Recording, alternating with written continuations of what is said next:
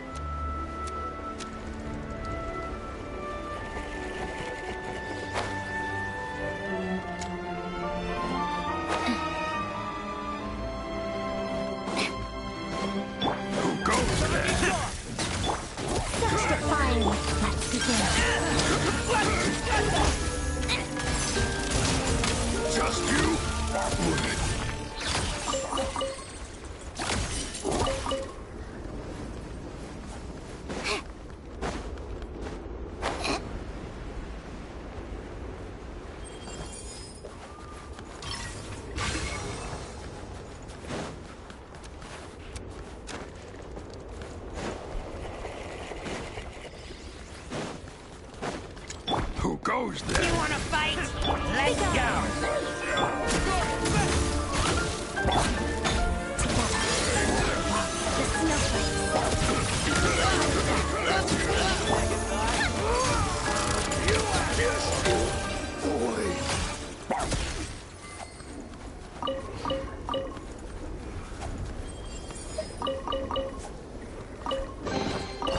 Certainly went out of your way for this, didn't you? It's all yours.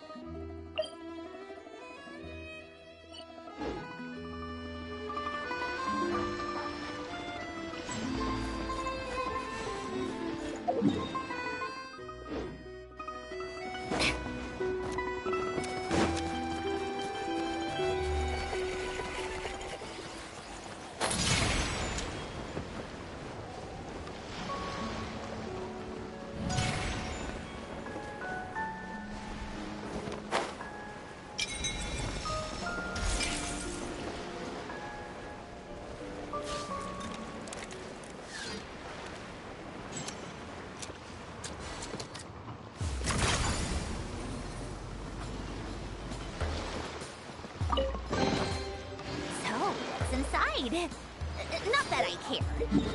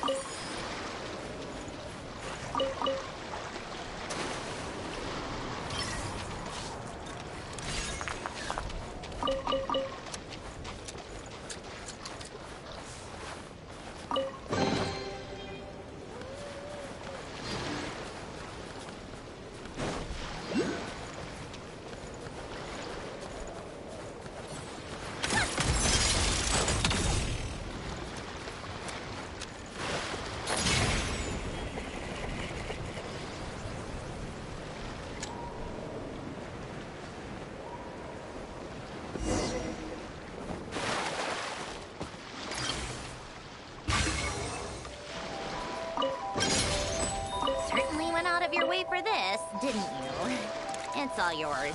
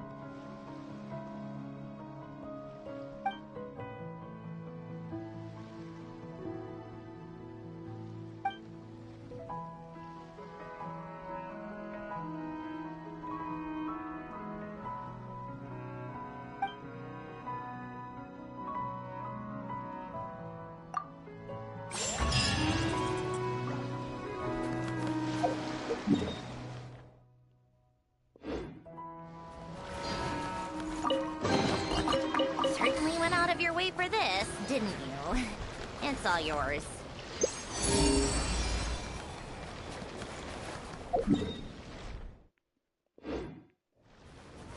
Come on, keep up. Pick up the pace.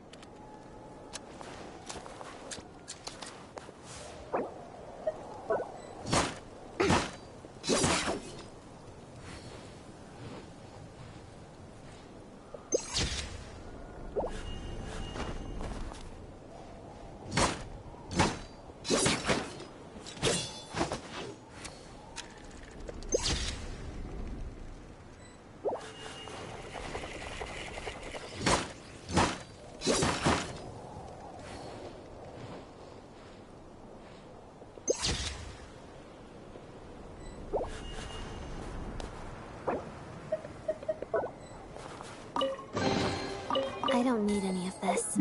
You keep it.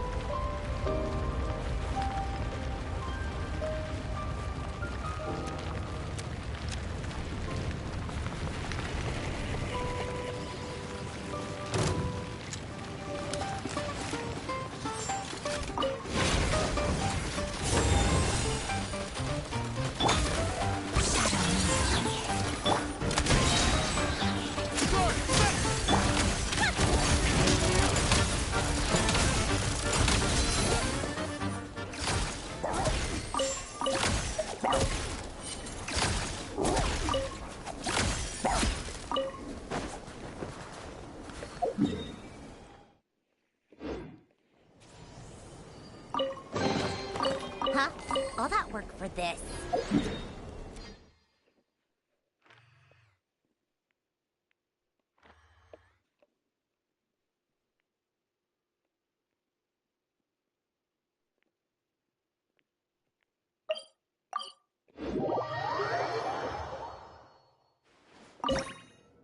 I like music. In fact, I've taught myself to play many different instruments. You don't believe me? Find me a piano, and I'll show you a thing or two.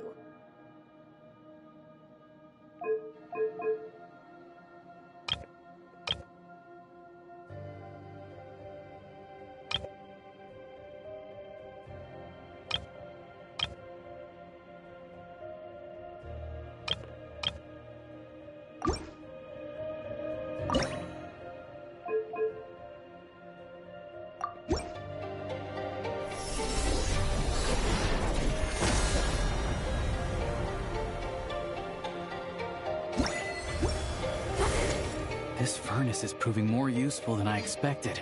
Yeah, it was a little unstable at first, but Kresnik crystal burns much more efficiently with this design.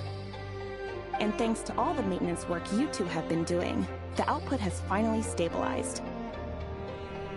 Crystal is still in short supply, but if we pull together the limited stock we have, there's actually more than enough. Looks like we won't have to worry about anyone freezing in the near future. By the way, have any gang members come around lately? No, actually.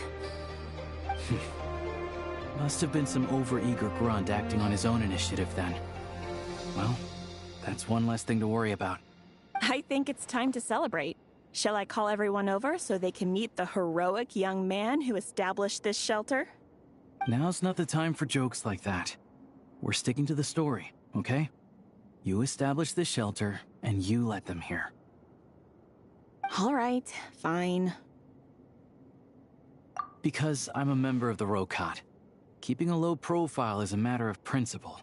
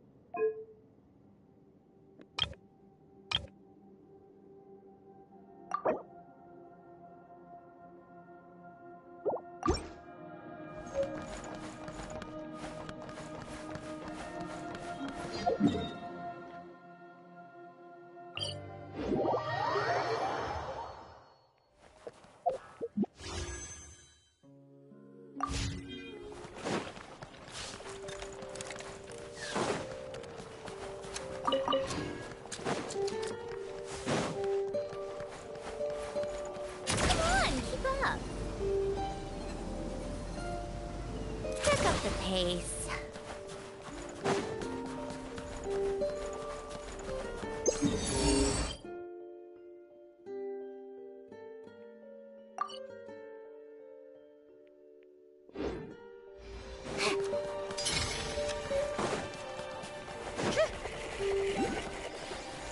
How tiresome.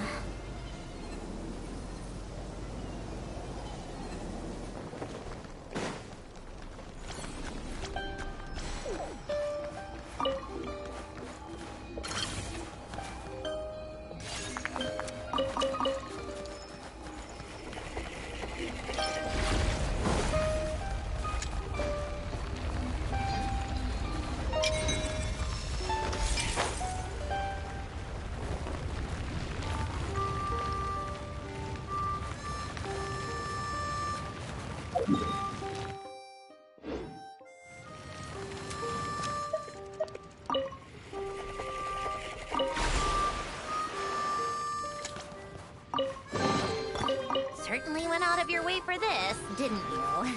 It's all yours.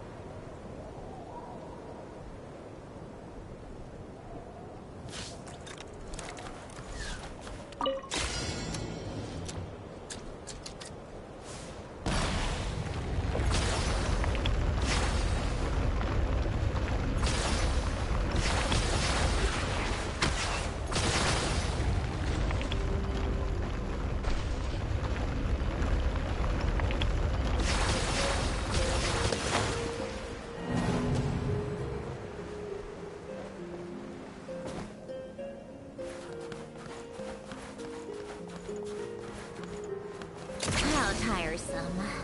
Pick up the pace.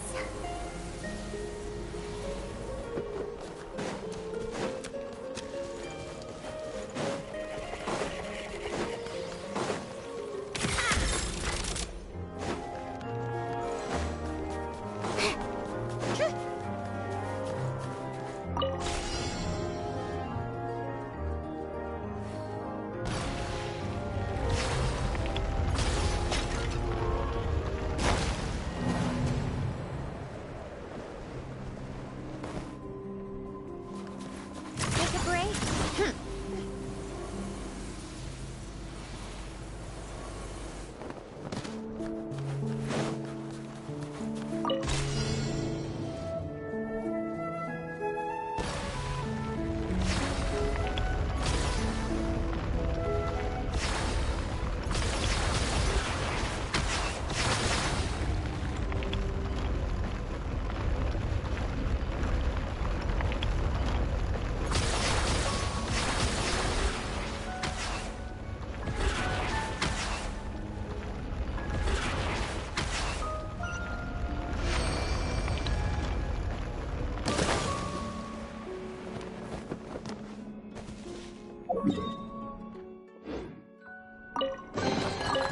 Certainly went out of your way for this, didn't you? It's all yours.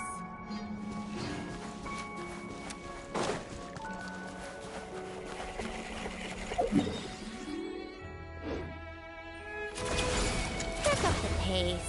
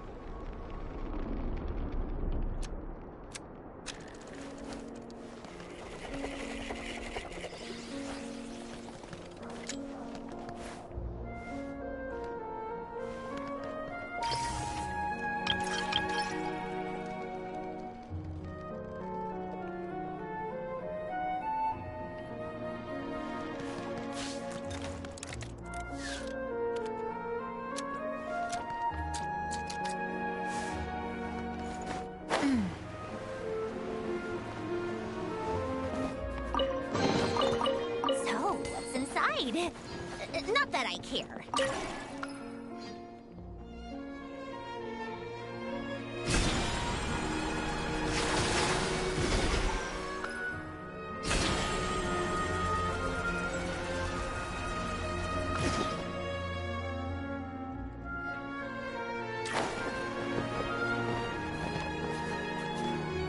Come on, keep up.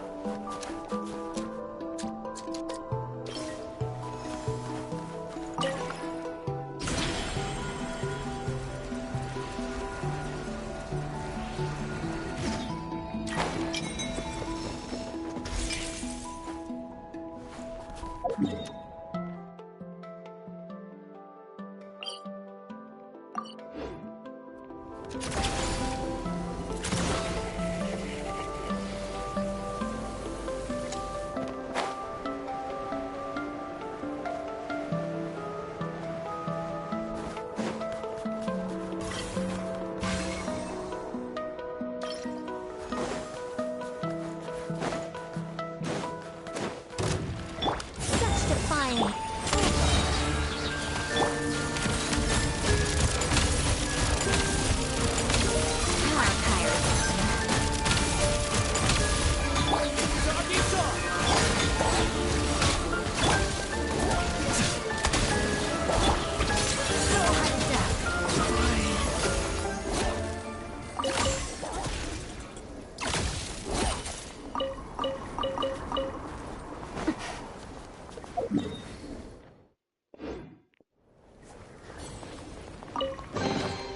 Hard work pays off.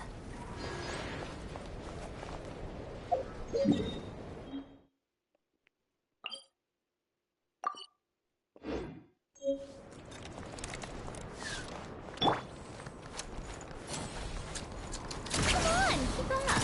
Pick up the pace.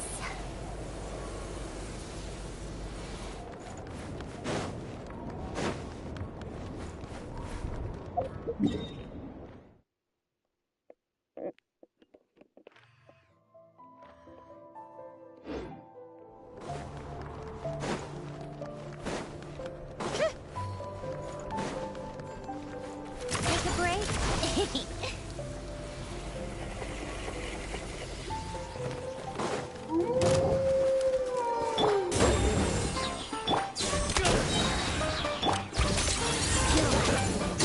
Witness the snow spawn free.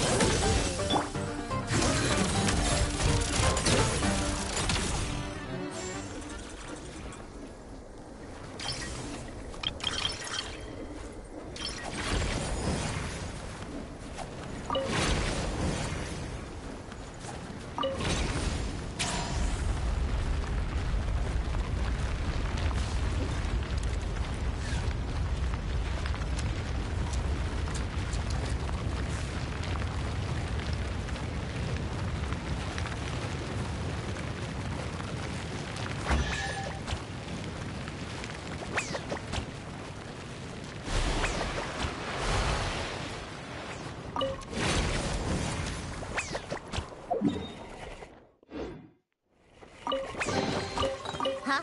All that work for this.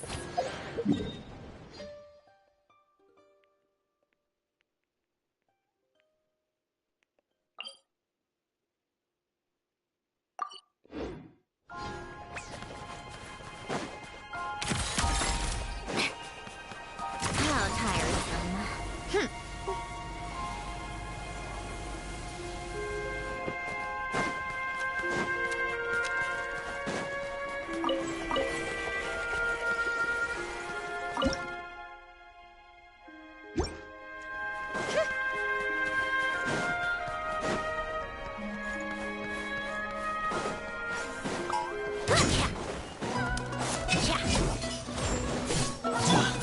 Fine.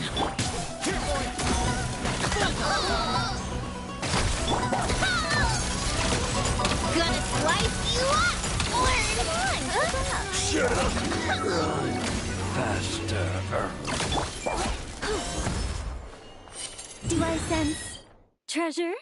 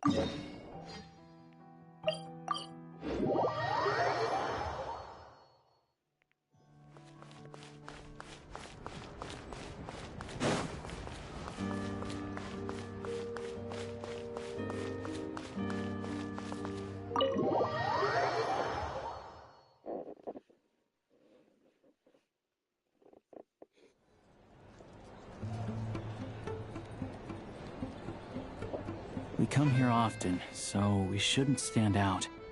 Let's sit here. Now, it's up to Vodyanitsa. Let's see how the conversation goes.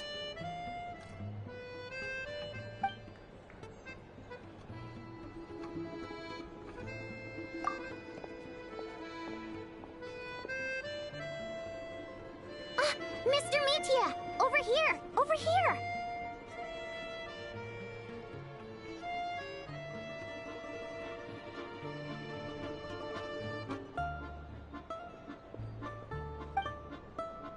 Oh, sorry. I got a little held up on my way here. Now we have even less time than we planned.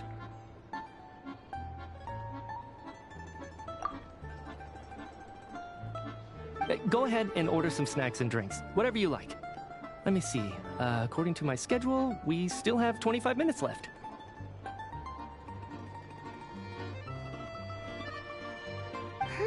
You're really pressed for time today, huh? I was imagining this would be a leisurely chat. If you'd prefer, we can always reschedule for another afternoon when you have more time.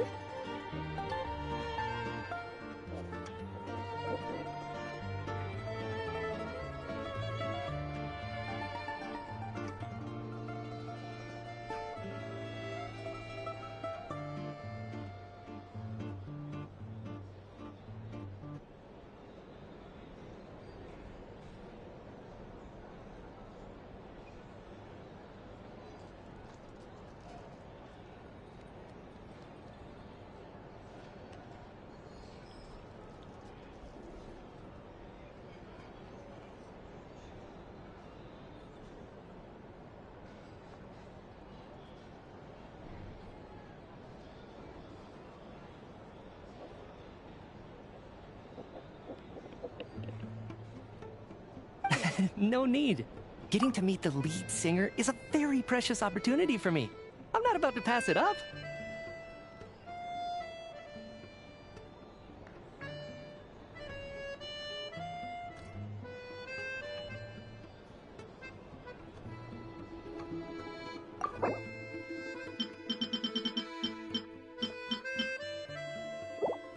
I've already had to decline your invitation several times because our schedules rarely align.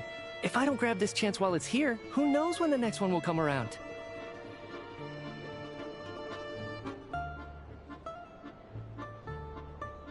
Well, it's very kind of you to make time just for me.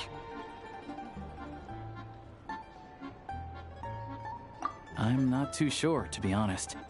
But Snezhnaya's full of weird and wonderful things like that, so people tend not to bat an eye.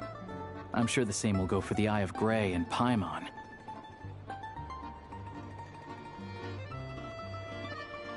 The reason I invited you out for tea and a chat today was to get some feedback from a true fan of the theater.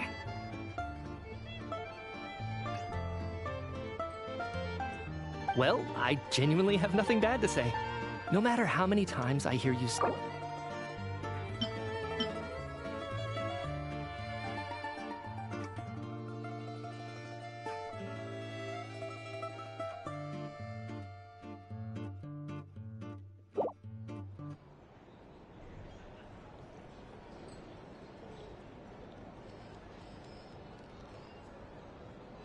Maybe it's because the more times I listen, the more details I notice.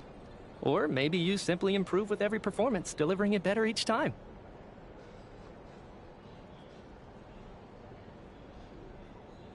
Thank you! I'm delighted to hear that! Could you give me any specific examples? Oh, yeah. The piece you sang today, for example. Beneath the Frozen River? Hey, what's with you? I'm just praising a good performance. I always used to find that such a bleak and lonely song. But the more you listen, the more you realize that it's not as cold and nihilistic as it appears.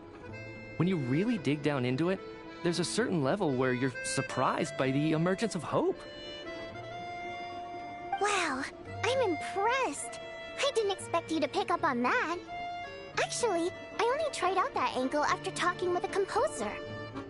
Still, Beneath the Frozen River wasn't on today's program.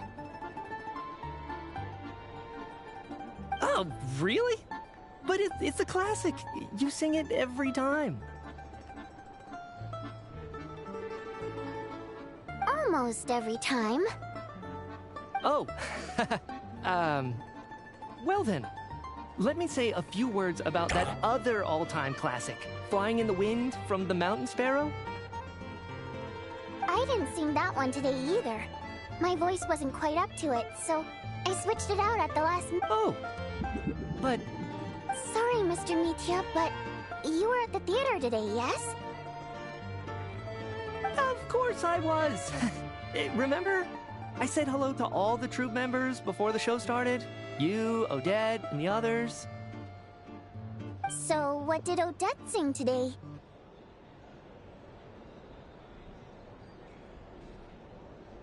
Elegy of the Snow-Winged Goose, of course. Correct. I see. I see. You find my singing boring, don't you? That's why you don't remember a single song. Looks like I'll need to cut a few from the program next time. No, that's not it. I swear. All right. I'll be straight with you. I'm sorry. My mind was wandering as you took the stage today.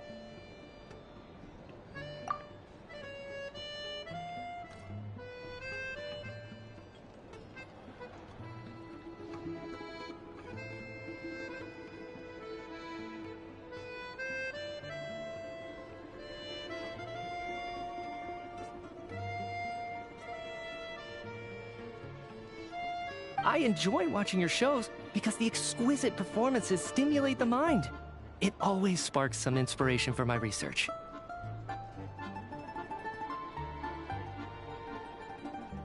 So, whenever I get stuck at work, I come to the theater for a change of pace. Odette's dance during the elegy of the Snow-Winged Goose today was simply incredible. It got me wondering what she's been going through recently.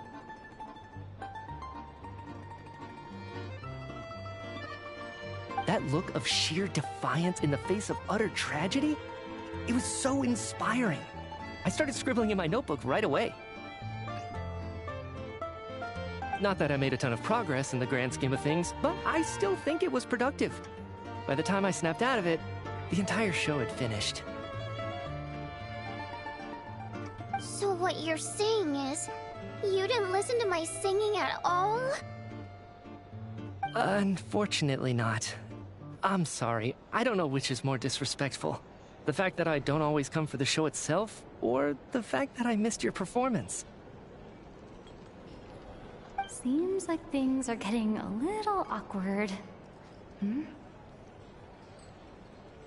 Mitya just stepped into a conversational minefield. If there's one thing Vodyanitsa doesn't like, it's people who show disrespect for her performance.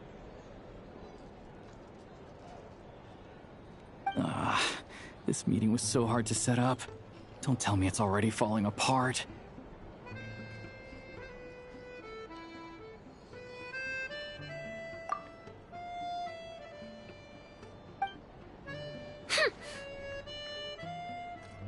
It's fine.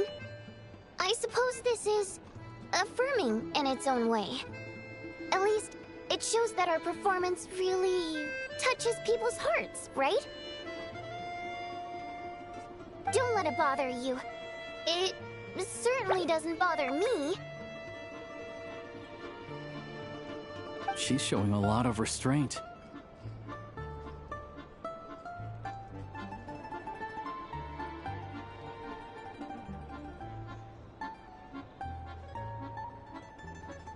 Well, I'll be sure to let Odette know how much you adored her performance.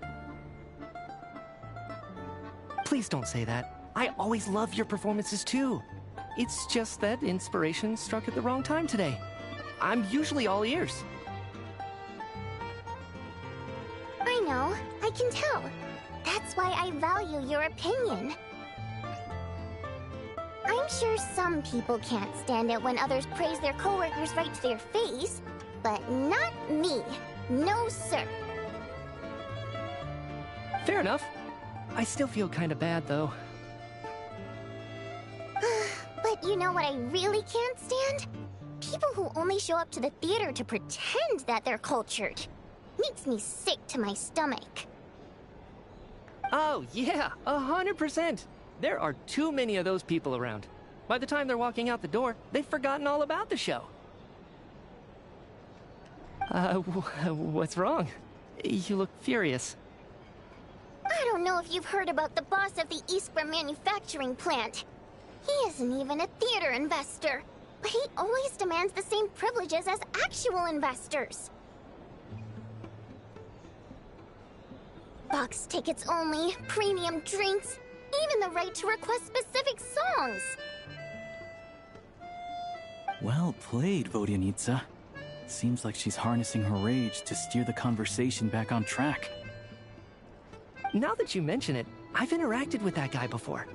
I gotta say, everyone holds him up as an example of a benevolent businessman, but I don't know. I don't see it. Yeah, he couldn't care less about what's happening on stage. He's just there to flaunt his social status. I hate that I have to prepare programs for guys like that.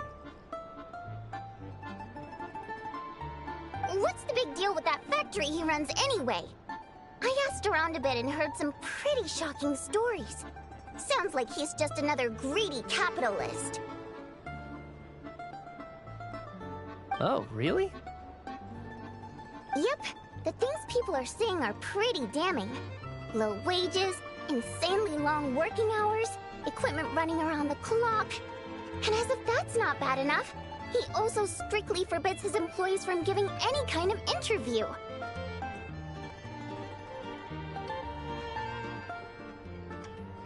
Project Stuja has now been extended so many times, we're at the point where crystal rations for the common folk are barely enough to survive on. Yet he even wants to get his greedy hands on them, just to boost his own profits.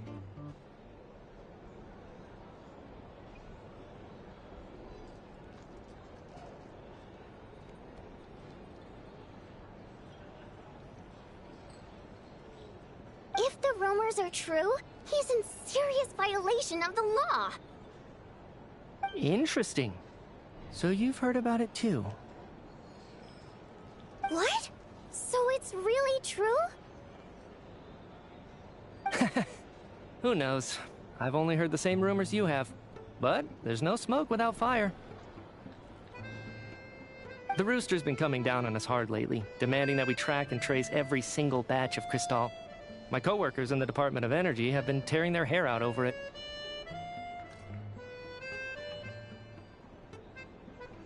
The Rooster?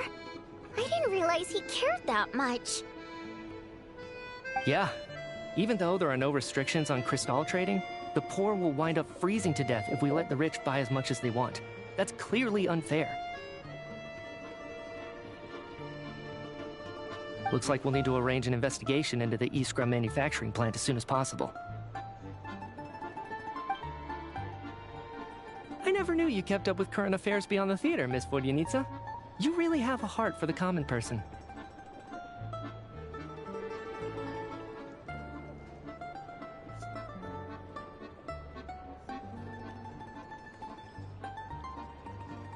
Most Fae in your position have long been indifferent to the plight of humans.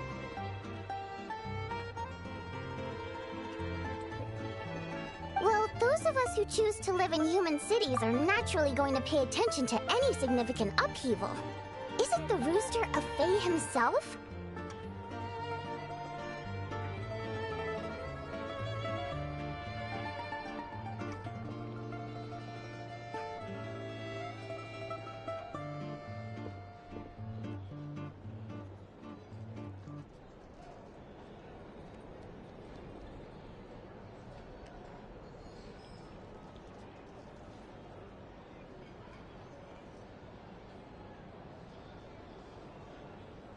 I'm just surprised to learn that even someone with as much experience as him is getting so stressed out over Project Stuja.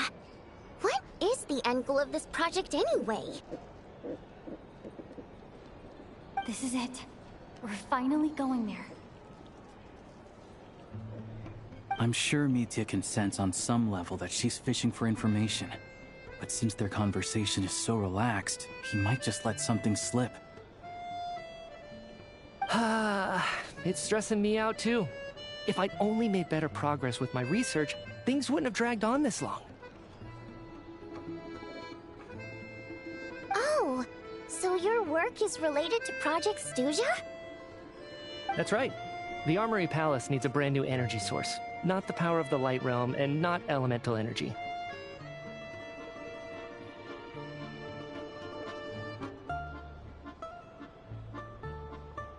Right now, the only thing that meets the requirements is the power contained within stellar linchpins.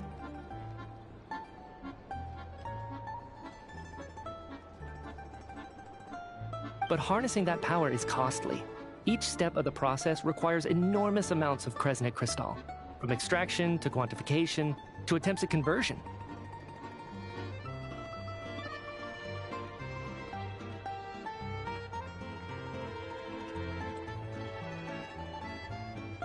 Progress has been painfully slow, and the team is getting burned out as time goes by. Sometimes, I see people staring into space as if in a trance. Could it be that this new energy source has side effects? No, it doesn't affect us, because the energy is used for...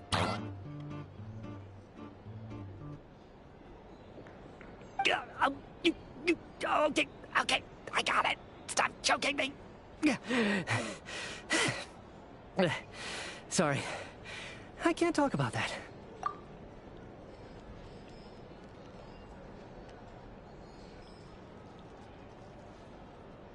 I think we're all just exhausted. We've been working ourselves to the bone for so long with so little progress to show for it. It's no wonder people are struggling to stay motivated. Seems like I owe you an apology. I shouldn't have gotten so mad at you for not paying attention during the show. Don't worry about it.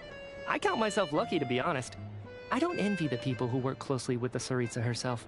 I'd much rather be in my current position.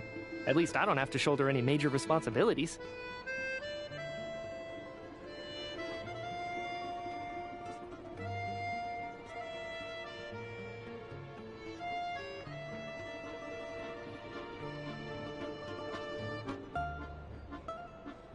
So they're trying to develop a completely new kind of energy.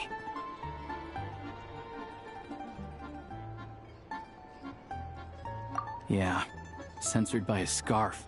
Who would have thought? Oh, dear. It looks like my time is up. I'm afraid I have to leave. I'm so sorry. We ended up barely talking about the theater. That's okay. It was a pleasure chatting with you, really. Let's make up for it next time. Yeah, hopefully once the work pressure eases up a little, I'll be able to focus more on the performance, and then we'll have more to discuss. We touched on some controversial issues today. I'd be grateful if you could keep it between us.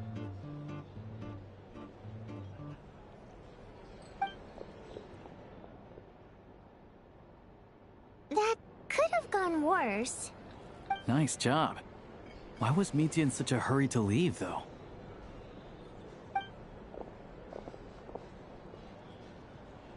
Sorry, routine inspection.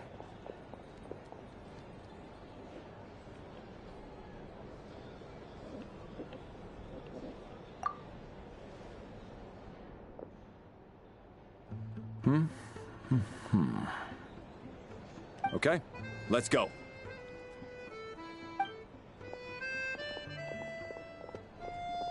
So he wasn't rushing to get back to work.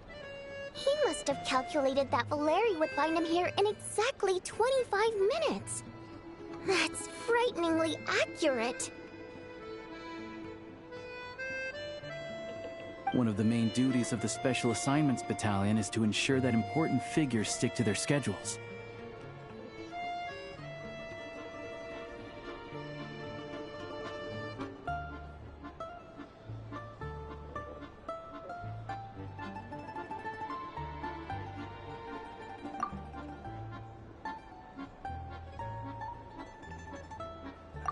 right? Time for us to get going too. Excuse me, check please. We'll settle our check too, then. Oh, hello there. Mr. Mitya paid the check before leaving. He also asked me to pass on a message. He said it was an honor to share his tea break with Miss Vodyanitsa and her two friends.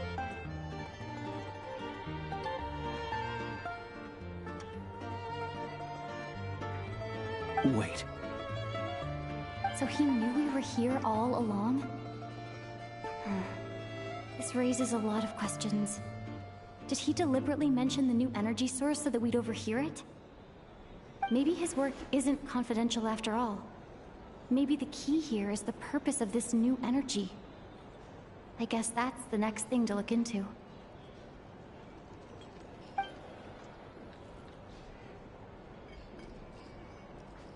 Vodyanitsa and Alosha have both left. Time to head back and call it a day.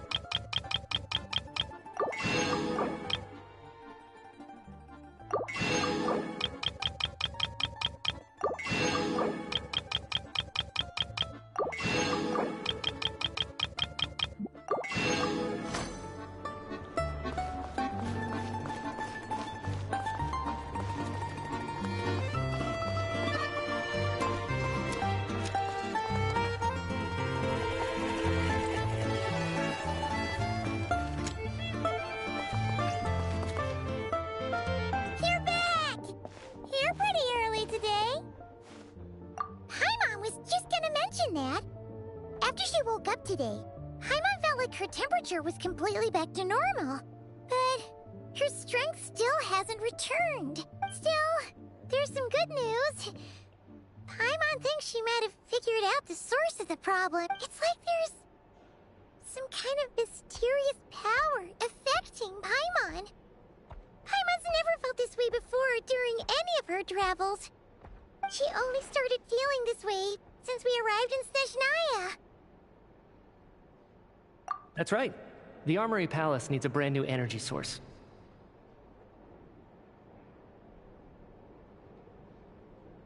Could that have something to do with this? What is it? You're making that face again. You know, the one you get whenever you have a light bulb moment?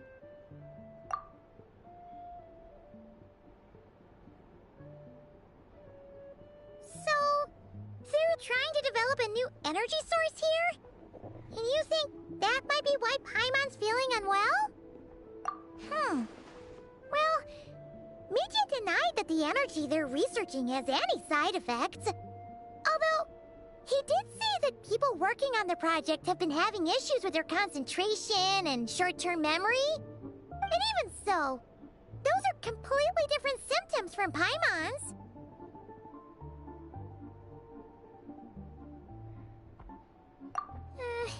It's pretty faint, so it's kind of hard to tell. But if anything, it seems like it's coming from roughly the same direction as the Armory Palace.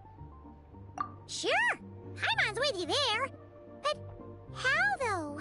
The Rokat only has a limited amount of intel.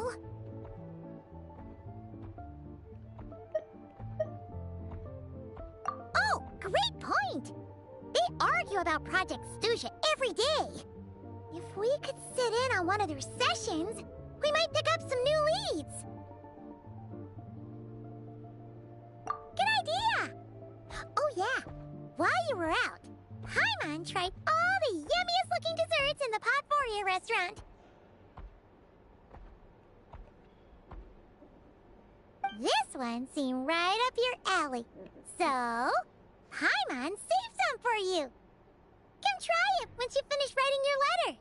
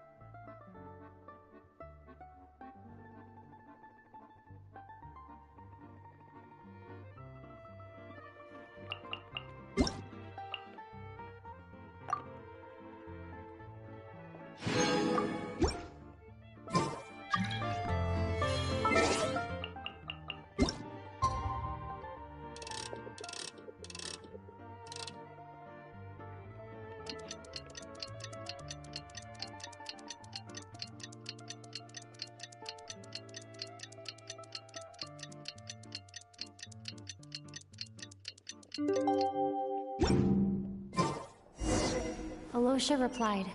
He says that we won't be able to speak at the Vetcha, but he can arrange for us to attend as visitors. Time to get ready. Then head to the Snezhnograd Vetcha.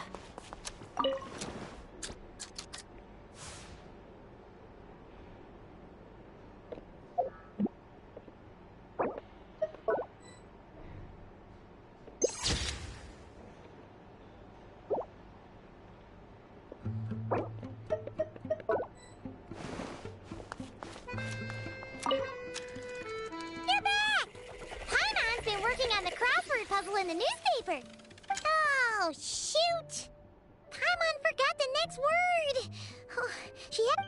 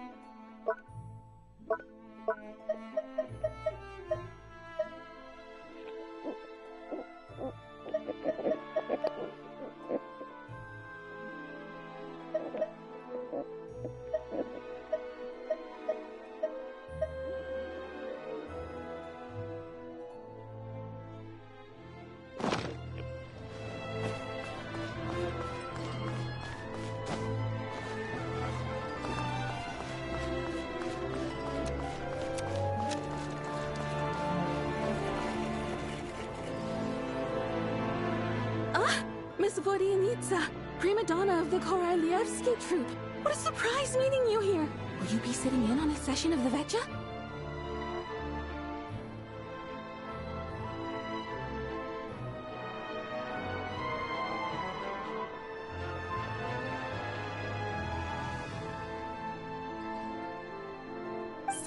I'm not taking interviews today. Oh good, you're here. The session's about to begin. Let's get inside. Please wait, Miss Vodianitsa. Could you introduce me to your new friend?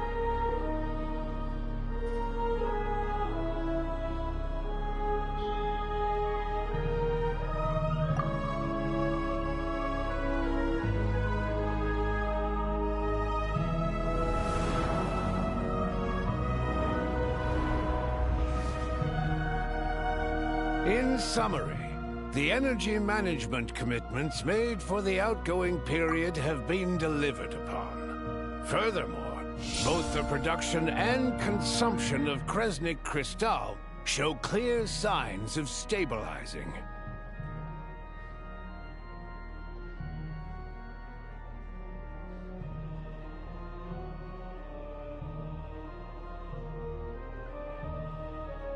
The relevant agencies have assessed the present circumstances and determined that the status quo can be sustained until the next period.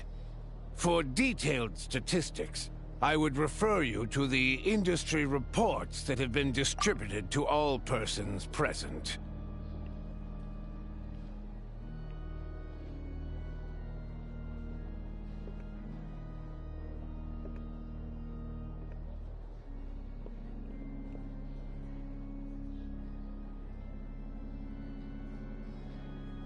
It should also be noted that while the recent blizzards have led to a significant increase in people's energy expenses, this is strictly a short-term phenomenon associated with a remotely located monster. Her Majesty the Tsaritsa is giving her full attention to this matter. We should have every confidence that it will be dealt with swiftly and conclusively.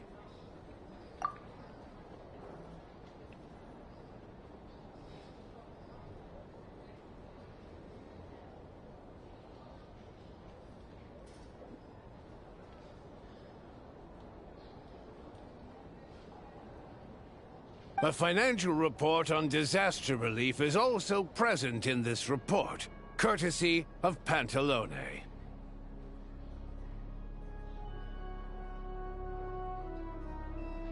They cover the same old ground every single time.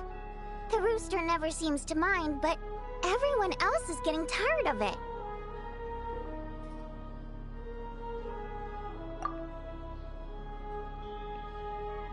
There's a general lack of trust. People aren't seeing any tangible benefits that affect them directly. Of course, none of that will be reflected in any of the reports on the table. Yeah, if it weren't for these hard copy documents, I could have at least made something up.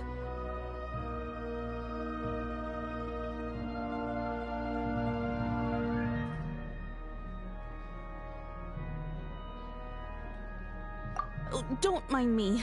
I'm just out here trying to hit my interview quotas. Bring out the kvass. Ever read it? Best-selling newspaper in town.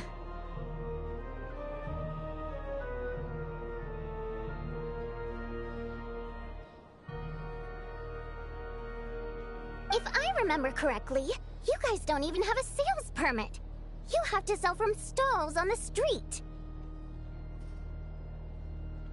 Okay then. Best-selling street stall newspaper in town. Still counts. Order!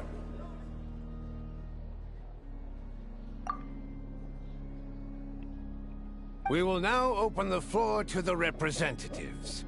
If there are no further substantive issues to discuss, we will then proceed to a vote on this motion. Snezhnaya has a long tradition of treating members of the Fatui armed forces and their dependents favorably. But recent surveys shows that Fatui families in remote areas have access to 15% less crystal than the average civilian family in Snezhnograd.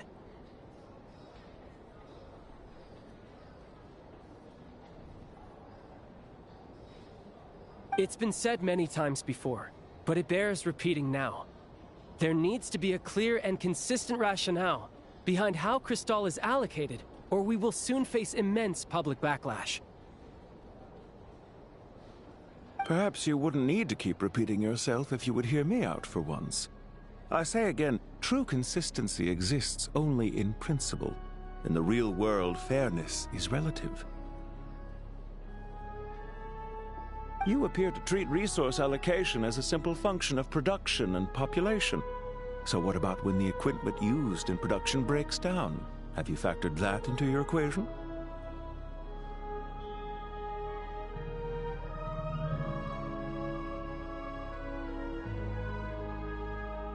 And do you even know how long it's been since Snezhnaya last conducted a census? If I knew the answers to questions like that, I'm sure I'd be a very wealthy man. And I doubt I'd be going by child. I'd like to bring the focus back to the specific issue I raised. Or do you wish to deny that favorable treatment for Fatui dependents is our long-standing policy?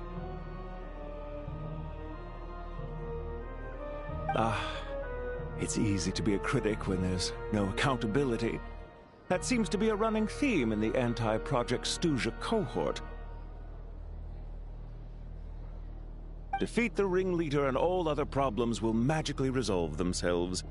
That's what they seem to think. But in case you aren't aware, not one jot in my report would change whether Project Stuja continues or not.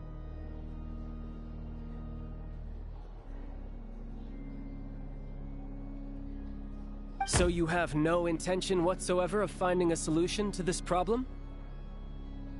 On the contrary, I'm the only one here who ever brings solutions. Child opened by speaking up for the armed forces. Regrader struck back with style and a war of words ensued.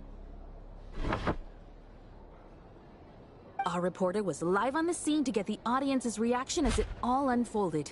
Who do you support?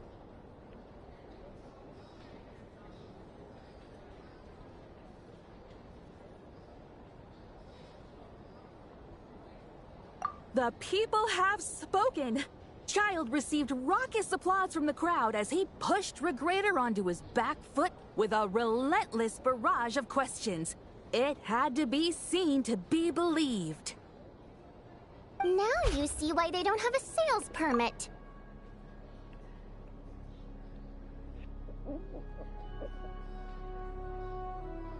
However this reporter wants to spin things, I haven't forgotten that Tartaglia was representing the Northland Bank when we first met in Liyue.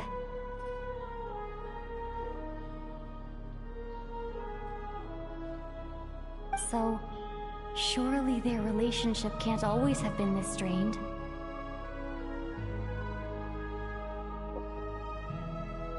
You two are getting off topic. Let's focus on what the data is saying. Mr. Pantalone, may I speak on your behalf? Oh, please do. I'm more than happy to save my breath.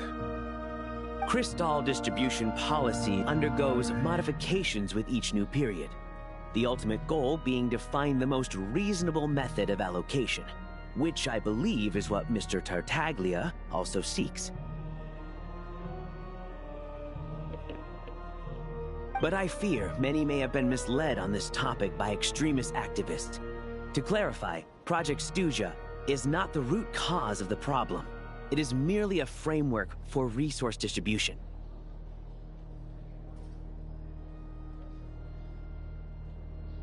The most recent reports all point to Snezhnaya's resilience and adaptability during this period of fine-tuning, and give clear indications that a distribution framework is improving with each iteration.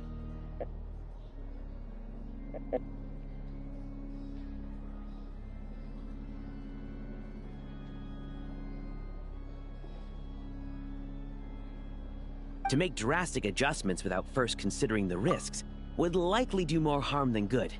It would be a waste of the hard-won experience we've gained to date.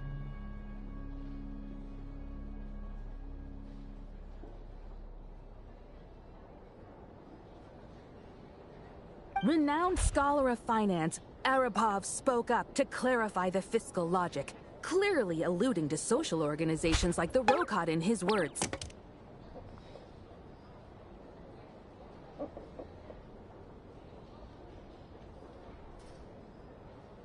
With the notorious Lelex still active to this day, should the Rokot be held responsible?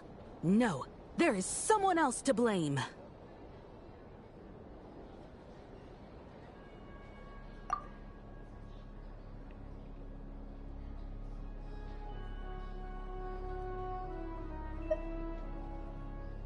She's just rephrasing what Mr. Pantalone said.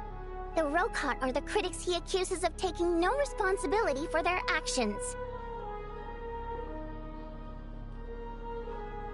As for Lilac, you would have heard of him yet. He's currently the most famous member of the Rokot. Well, more like infamous.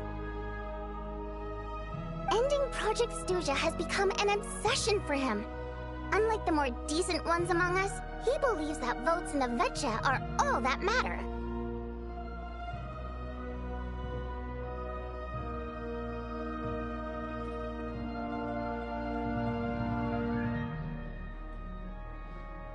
So whether it's threats, coercion, or bribery, he'll use whatever means necessary to get people to change their vote.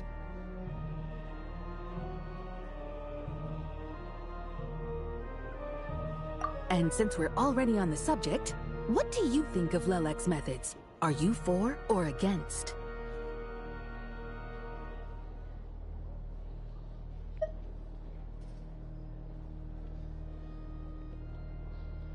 Well, whatever the story is, his actions benefit us all. We stand with Lelec. At least someone here wants to take this discussion seriously. I've been considering that issue myself. What you really need is more precise regional data, right? I think it would be easiest to let the Fatui handle it, since they're already in charge of Crystal shipments anyway. We may as well get them to collect some data while they're at it. Whatever you need, you can ask the Fatui to look into it for you. In terms of supervision, I think the Druzhna would be a good fit. I had hoped to discuss this with Miss Vesna, but sadly, she's not present.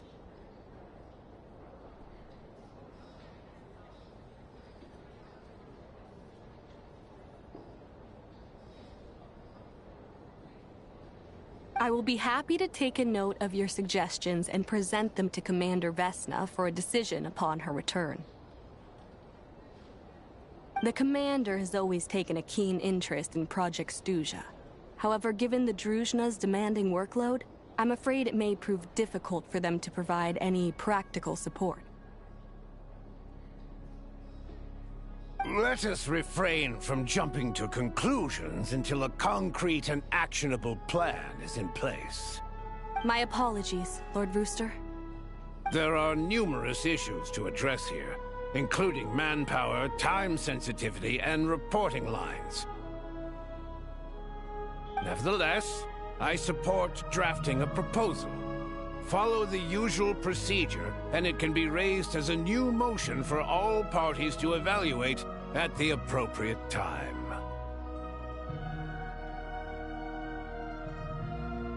In that case, I'd like to share one thought before the proposal is drafted. The issue of time sensitivity was raised just now, which I presume relates to the official reports.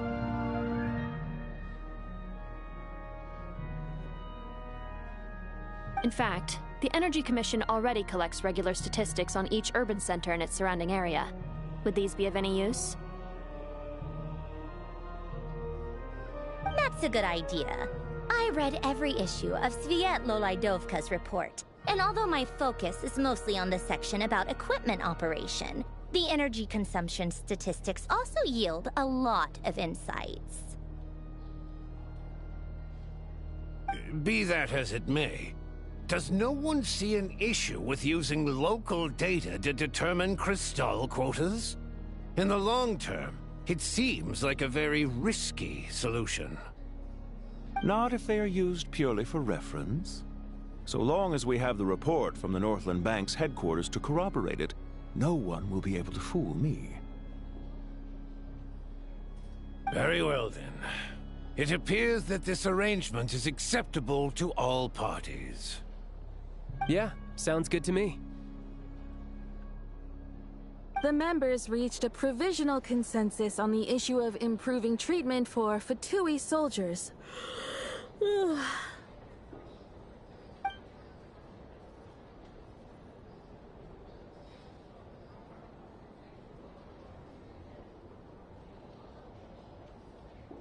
Today, the prima donna of the Korailievsky troupe attended a session of the Snezhnograd Vecha in the company of a most charming young lady. The question on all our minds is, what is the true nature of their relationship?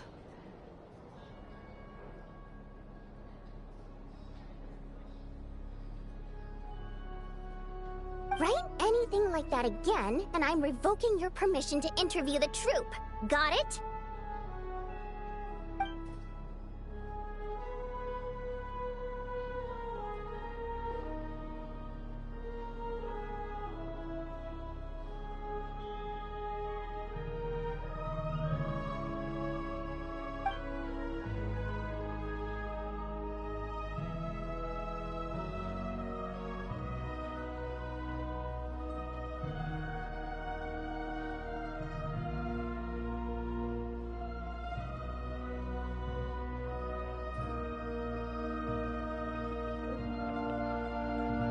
Now then, if there are no further contributions from those present, we shall proceed to the final vote.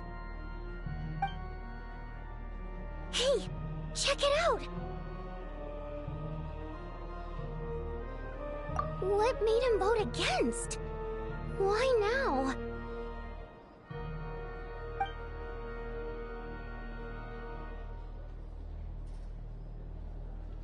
The votes have been tallied. Those in favor of continuing Project Stuja total 61%, securing a clear majority. That was too close. The margin has shrunk yet again. Chuganov was a huge loss.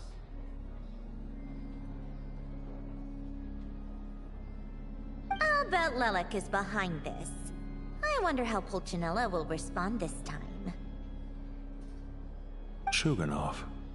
I see. Lelek strikes again.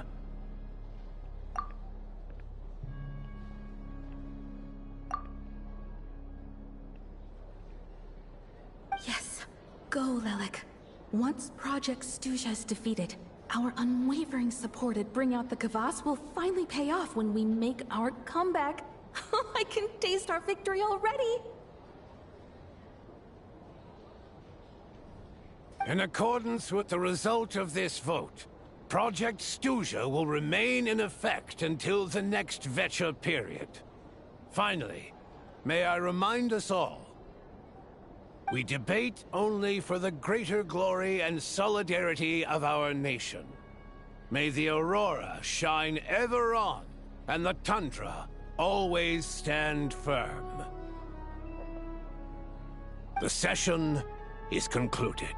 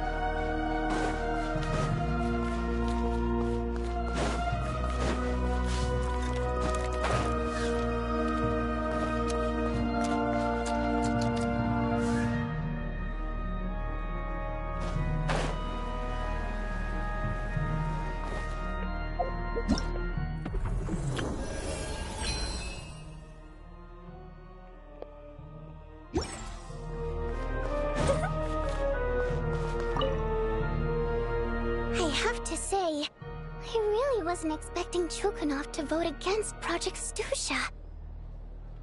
Well, in principle, Snezhnaya's business and political elites ought to be the ones least likely to oppose it. As we heard, Project Stuja is basically just a resource distribution framework that requires everyone to cut back during the winter. But even if the policy got cancelled, the Tsaritsa's energy needs wouldn't suddenly go down. The extra demand from the public would have to be filled from somewhere, so logically, the factories would have to take the hit. I got a letter from Mr. Mitya just before today's session. He said he's confirmed that there are issues around overtime and excessive energy consumption at the Iskra manufacturing plant. In a situation like this, once the Rooster receives the report, he'll order the factory to halt production and submit to an investigation before issuing a penalty.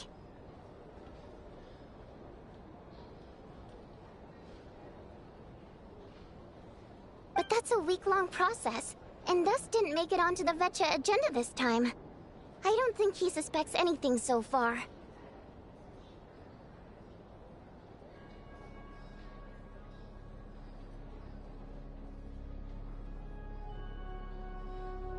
Exactly. And as you know, he's a very selfish person. I was originally gonna try and flip him after he received notice of the official sanctions. My plan was to convince him that the whole thing was completely unfair. Rather than just sit back and take the hit while his factory stopped production, he'd be better off voting to end Project Stuja. At least that way, no one else would be able to make any money either, because all the factories would suddenly have more limited energy to work with.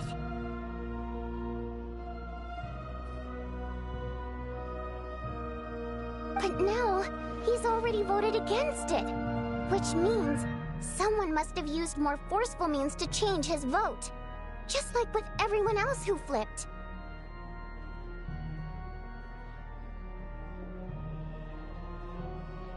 Yeah. No one knows why Lilac is so obsessed with ending Project Stuja, but by the looks of it, he's inching closer and closer to success. Lilac must have strong motivations, given how he'll stop at nothing to achieve his goal. Maybe he knows the full truth of Project Stuja. Maybe my next step should be to focus on him. All right. What are your plans for the rest of the day? Shall we head out? Hey, comrade. I noticed you were here during the debate.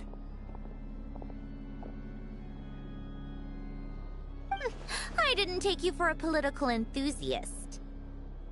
Greetings, Harbingers. I just happened to have some free time today, and my new friend here thought it might be fun to check out the Vetcha. Ah, Odette must have introduced you. Looks like you two are getting along pretty well. I'll leave you to catch up. I should head back to the troop. Sure. Break a leg and all that.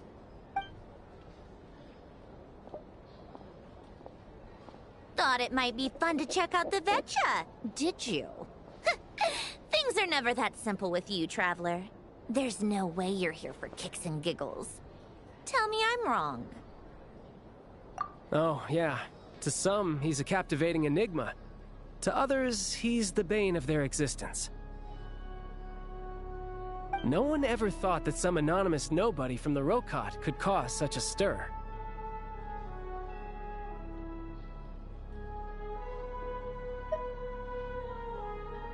Huh? You want to look into Lelik? Then I'm sure his days of anonymity are numbered. What do you think, Sandrone?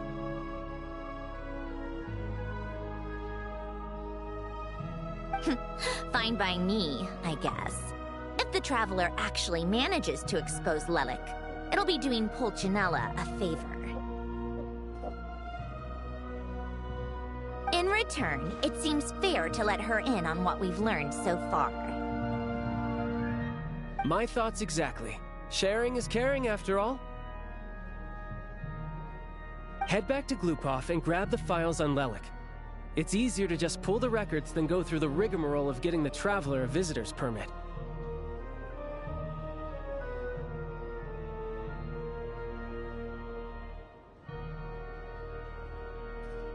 As you command, child, sir.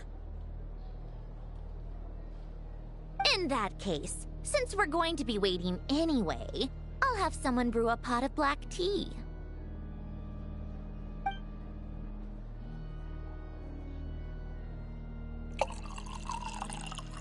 One common thread among the many incidents Lelik has been involved in is that the victims are all too scared to share any real information about him. Clearly, he must have threatened them in some way.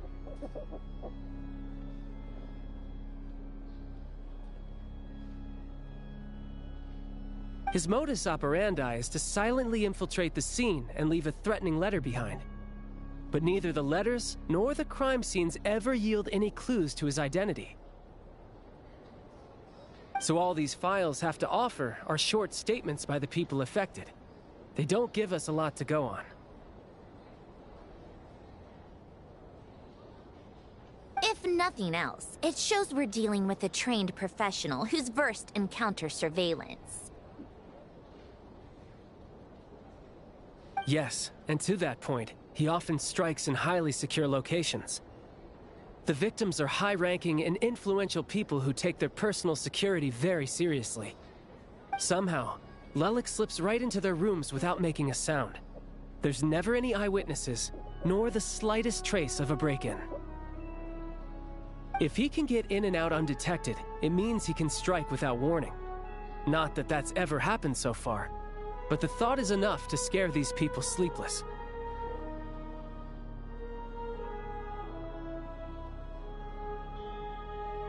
It's hard to believe that a human being could pull this off flawlessly every time, so they switched the focus of the investigation to Faye.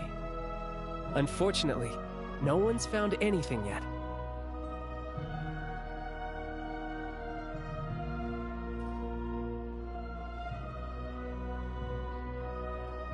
Careful. Don't underestimate me.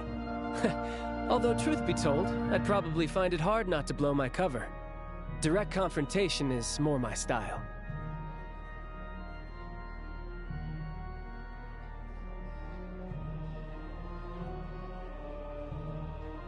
We haven't ruled out the possibility of Lelik being human. It's just, there can only be a handful of people in all of Teyvat who'd fit the profile. Faye, on the other hand, plenty would have the ability, but few would have the motive.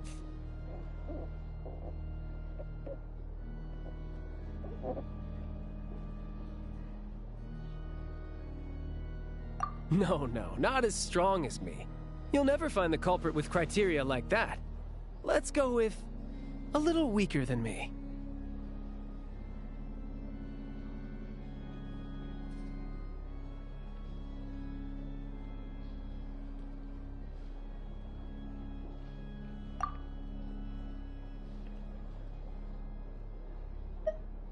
There's no denying that Master is strong, but meticulous?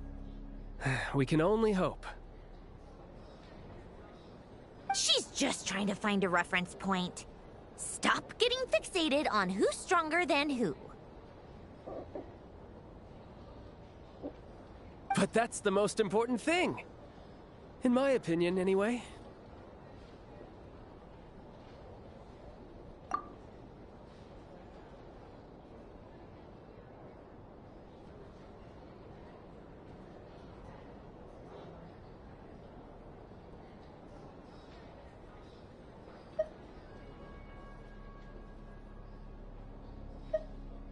Odette? Yeah, that seems about right.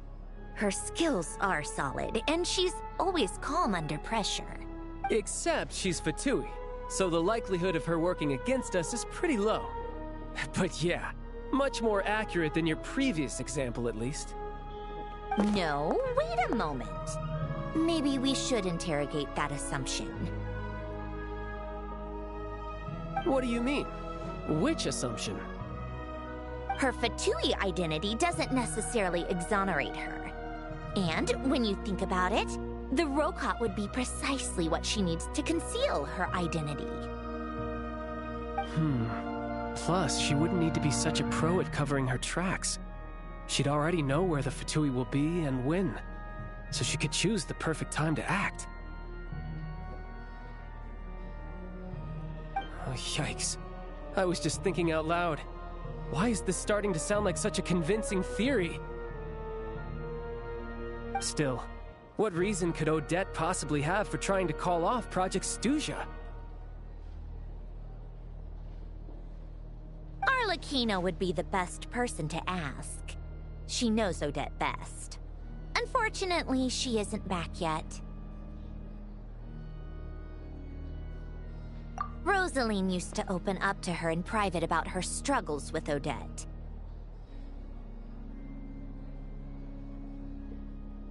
As I'm sure you can imagine, Arlecchino is quite a lot better with children than Rosaline was. She gave her some tips on how to handle the situation, and Rosaline managed to reach a settlement with Odette before leaving. So I suppose there were at least no lifelong regrets left behind. Beyond that, I don't know the details about that side of things. But I do know that Odette definitely has a motive to hold a grudge against Project Stuja.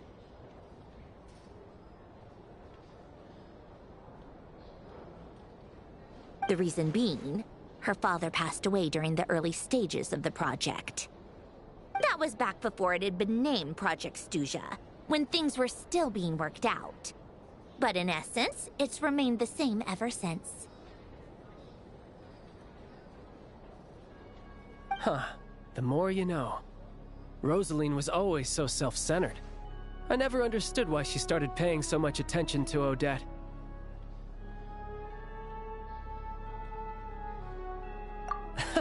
Is that such a surprise? If you cast your mind back, you may remember that Rosaline and I weren't exactly close. We had tea together a few times, but that was about it. Odette's past is no secret. Her father was a Fatus, and her mother was a very famous ballerina.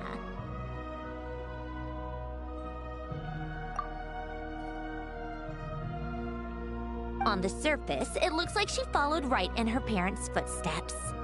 But the truth is quite a different story. After her father passed away on a mission, her mother was overcome with grief. She broke her leg during a performance and could never dance again.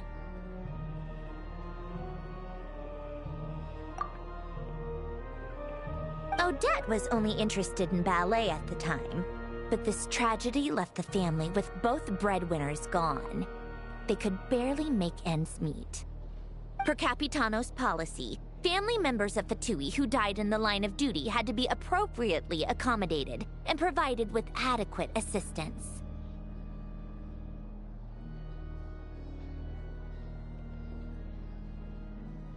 So, regardless of how Rosaline may have felt about it, it fell to her to resolve the issue of Odette's family's livelihood. In the end, the solution they agreed upon was to have Odette join the Fatui.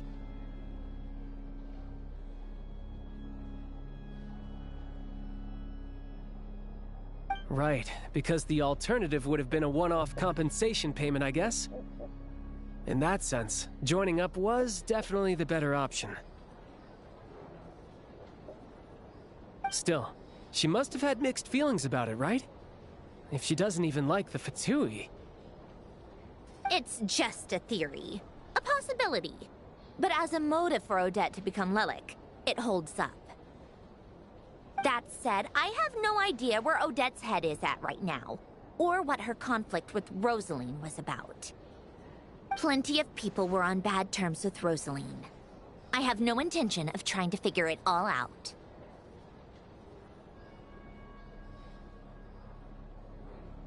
Yes, but there's not much point in discussing that now. Yeah, back to Lelik. Since our investigations so far have turned up next to nothing, we've got nothing to lose by trying a new angle. Funnily enough, Tonya and I had actually made plans to go to the theater tomorrow to watch Odette's rehearsal. Unfortunately, thanks to this Lelik situation, I'll be stuck working overtime again. Which means you can go in my place. No point wasting the ticket.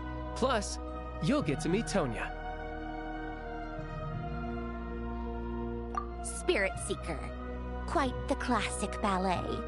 It was passed down through Odette's mother's family for generations, though it hasn't been performed in years.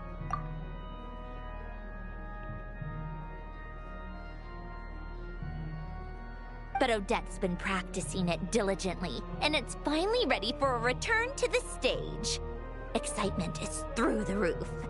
Tickets for the official performance. Tonya's excited for it too. She's desperate to see it no matter what. Personally, it's not really my kind of thing, but since she's my little sister, I had to figure something out. I've actually seen it several times before. The story's pretty straightforward. The lead character follows a trail of clues left behind by a spirit, gradually recovering her memory. It's a tale of love and regret.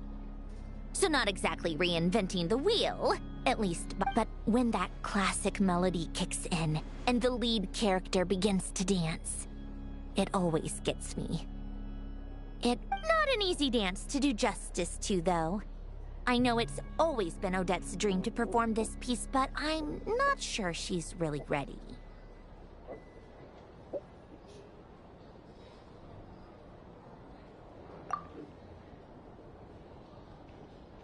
In that case, I think that even if she is Lelik, we should wait until her performance is over before we respond.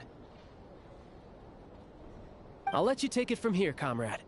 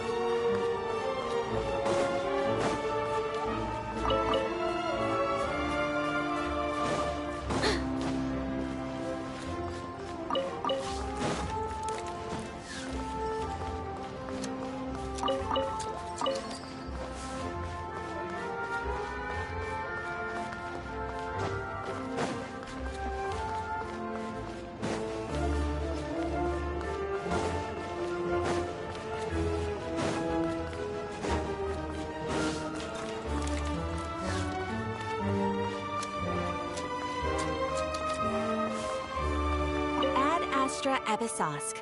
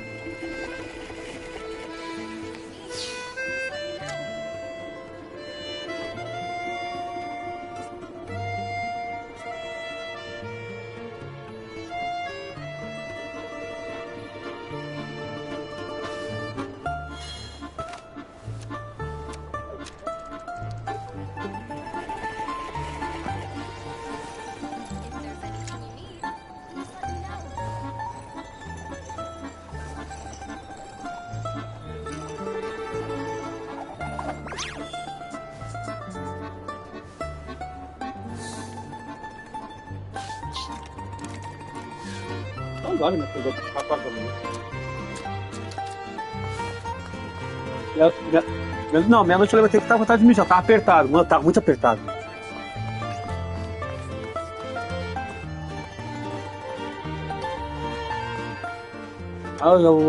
Eu sei que eu dormi antes. Só sei que eu tava... Nossa. Remédio de pressão dá muita mijadeira. Progress today. It's good that everything's going so smoothly. Next step is to head back to the theater and get a clear answer from Odette.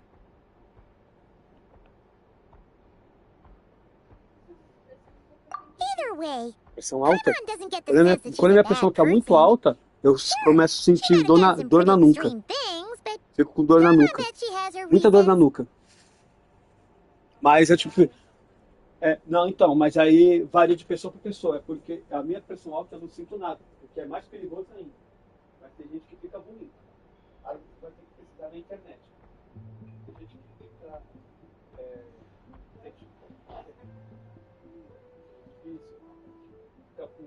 Então tem que ver os sintomas. O aparelho quebrou, deixou a pilha dentro, o aparelho tem que comprar outro. Apesar que eu vou comprar um par de pilha nova, apesar que essa pilha do controle dele fica boa. Só que ele não tá dando sinal nenhum. Eu não sei se não é energia o suficiente, tem que ver. Porque nem é possível ter estragado. Porque não caiu no chão nem nada. Vou comprar as pilhas pra mim. Eu devia ter comprado no sábado, esqueci.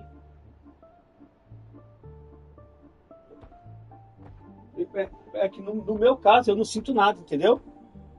O que é mais perigoso ainda, tá entendendo?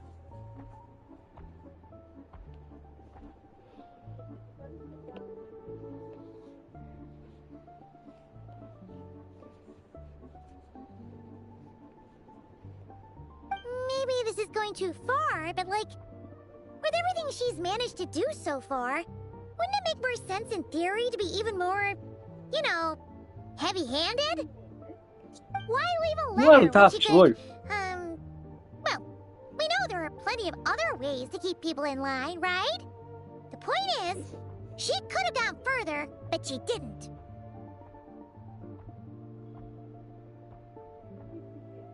So, if it is her, she's got some principles at least.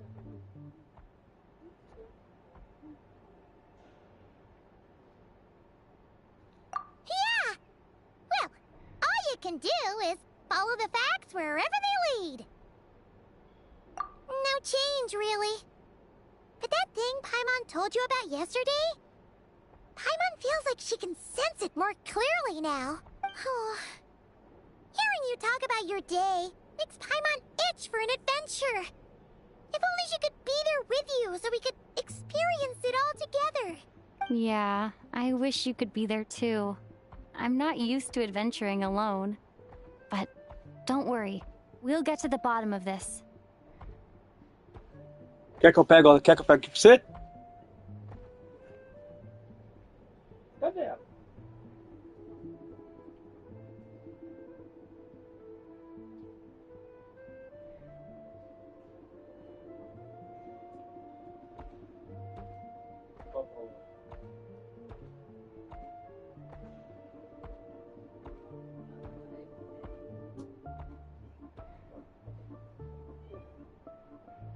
Vai cortar a língua com isso aqui. Eu tenho medo de ela cortar a língua.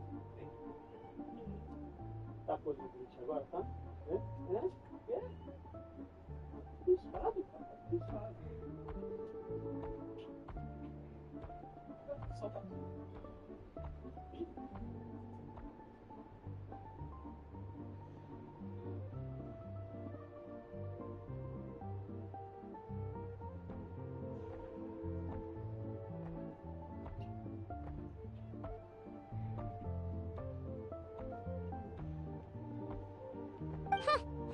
Guess it's just one of those things.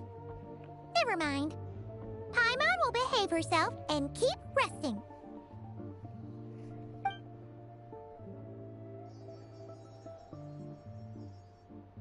If Odette is Lelek, she may well have inside information on Project Stuja.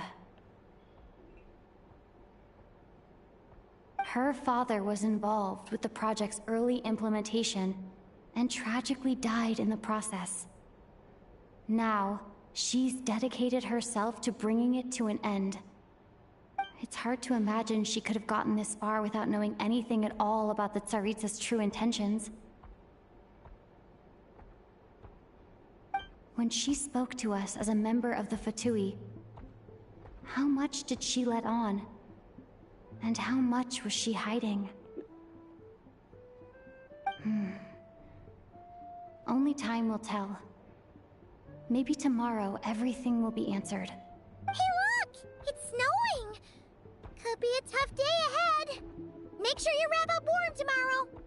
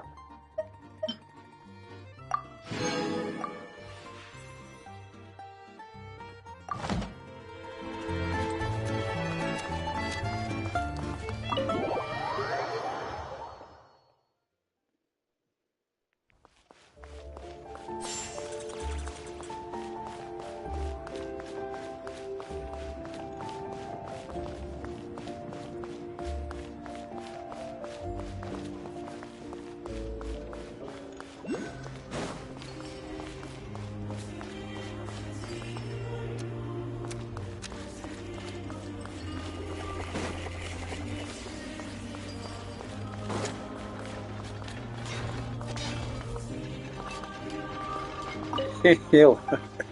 Você tá querendo fazer igual fez com as meninas com o chás. Quer parar? Ela não aguenta, você sabe que ela não aguenta. Oxe, deixa a gata em paz. Deixa ela. Mano, tadinha. É a única coisa que ela come. Que mulher ruim, mano. Já terminou?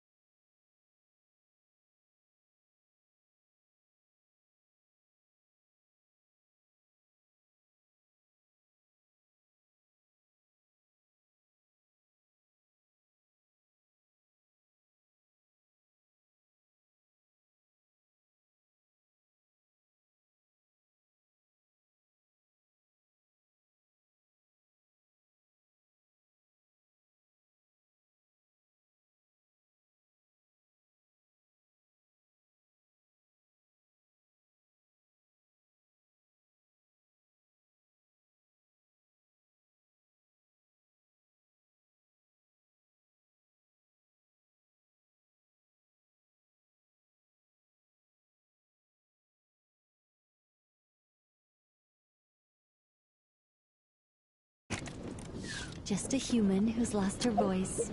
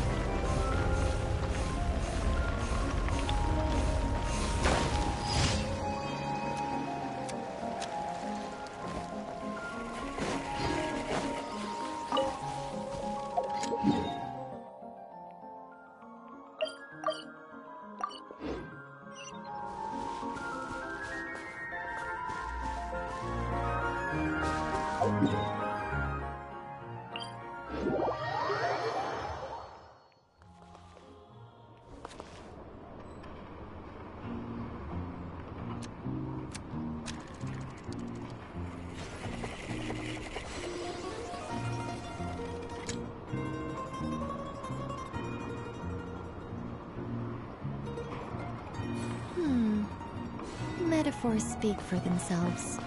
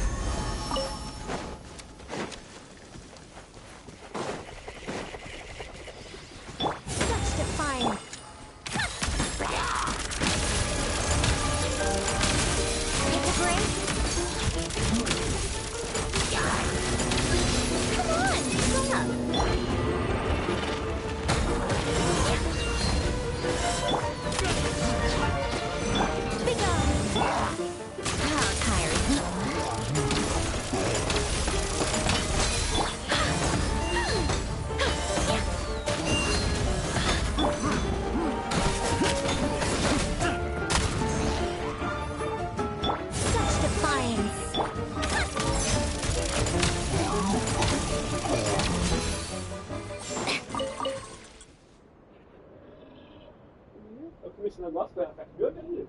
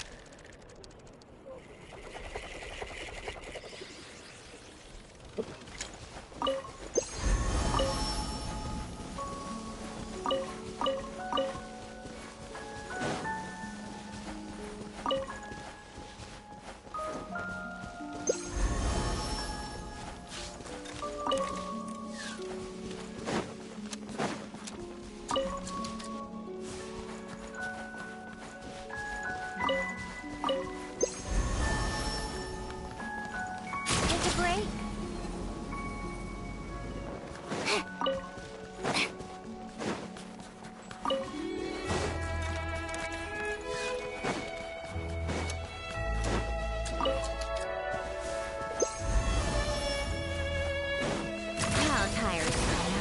Pick up the pace.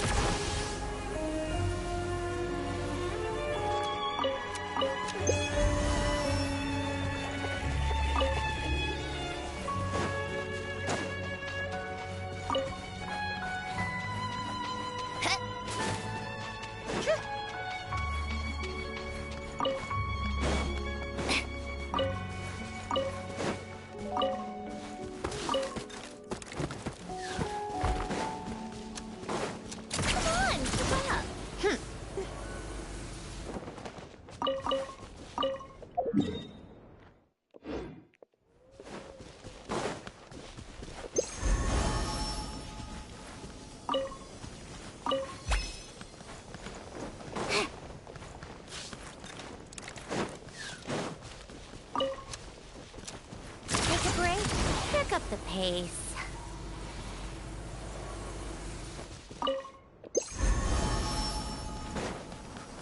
Come on, keep up.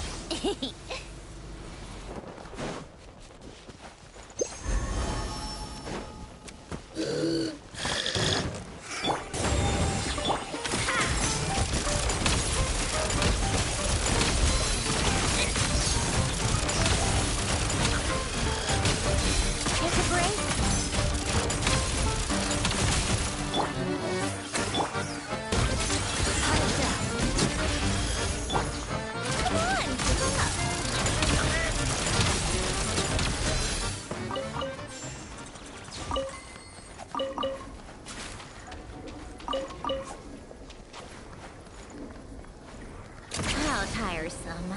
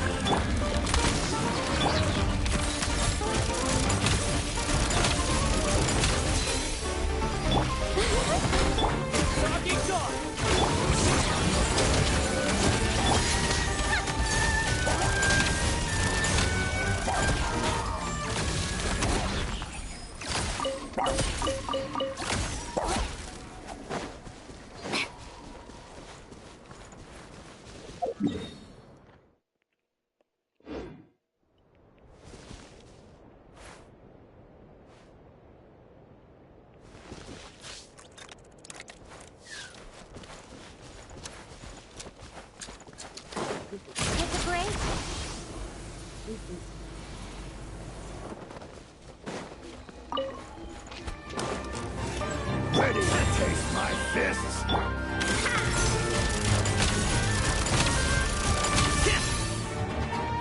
Go! Just you! I want it! Get a lot of this!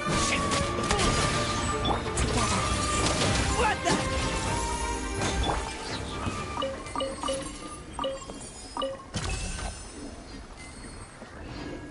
Come on, keep up.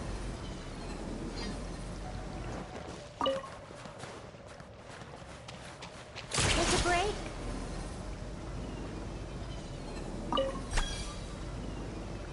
How tiresome.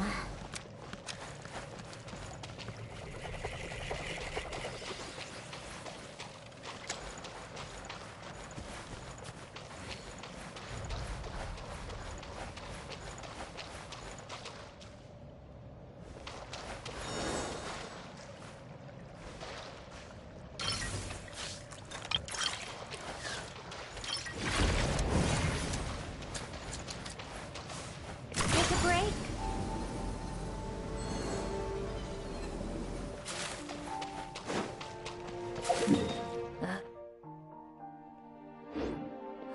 Time for more snow, damselettes.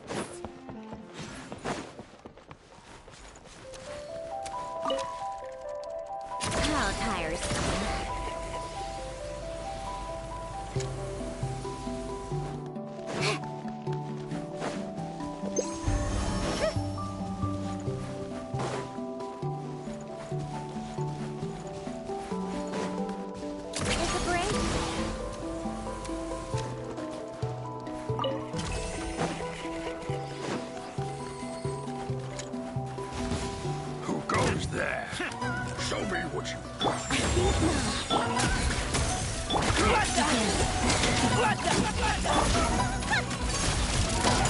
Just you?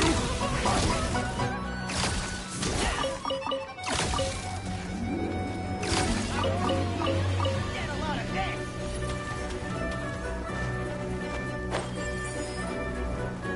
How tiresome. Gotta.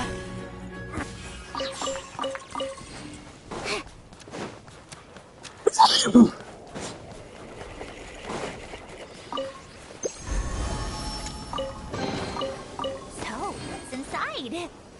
Not that I care.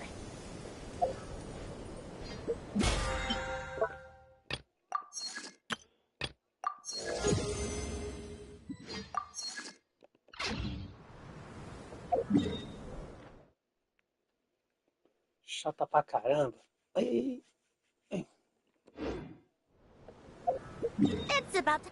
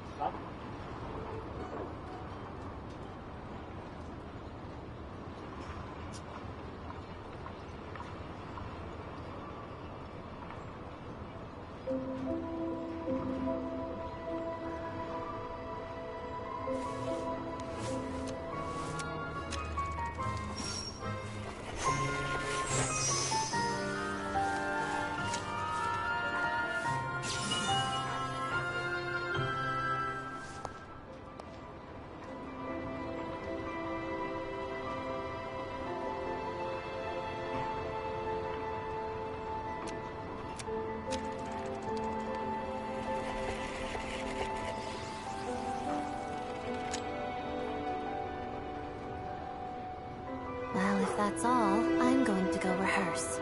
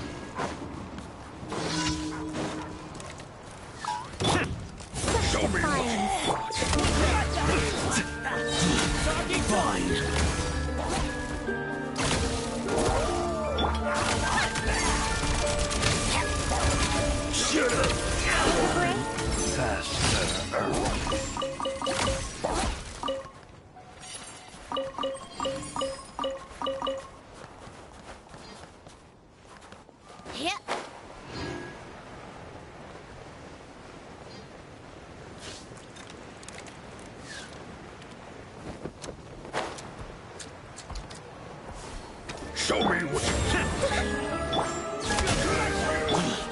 Fine. Curse you!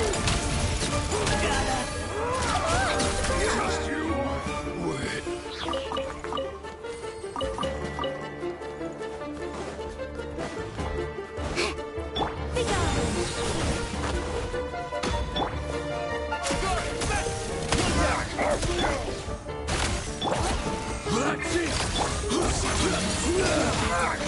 Shut up!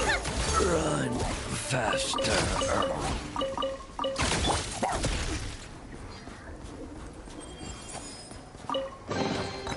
grab it and go, before we get tailed.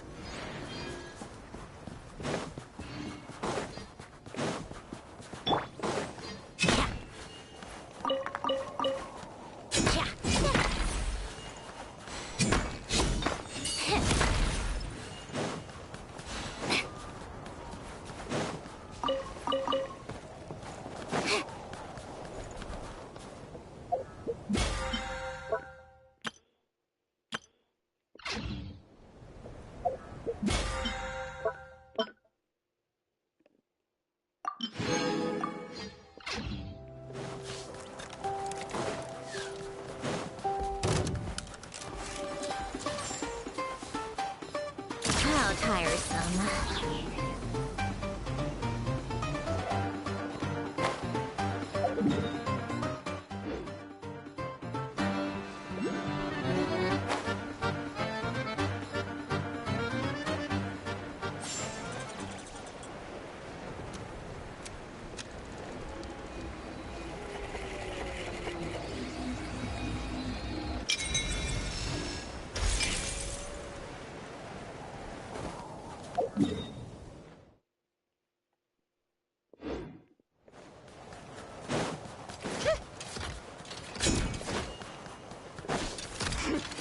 Change plan. Such defying.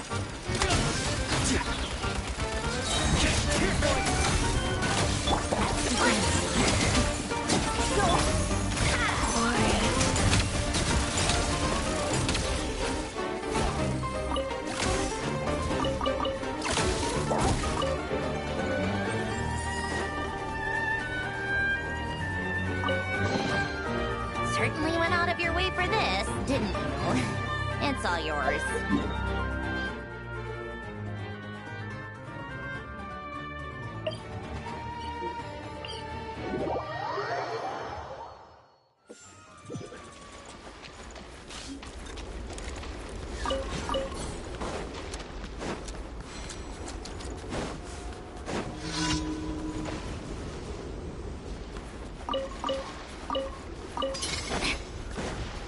Come closer.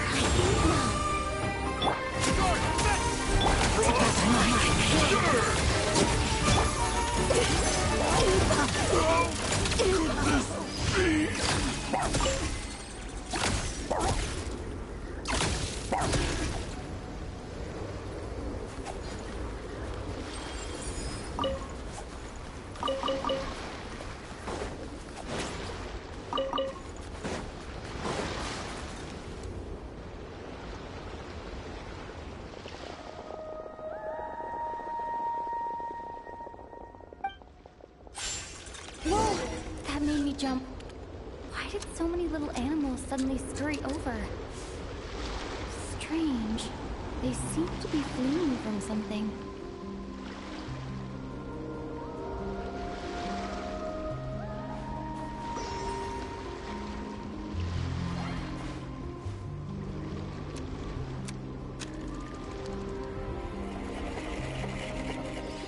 Whose voice is that? Could it have scared the little animals into fleeing? Let's get closer and take a look.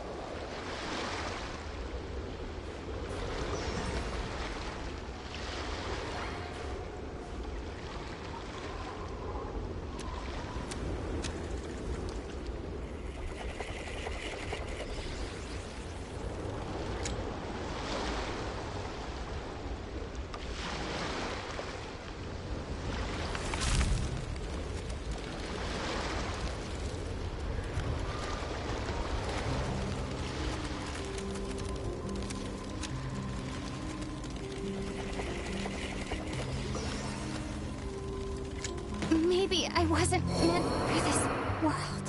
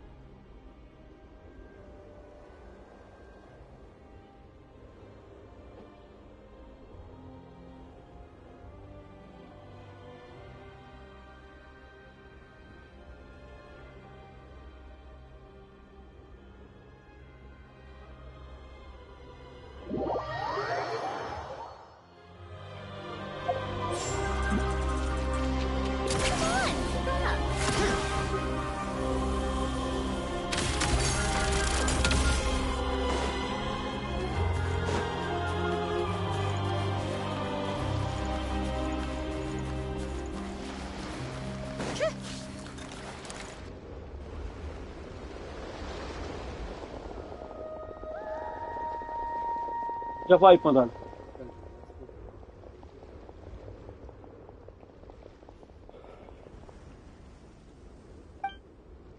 Whoa! That made me jump.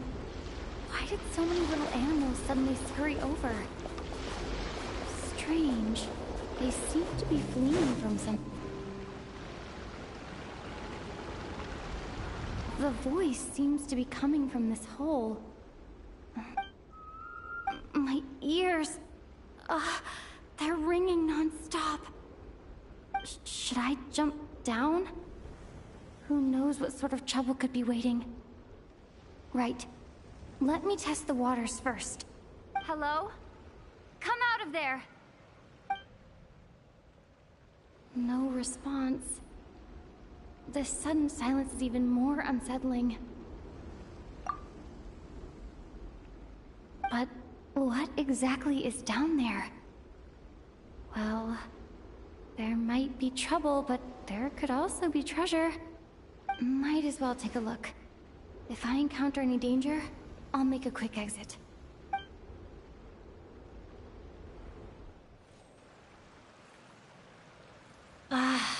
Just my luck. But looks like there's still a path ahead. Where am I?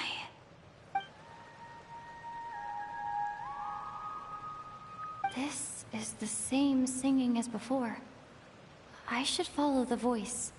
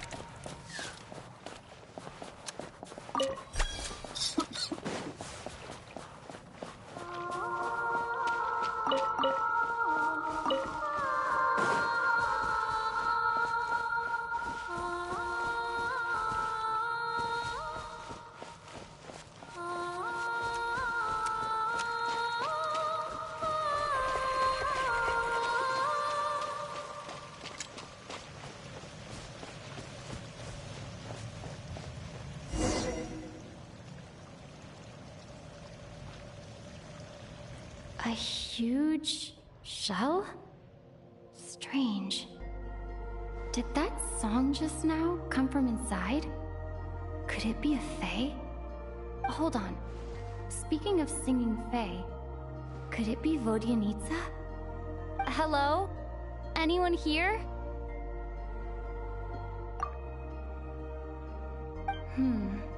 Still no response.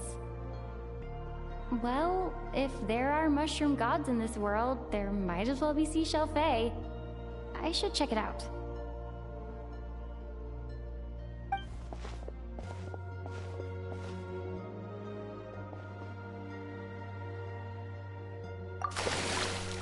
Hello there, traveler.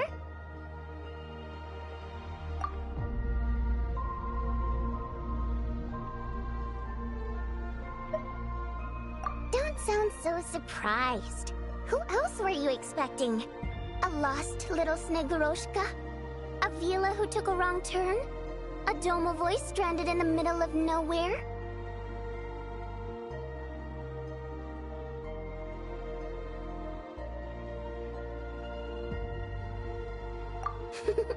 Because my private practice room is so well hidden, obviously.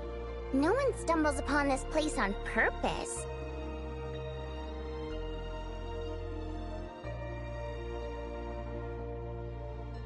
Oh, that.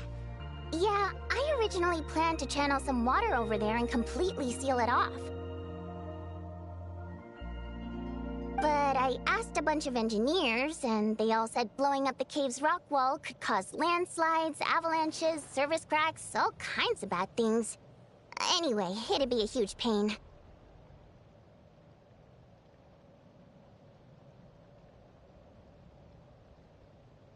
Plus, if the cave's original structure was destroyed, its acoustics would be ruined too, and then I wouldn't even be able to use it for practice.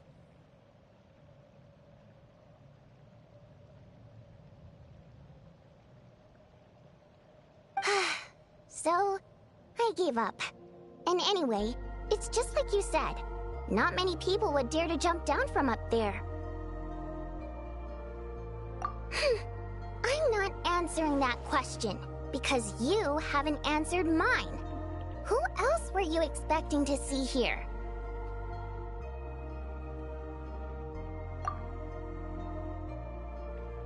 One person asks, the other person answers. Then comes the next question. That's how polite conversation should go.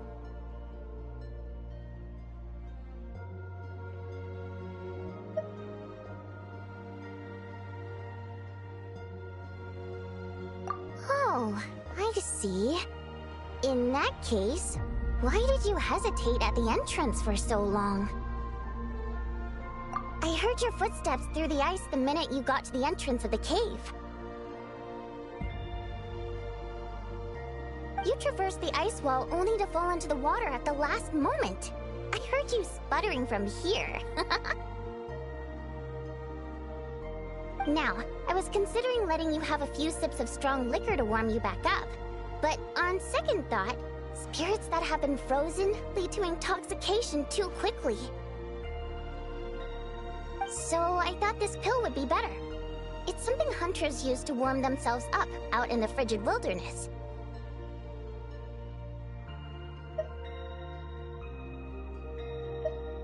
Yep, I wasn't about to watch you freeze to death after a fall like that. Go on, down it goes.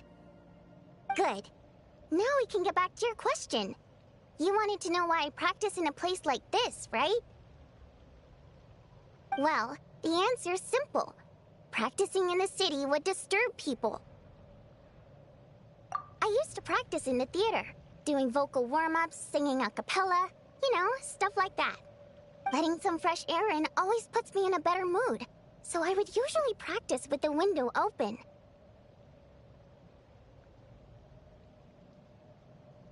And, well, do I even need to say how captivating my singing voice is? Every time I practiced, a huge crowd of listeners would gather down below, and they wouldn't leave until I was done. Honestly, the people were packed as tight as sardines down there.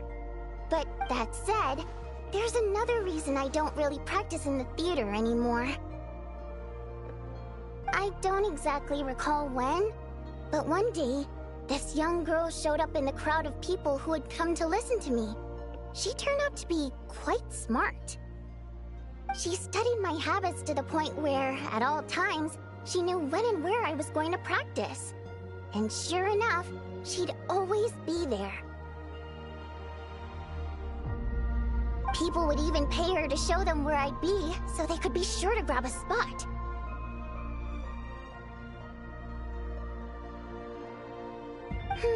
She made quite the sum that way. Now and then, she'd even send me a basket of flowers with a thick handwritten letter tucked inside.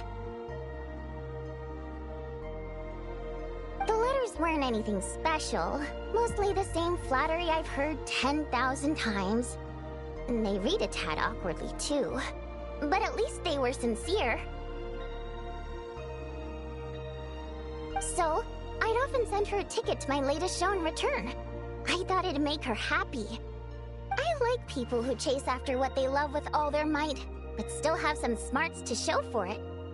I think people like that are fun and cute. I would have loved for our fun to continue.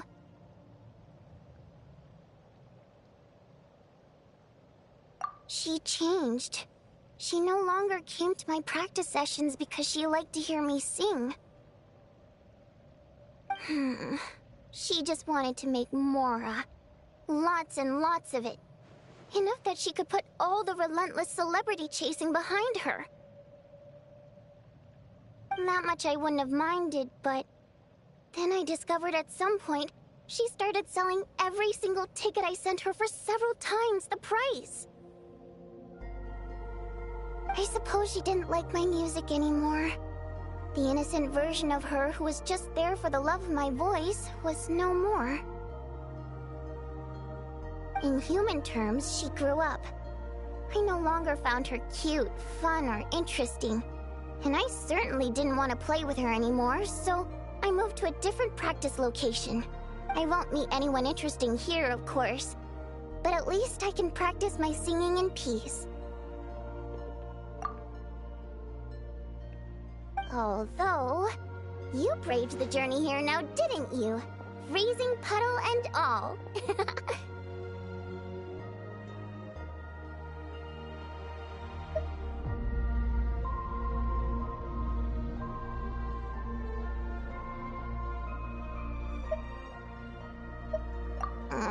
Don't even go there.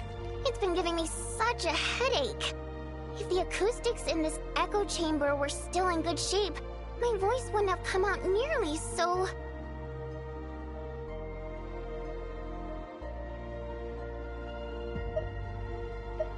Precisely. Thanks, Traveler.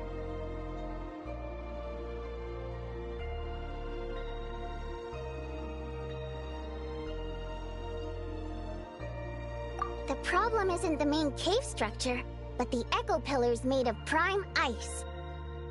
Perhaps I was practicing too hard, or my pitch was too high. But while I was practicing a few days ago, some of the pillars suddenly cracked. Honestly, all I need are a few simple prime ice pillars to replace the damaged ones, and this chamber will be pretty much back in working order. But alas, I'm terrible at making things like that.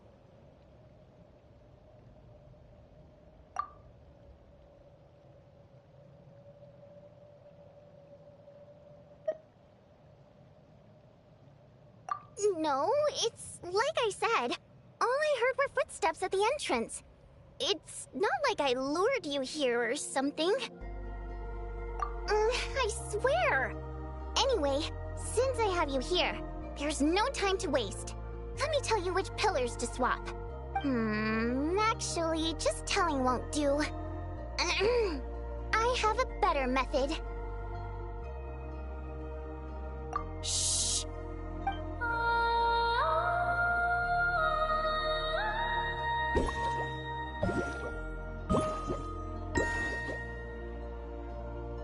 There we go.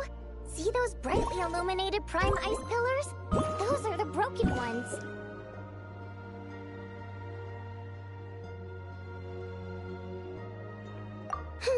That goes without saying.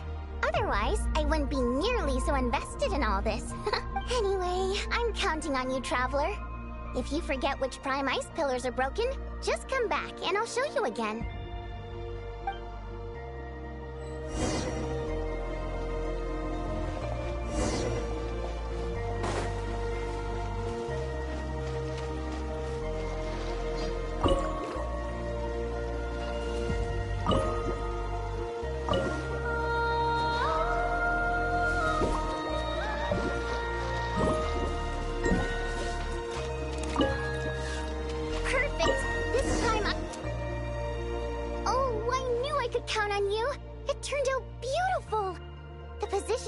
prime ice pillars is perfect!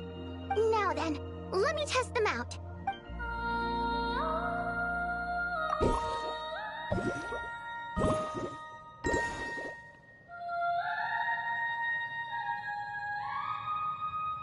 That's right!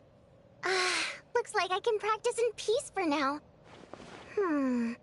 Since you helped me fix these prime ice pillars, allow me to sing you a little practice piece. Unnecessary. My voice is all warmed up, so I'll do some a cappella now. I'm practicing here today, and in a few days I'll head over to Ronkova Zoria to do the same. I wonder if Odette and Alosha will be there. Anyway, sit back and relax. Oh, but don't close your eyes, or you might zone out and fall face first into the water.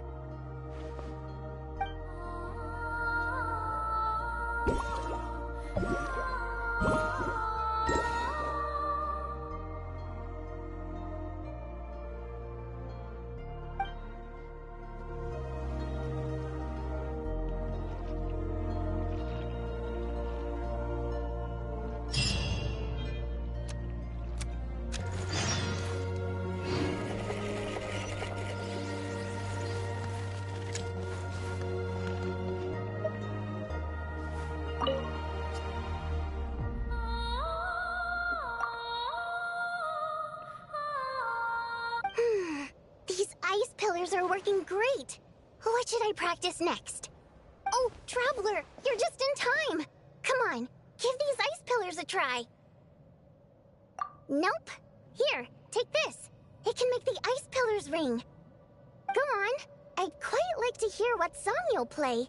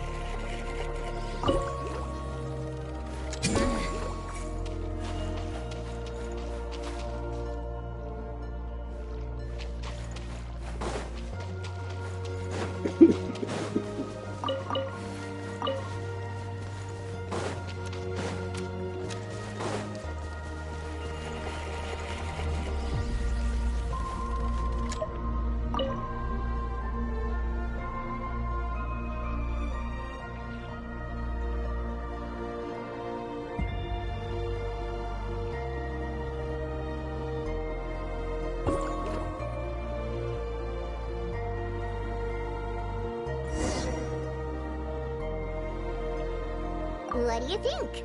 This private practice room of mine is pretty great, right? The song you played just now was quite original, too. If that's your goal, then you've got a long road ahead of you. I suppose I could offer some guidance for a price. Not sure yet. I'll let you know once I think of something fun. Until then, you owe me. Pleasure doing business with you. Be sure to come over and practice whenever you're free.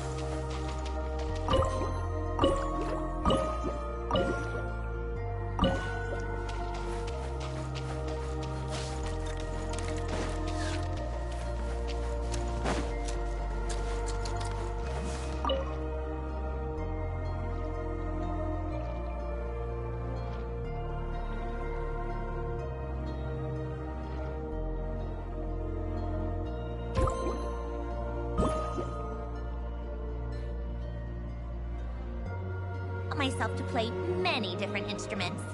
You don't believe me? Find me a piano, and I'll show you a thing. Oh! Hey there, traveler. I was just blowing some bubbles. Nope. It's something I do for fun. I just wish there were some fishies in the shell, too.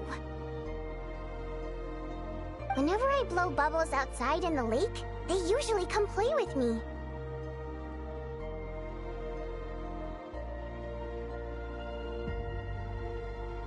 Want to try it, traveler? It's really fun. Hey, no one's drowning with me around. Come on, let's go.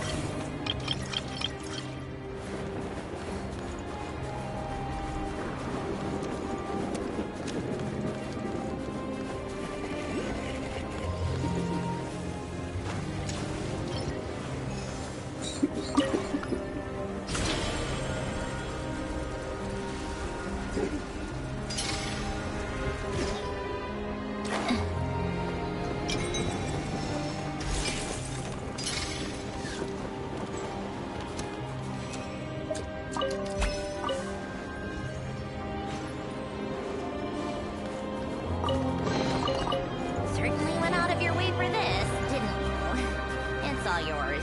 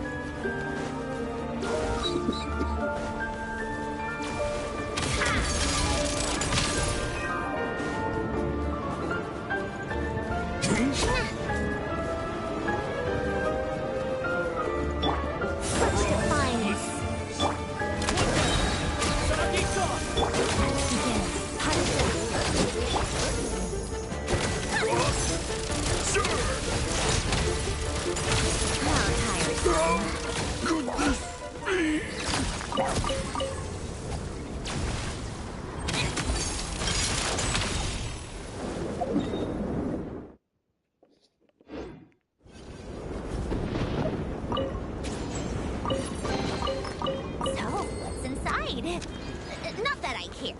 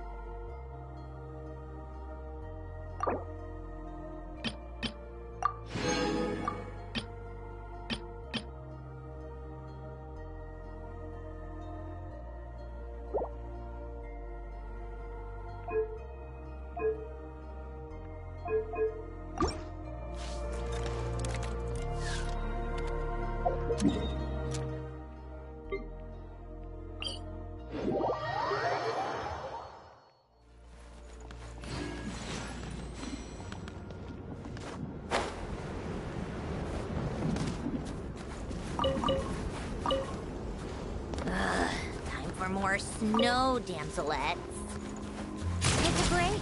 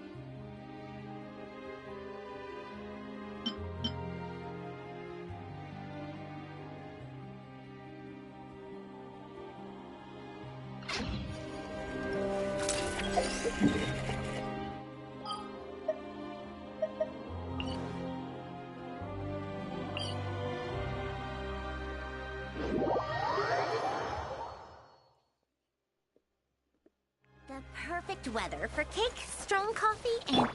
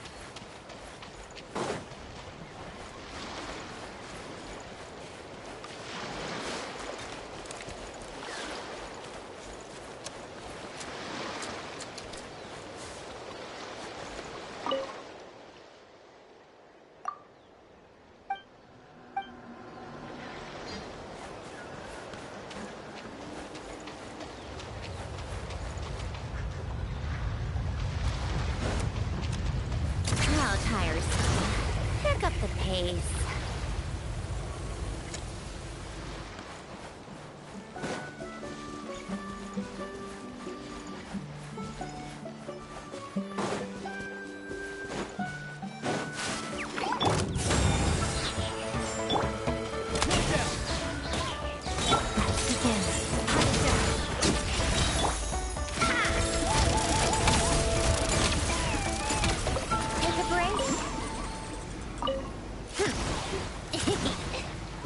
Let's hope for the good fight.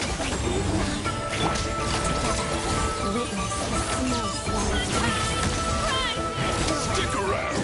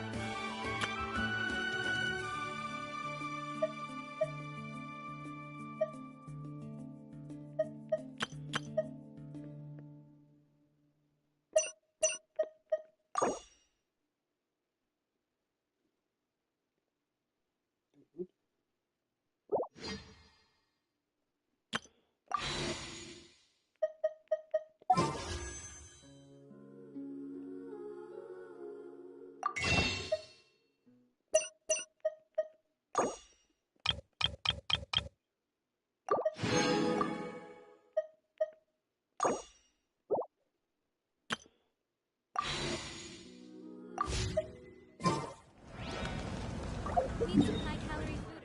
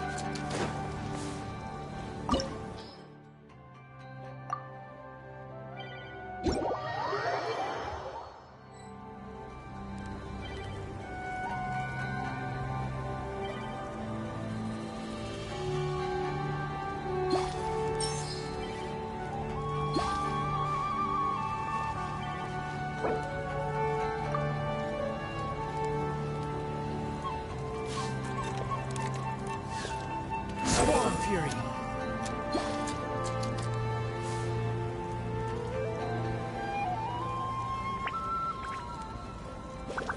If only there were double the hours in a day.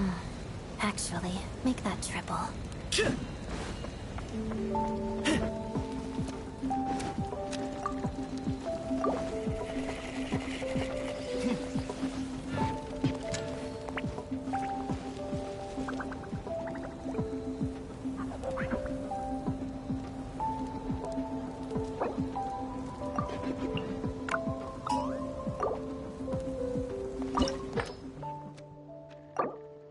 Rises.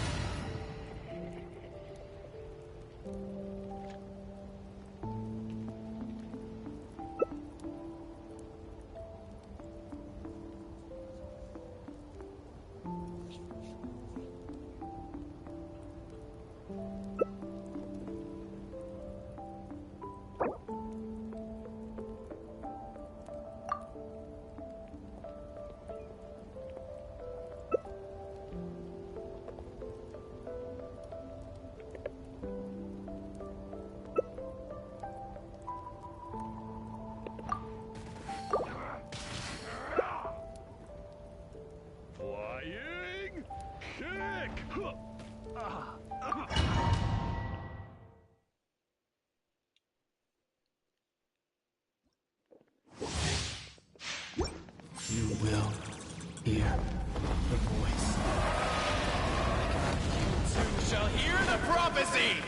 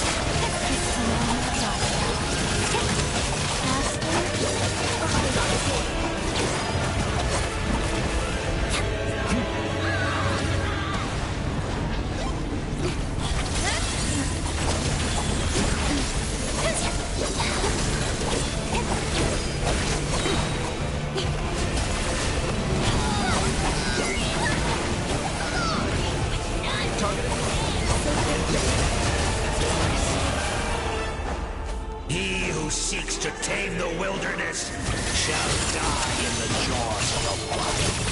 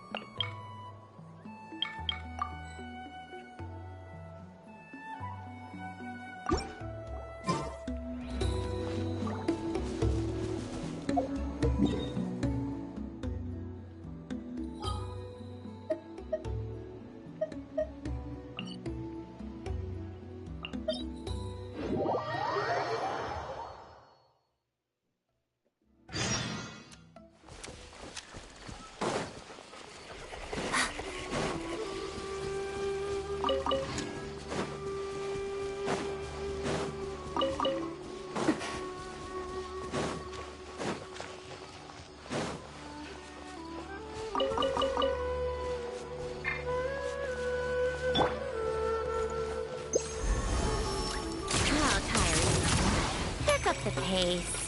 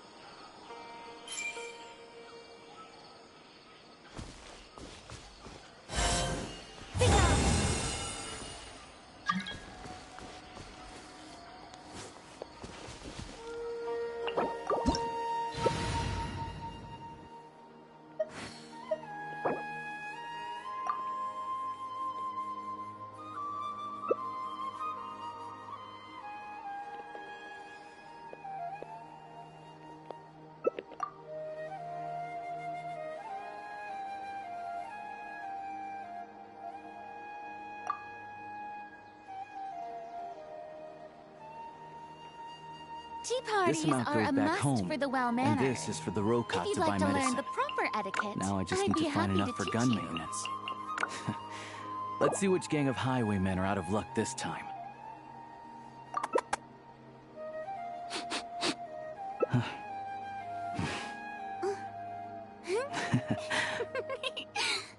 If a simple response will do, why waste your breath on anything longer? What am I now, you ask? Just a human who's lost her voice.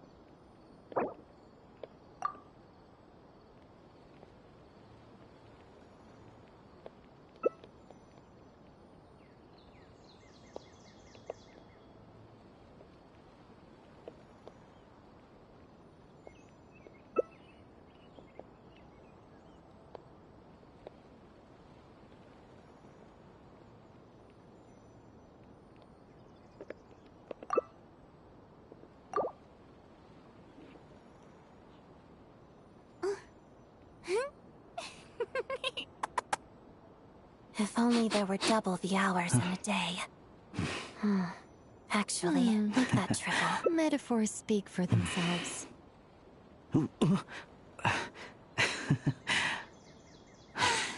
Being too popular can be such a hassle. Who knew the people would adore me so much?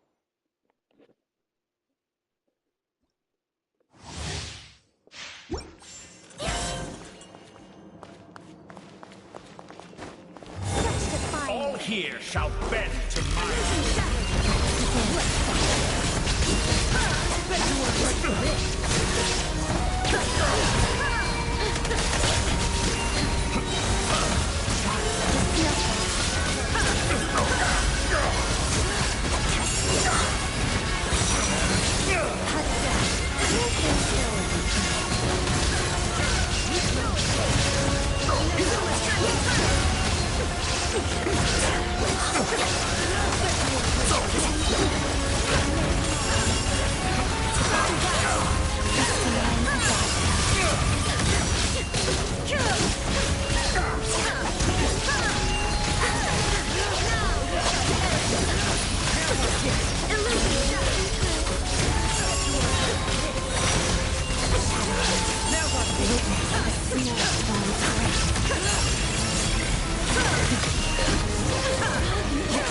If you can't keep up, fall back.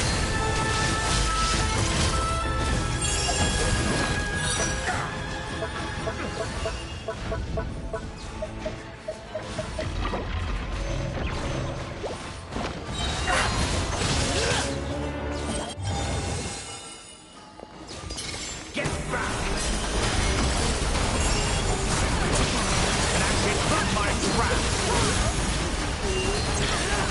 You won't distract me this time!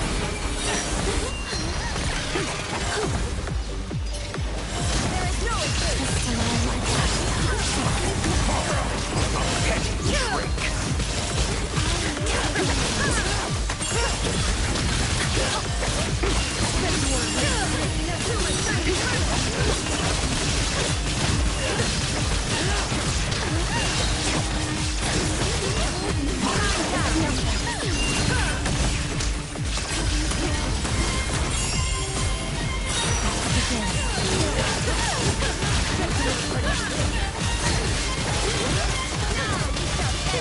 New world that I've longed for.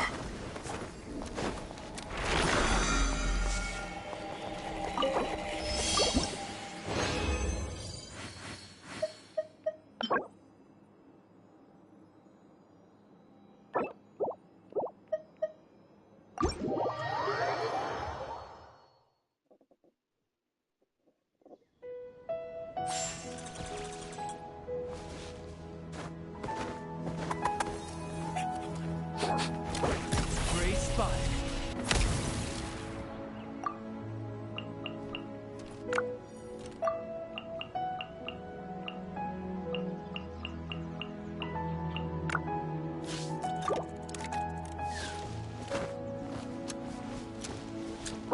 When it comes to honing your marksmanship, target practice and actual hunting are two different beasts.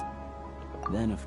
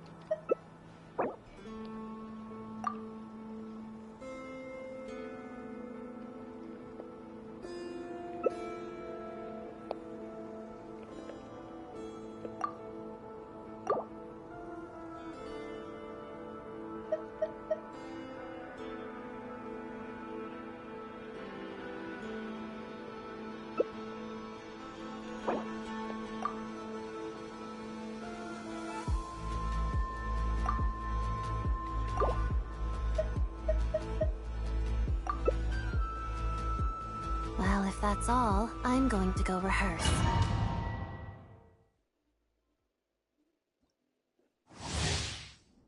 With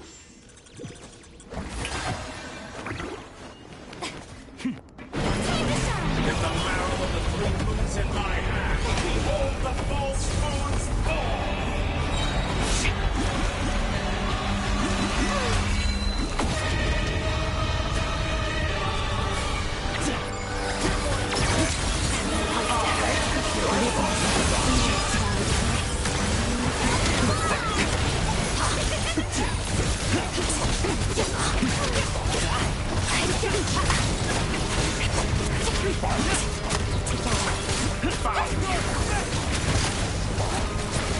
Leaving openings on purpose.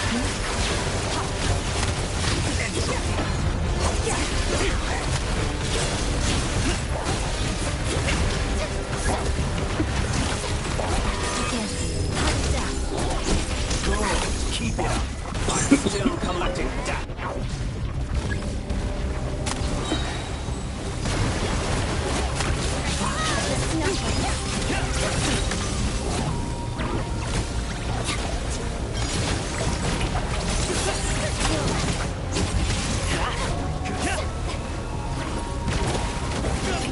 Excellent. Be shot.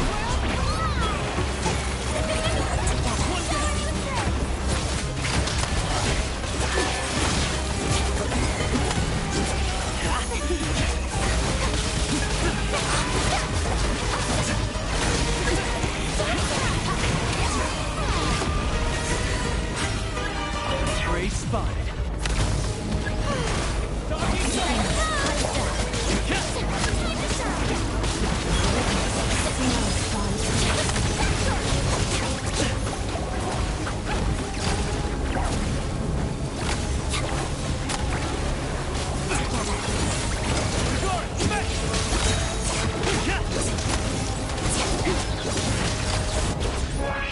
Be shot. Cold resolve.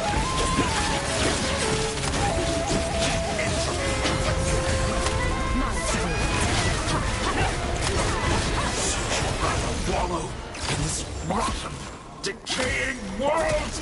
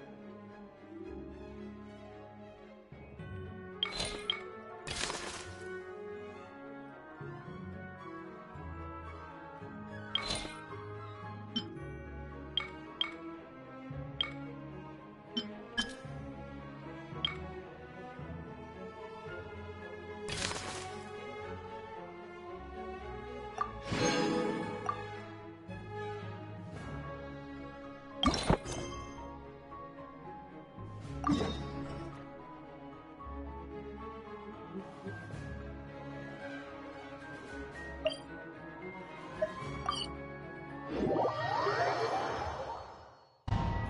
in Snezhnaya is always better than...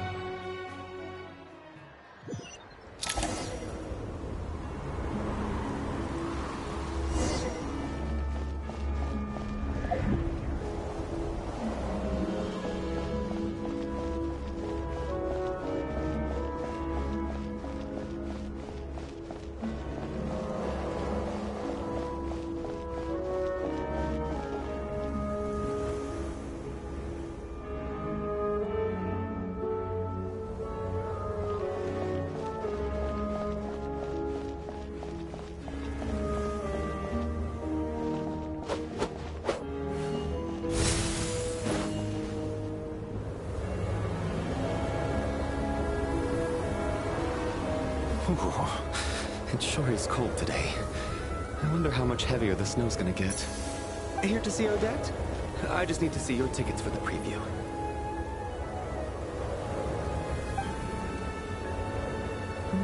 Perfect. Thank you. I'll hold on to your tickets. Come on in. It's freezing outside.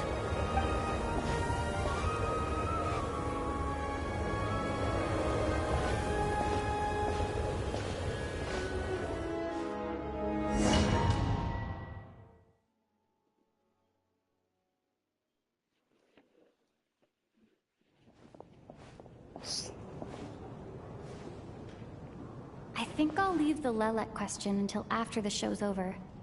Then I'll go find Odette.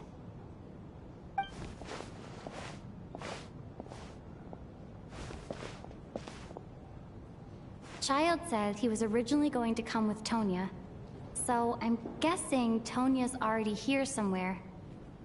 Is there anyone here who looks like a Tonya? Let's see. It's a small audience.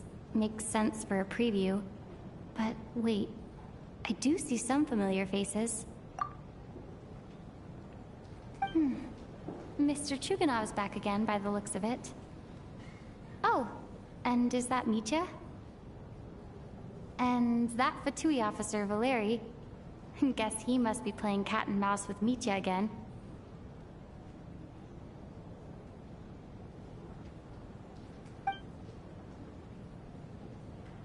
Oh no. It looks like the show's starting, and I still haven't found Tonya. Never mind. I'll just have to take a seat for now and see if I can catch her afterwards.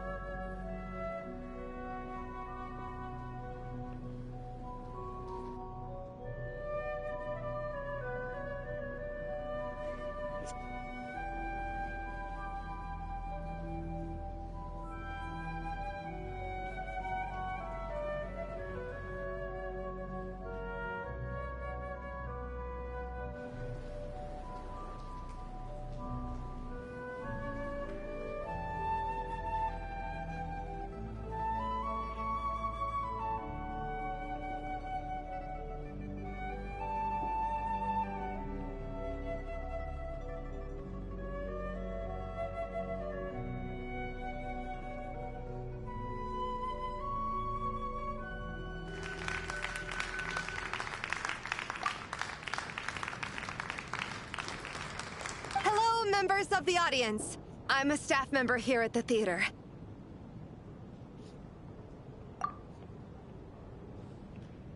Today's performance was a very special one for us, as it marks the first attempt in a long time to revive the classic Snezhnayan ballet, Spirit Seeker. To commemorate this occasion, we would love to take a group photo of the cast, crew, and audience members present today. Could I kindly ask the audience to please come up onto the stage?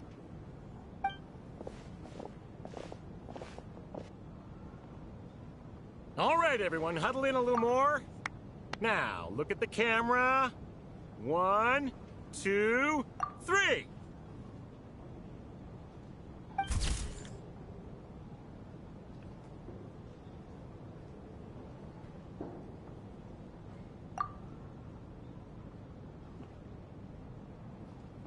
Are you quite satisfied, Mr. Energy Scientist?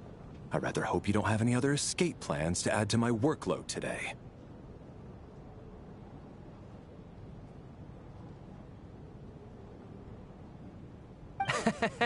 What are you talking about, Sarge? This was simply my way of inviting you to watch Miss Odette's new show with me. And wasn't the performance spectacular? In the future, I heartily encourage you to take a leaf out of my book. Find some soul-nourishing pastimes to enrich your time outside of work. It was indeed a fine performance, but I must correct you on one point. This is not time outside of work. These are working hours.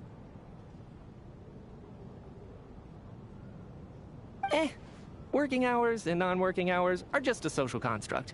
Human technology can never advance if we're too rigid in our thinking, Sarge.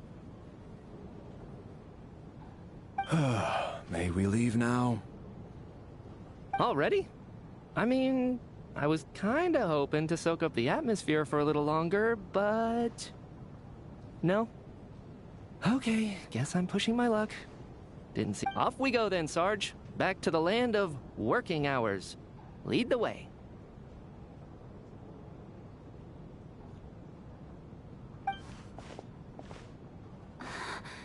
That has to be her. She's the only person in the audience around Tonia's age. Excuse me? Are you Tonia? Huh? Your brother's busy today, so I took his ticket. Don't worry about him. He's fine. Oh, okay. Sorry for the trouble. What's wrong? Are you sick? No, I'm fine. Maybe she caught a cold on the way here because of the weather?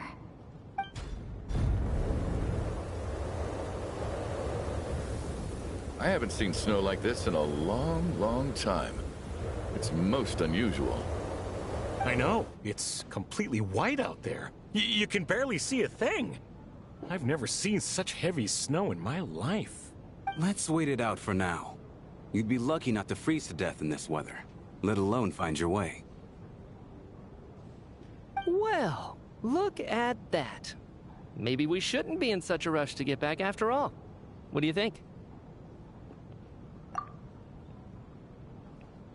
Let's wait and see. Why do you need to take it so seriously? Fate has given us this wonderful chance to take a break. Come to think of it, there's a small inn not far from here that always keeps plenty of extra blankets on hand for guests. I know the route well. Shall I head over and borrow a few blankets? That way, anyone in a hurry can wrap up warm for the journey back. Just remember to return them next time you're over. Sir, there's really no need to go to all that trouble. Hey, it's no trouble at all. Wait here, I'll be right back. What a kind gentleman. Very good. My wife and daughter are waiting for me at home, so I shall be heading back as soon as I get my blanket. So... are you expecting us to go back to the Armory Palace wrapped in blankets too? Don't worry about that. I made arrangements in advance. Should I not return to the Armory Palace within 3.5 hours after Operation Showtime begins, an armed squad will be sent to collect us. They will escort us back. You are one of our key military personnel, so any weather-related risks must be eliminated. Operation Showtime? So, wait. Every single time you drag me back to work when I sneak out, it's a whole official operation? I gotta say, you've really turned this into quite a moral dilemma for me. It's snowing pretty hard out there. I think you should stay here for now. You seem a little under the weather.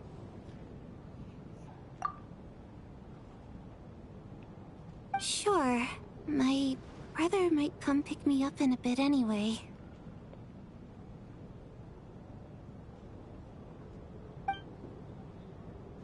Time to get to work.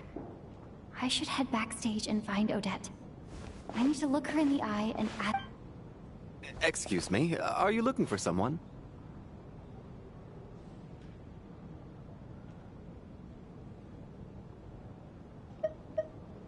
Ah, a fan, I'm guessing?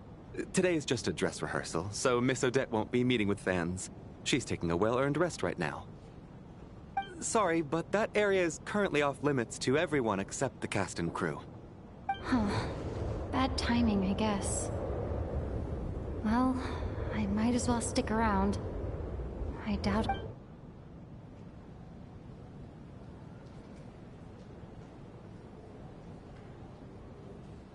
What happened to the gentleman who went to fetch the blankets?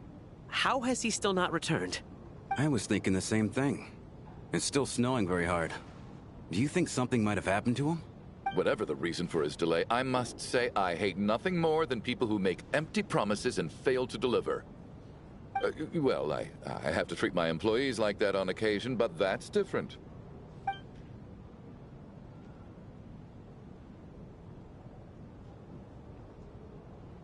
You seem anxious, Mr. Valeri. It's been nearly 4 hours since I left the armory. The army should have arrived to extract us by now. They know how much I despise tardiness and disrupted plans. There's simply no reason that they shouldn't have shown up by now, barring exceptional circumstances. Surely a snowstorm like this one counts as such. Few things in this world can stop the Snezhnayan army, Mr. Mitya. And a snowstorm is certainly not one of them. Why don't you go out and take a look? They might be right outside, waiting for your orders before they dare come in. An absurd hypothesis. I have no intention of leaving your side for even a moment until I have escorted you back to the Armory Palace. This doesn't look like an ordinary snowstorm to me. That guy who left earlier. It looked like he just vanished into thin air. Either that, or my eyes were playing tricks on me. A man-eating snowstorm? Come on. Night hasn't even fallen yet. Spare us the ghost stories.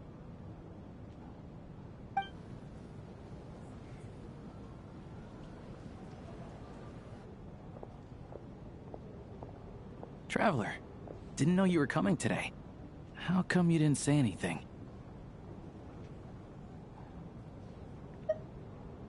What is it? Something the matter? Tell me. Whoa, that's quite a snowstorm out there.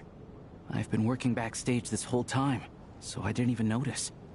No wonder the audience hasn't left yet. Huh. Is weather like this rare even in Snezhnaya? Yeah, snow like this.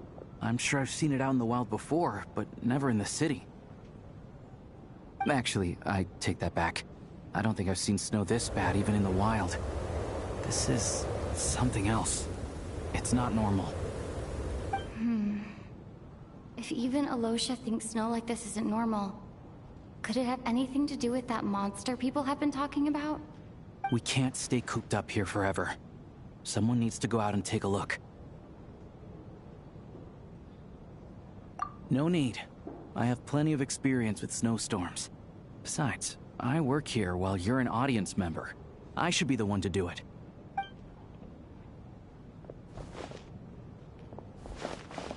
Everyone by the door. Careful not to let the snow soak into your shoes. In a snowstorm, you gotta look after your toes above all else. Heading out, my man? Be careful.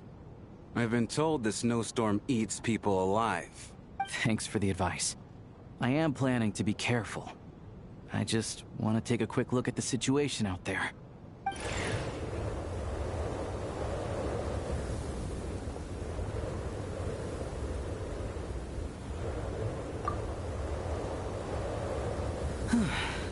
He's back! He's back! How was it? What's going on? Did you see any soldiers patrolling the area? Something about this storm isn't right. There's no one out there. I didn't see a single soul. And something in the air gives me the creeps. This isn't your average snowstorm. I suspect it might be related to recent events in our nation. I strongly advise everyone to stay here until the snow dies down. Are you serious? So all of us are trapped here now? That sounds a little far-fetched to me. You want to go outside and see? I, for one, am not risking my neck in that weather. This just turned from a minor delay into a major hassle. We can only hope that our friend who went to fetch the blankets just ditched us and went home. Is it really that bad? But my daughter, I won't be able to read her a bedtime story tonight. Huh? What are you all still doing here? Whoa! It's snowing hard! So now we're stuck here? Oh, this is terrible! Luckily, it was just a dress rehearsal today, so there aren't too many people here. On the bright side, the theater's always well stocked with supplies. If the snow still doesn't let up as we get into the evening, you can spend the night here, everyone. At least, I assume that's alright? Odette? Fine by me. This seems like a sensible backup plan under the circumstances. What are you staring outside and praying for, my man? You anxious to get home too? Oh, Your Majesty the Tsaritsa, I beg you, please do not let tonight's snowstorm stop.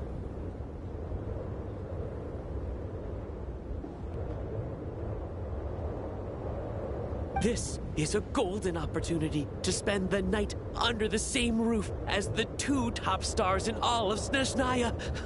It's a once-in-a-lifetime experience. I think I've changed my mind.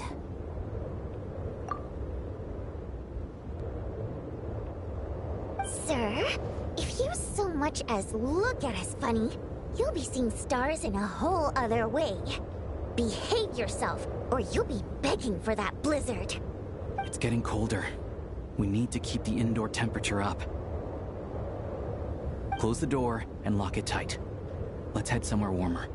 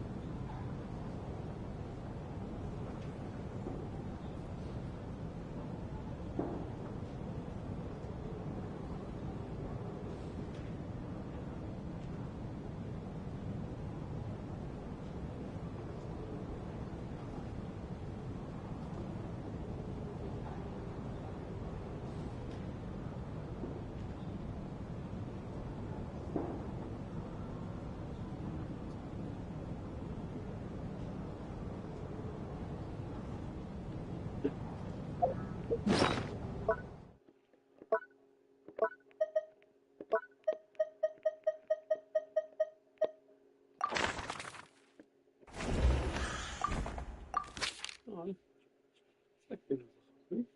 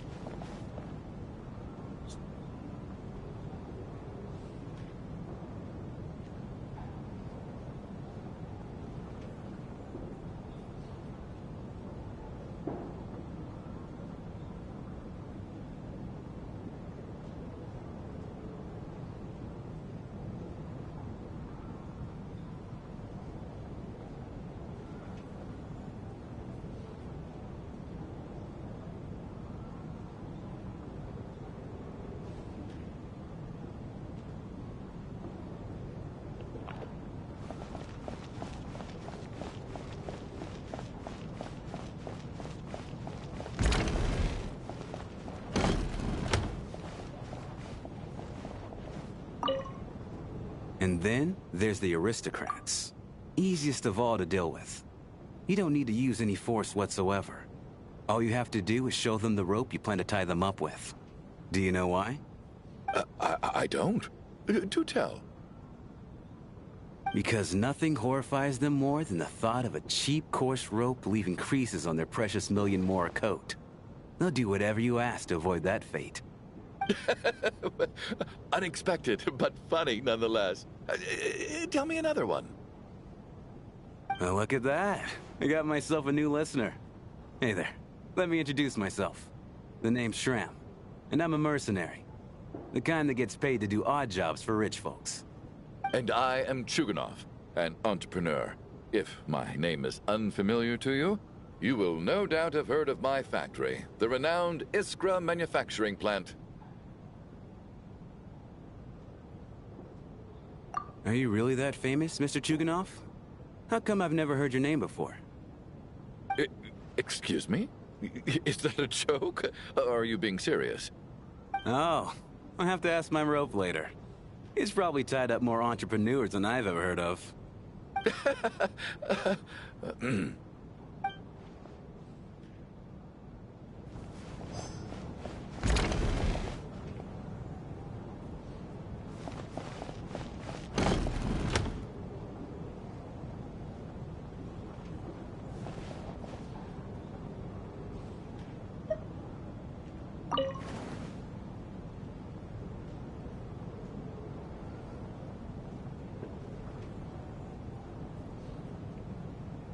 How are you feeling, Tonya? I'm fine. Sorry to worry you. I'm used to it by this point. I take medicine for it. My brother usually helps to get it ready for me. Child must take great care of his sister. He's never mentioned Tonya's illness, though. You know, I actually find this whole thing kind of exciting. Stuck in a strange place thanks to a snowstorm. Having to spend the night with a bunch of interesting characters. It's pretty cool, don't you think?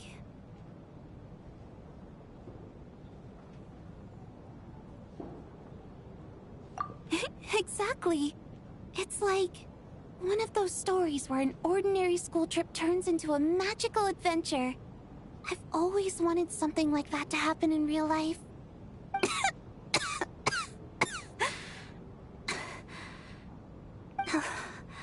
I'm fine, really. Just got a little overexcited.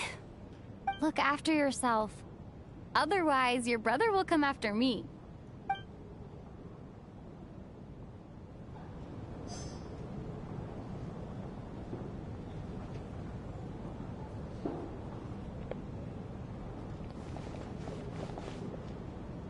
My husband has major trust issues.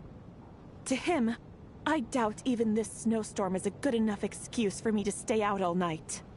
That's the price of marrying into wealth. You'll get used to it. I'm not about to stop you if you want to leave. But don't drag me along. Hello? Can I help you?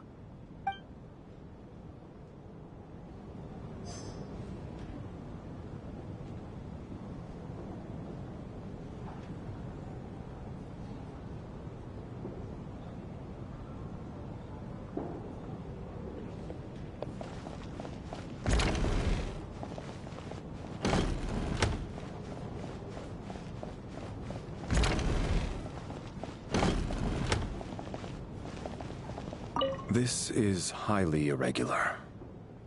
A delay of over an hour during an operation like this theoretically warrants a Harbinger-level response. I wonder what the issue is. The storm, or something else. Sarge, the day you learn to let go and just enjoy moments like this is the day you'll... Why, hello, ma'am. I believe you were the one sitting at a nearby table back at Podvorye Restaurant. Any friend of the theater's star performers is a friend of mine. It's a pleasure to meet you. I'm Mitya, from the Energy Commission. Greetings. Major Valeri, head of the Special Assignments Battalion. Armory Palace Royal Grenadier Guard. I am here to ensure Mr. Mitya's personal safety. Please let me know if I can be of any assistance.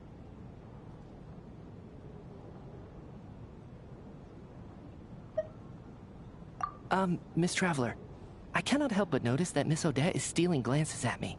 Any idea what that could be about?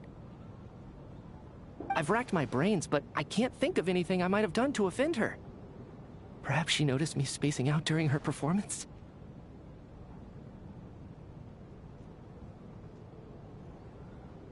So, Mr. Mitya, is your work related to Project Suja? Yes, that's right. The higher-ups in the Fatui transferred me from the Energy Commission to the Armory Palace because they wanted me to... Really? I can't even talk about that? Pretty sure it counts as part of my private life. All right, I won't say anything. Sorry, Traveler. As you can see, I'm afraid this pleasant chat will have to end here.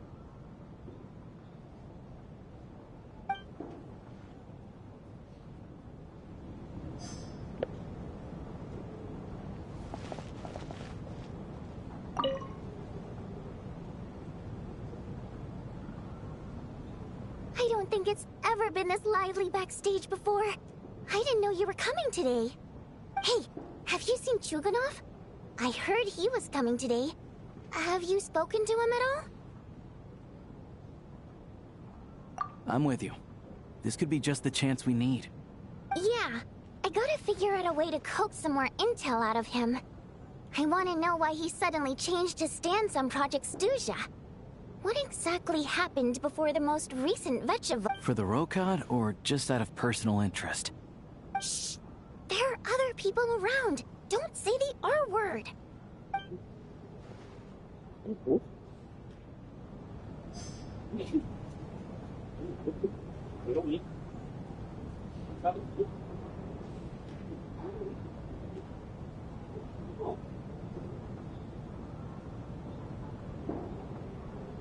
O pão tá velho.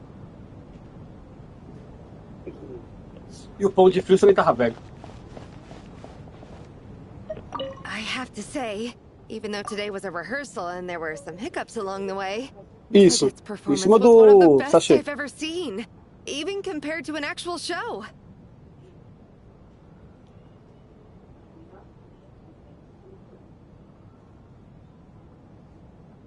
I couldn't agree more, especially considering the weight of the subject matter. It takes a truly seasoned professional to do justice to a theme like love and regret. Do you think we were coming on too strong? Odette's ignoring us again. What about you? What did you think of today's performance?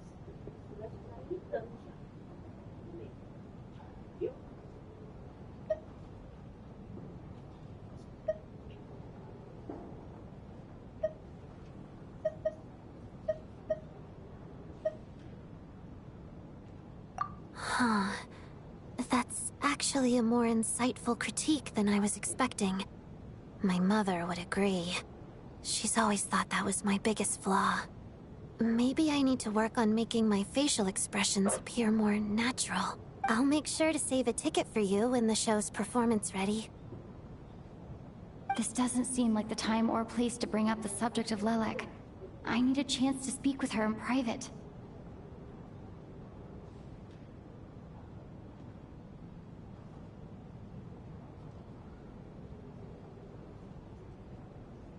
So unfair. Talk about double standards. And now it looks like I've been spotted.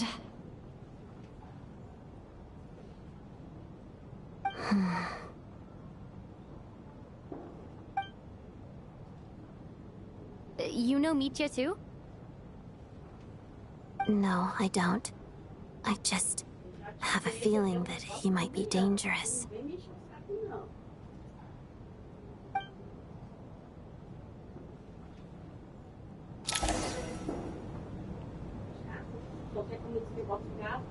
How's it looking, Alosha? No change from this afternoon. Heavy snow with no sign of slowing down. May I have your attention, please? The storm is unlikely to stop tonight, and it'll be even more dangerous outside at night than it was during the day. We at the theater owe everyone here a duty of care.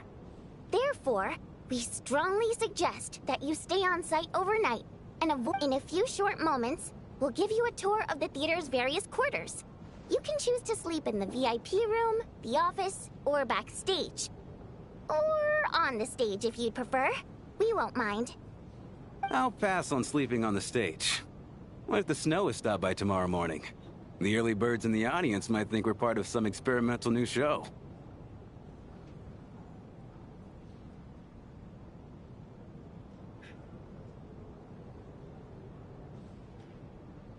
A drama about sleeping? That could be fun. Maybe we could come up with a title for the production.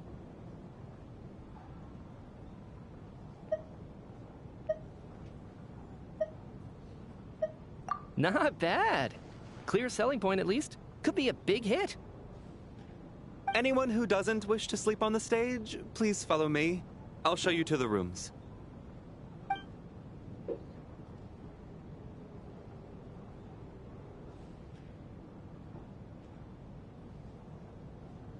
I guess I'll call it a night.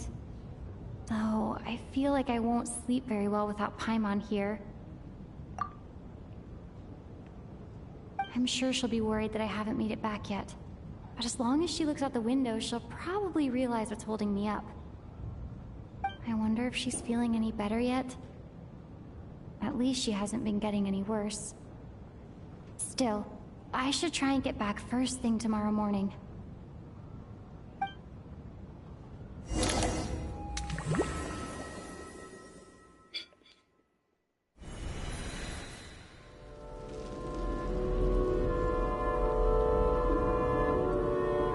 Finally!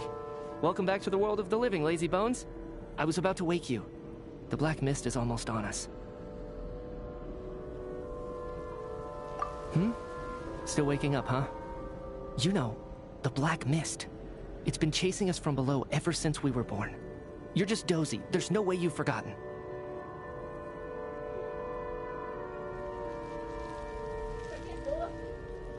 Come on, let's keep heading up. Onwards and upwards is the only way to survive. Don't listen to a word those Black Mist cultists say.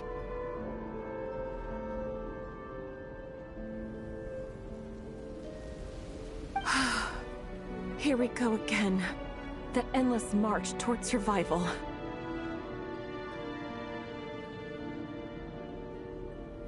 What's going on?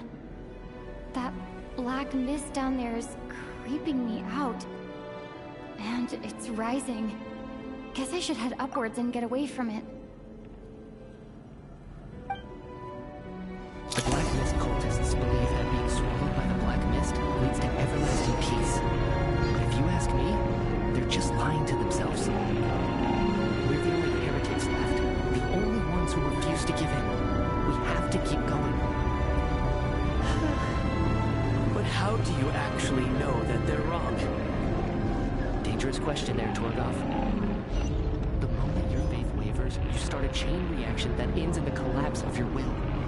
Put the question out of your mind. Stay strong and believe that the Black Mist means certain death. Okay, but it's not my mind that's the problem. My body's about to give up on me. It's already starting to falter.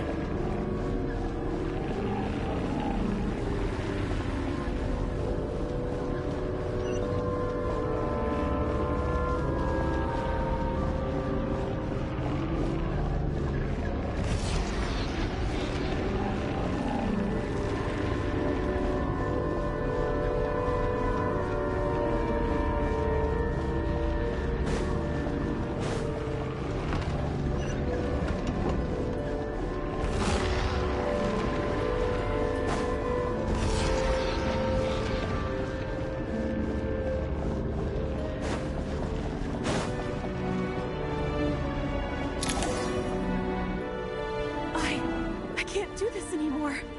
I've had enough of being forever on the run. What's the point of it all? All this will pass eventually, I promise. Keep fighting. It will be worth it. You accuse the Black Mist cultists of being liars. But you're lying too. There is no end to this path.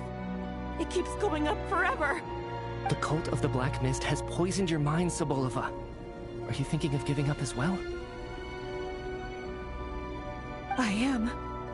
I think I'll take my chances with the Black Mist over... As much as I detest the Black Mist cultists, I'm just too weary. Then I bid you both farewell. Let me put my personal opinions aside for a moment and say, I hope that you both find peace within the Black Mist. Fate always appears so impossibly complicated. But at moments like this, its raw simplicity is laid bare. Their fate was sealed from the instant they entertained doubt. From then on, the outcome was both inevitable and irreversible. Let's go.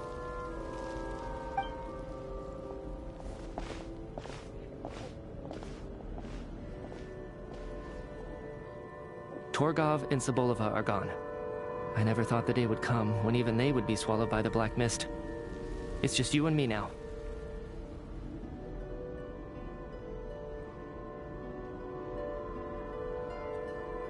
Yes, it looks like it's satisfied.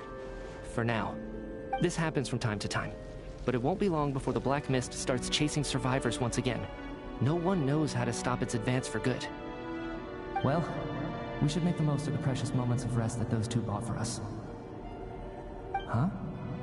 Are you really that sleepy, Traveler?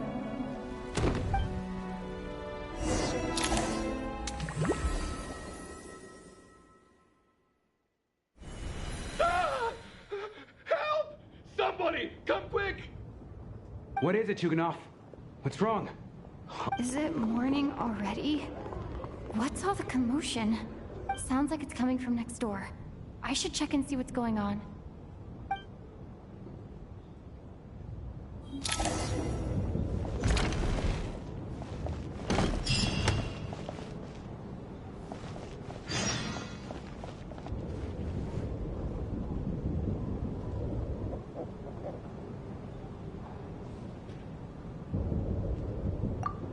Don't look, Miss Tonya.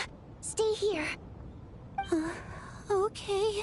What happened to them?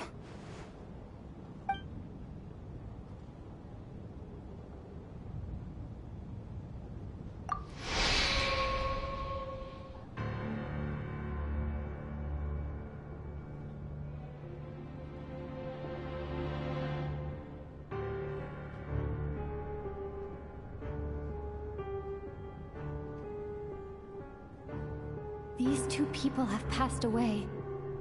And the strange thing is that somehow I knew this was going to happen. I knew... Have I seen this moment before? Or did I have some kind of premonition? I can't remember what it was. Let me take a look.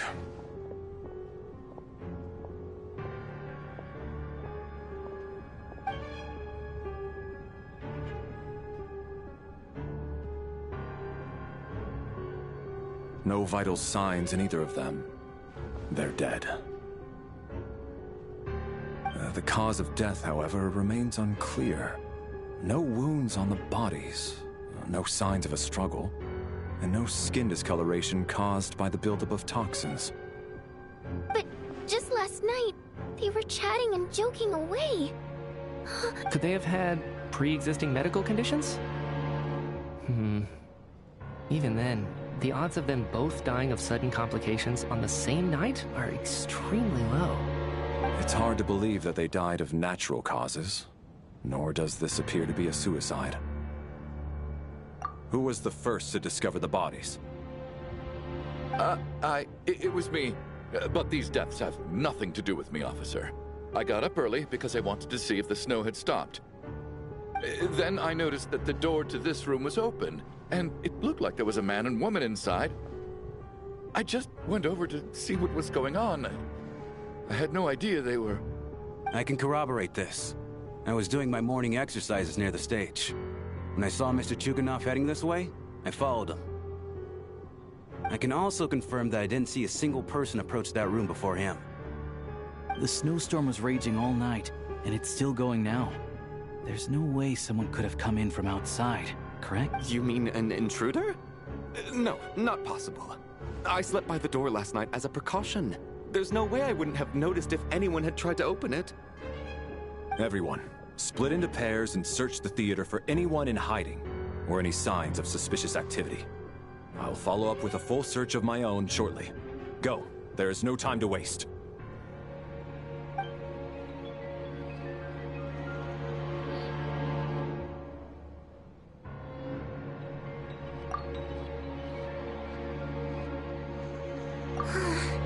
Nothing on your end either? Backstage is clear. No signs of suspicious activity.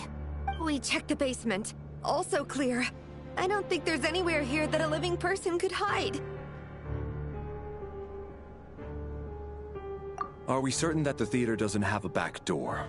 Or any tunnel or passageway wide enough for a person to fit through? No, there's nothing like that. If people were sneaking in through some secret tunnel to avoid buying a ticket, we'd have sealed it off ages ago. I also checked the windows. All of them are locked from the inside, and there's no sign of anyone entering or leaving.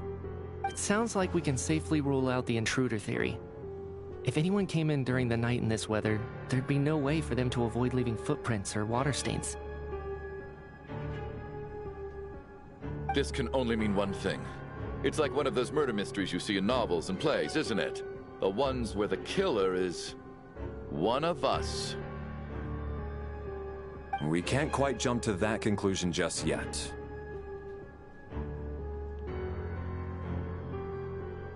Could he be right? It's hard to imagine something like that happening in real life.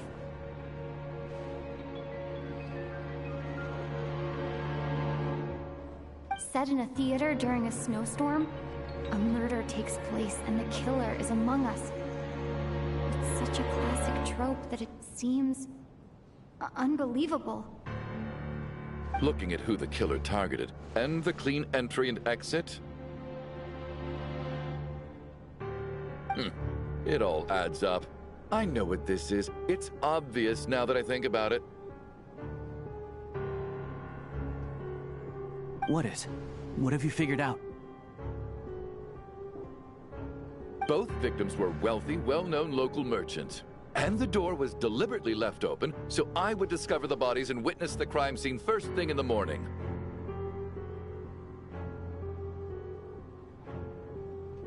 Such ruthless methods. This was your doing, wasn't it, Lelik? Lelik?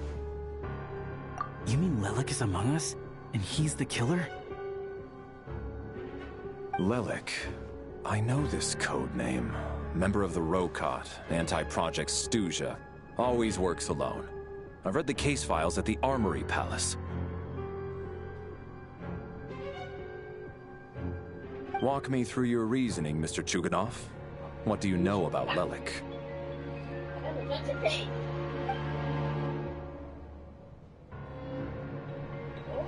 What now, huh? What now, Lelik? What more do you want from me? I already voted against Project Stuja at the Snezhno Gradvecha. You snuck into my house the other day while I was asleep. Left a threatening letter. And I did all that you asked. But Project Stuja cannot be so easily shaken. Not with the rooster in charge.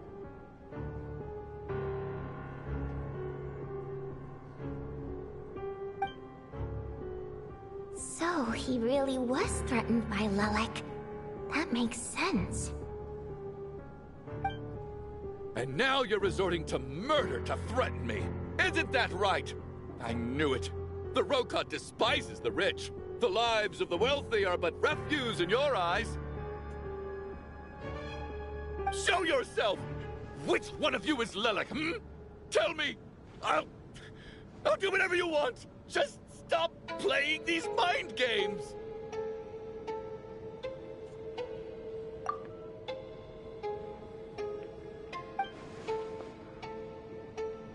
Was this really Lelek's doing? Would Odette really do something like this? If Odette really is Lelek, this seems out of character. But then again, how well do I really know her? I'm probably the only one here with a compelling theory about Lelek's true identity. But if I reveal it now, I'll be putting Odette in the line of fire. What should I do? I don't think it's likely that Lelek killed anyone. At least from the stories I've heard, he's never killed anyone before. And his name has never come up in connection with any murder cases.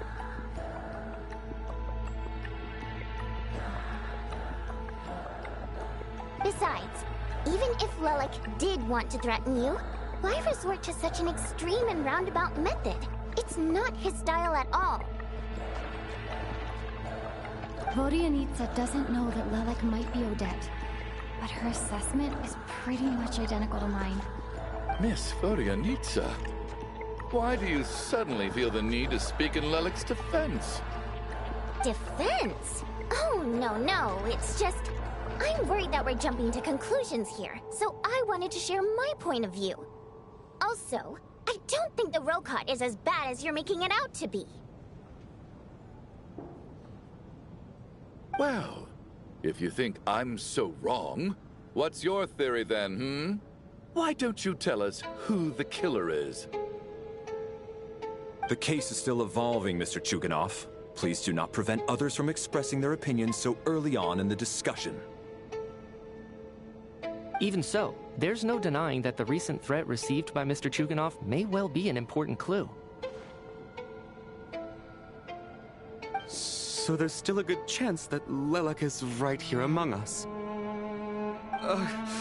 I can't do this anymore. I don't care if it's still snowing outside. I have to get out of here. Whoa, take a beat. We all know it's far too dangerous out there. Even the soldiers couldn't get to us. Go out that door, and you might not live to tell the tale.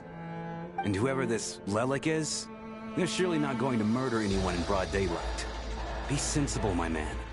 You're safer inside.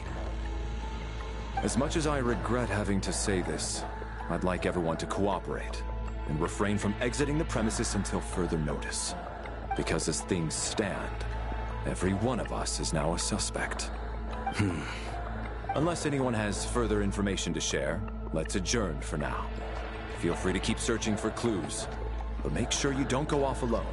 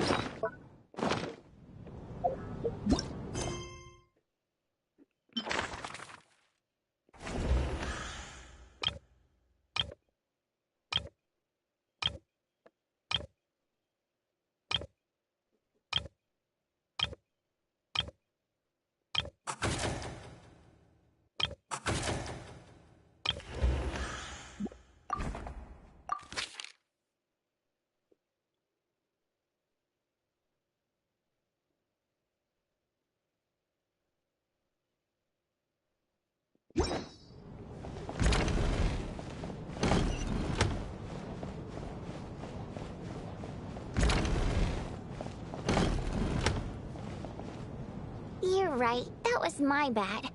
It was a knee-jerk reaction. I didn't think it through. Luckily, no one suspected my identity. Oh, phew. It's just you. I thought someone was eavesdropping. Since Vodianitsa and I were on the same page earlier, I think I should share my thoughts with the Rokot members first.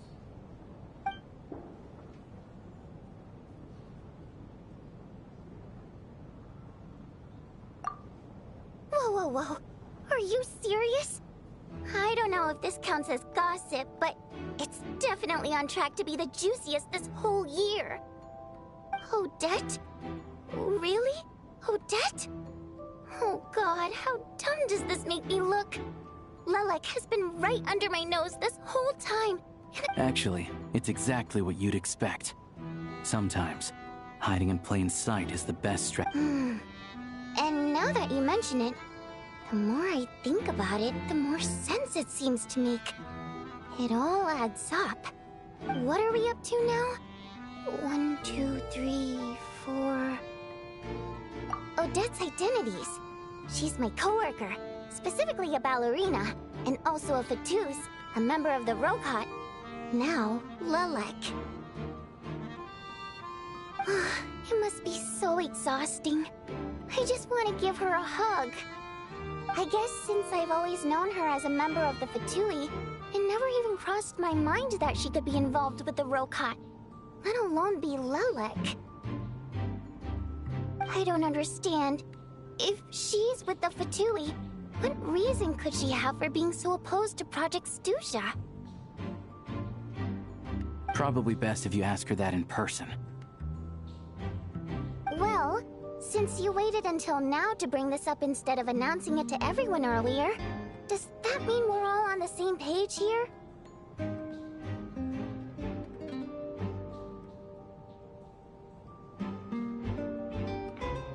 Yeah. Lelek may not follow orders from the Rokot leadership, but as far as I'm concerned, she's never crossed the line. If anything, her actions benefit the poor.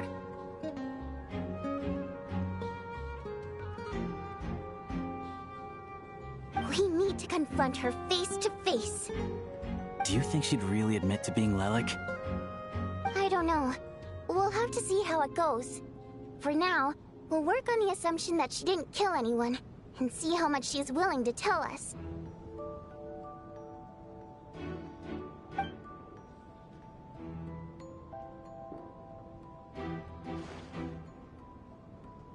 Now's her chance. Odette's alone.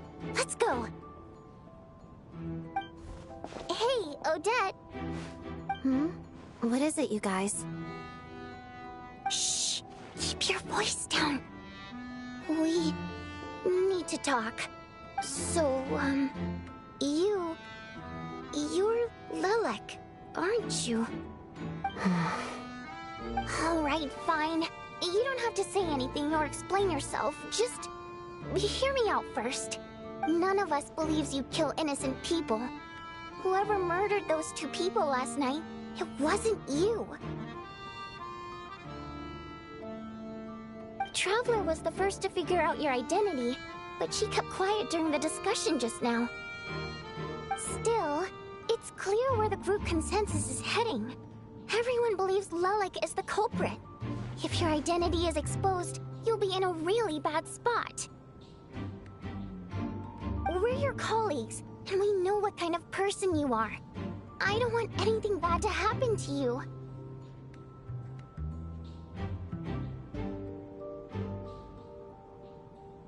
So, can you clue us in? Tell us everything. The more we know, the more easily we'll be able to cover for you. All right. Yes, I'm Lelek.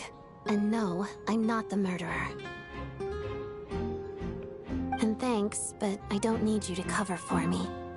Actually, I'm planning to reveal my identity.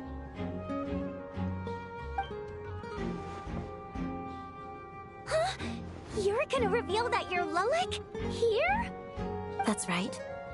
I'll admit I was surprised at first when Chuganov guessed that I was here. It was just a lucky guess, but it caught me off guard. But after taking some time to assess the situation and confirm where everyone stands, I don't believe I have anything to worry about. Are you sure you don't need a second opinion? Mr. Valeri! What?!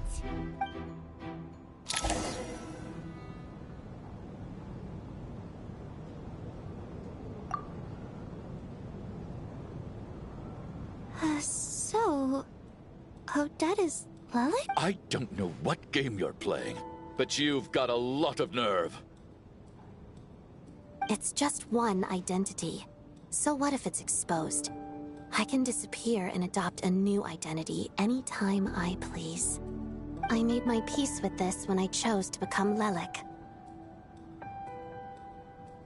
But more importantly, I promise I am not the murderer, which means that someone else is. So, if anyone still insists that I did this, you'd best produce the evidence now. Otherwise, I suggest that you bite your tongue. Because if you really believe I killed 2 people without making a sound or leaving a trace, pointing fingers at me would surely only make you my next target. Is this really the truth, Miss Odette? That's confidence, all right. I believe you. A real no-nonsense attitude. I can see why Marionette said that she's on track to inherit the title of the Fair Lady.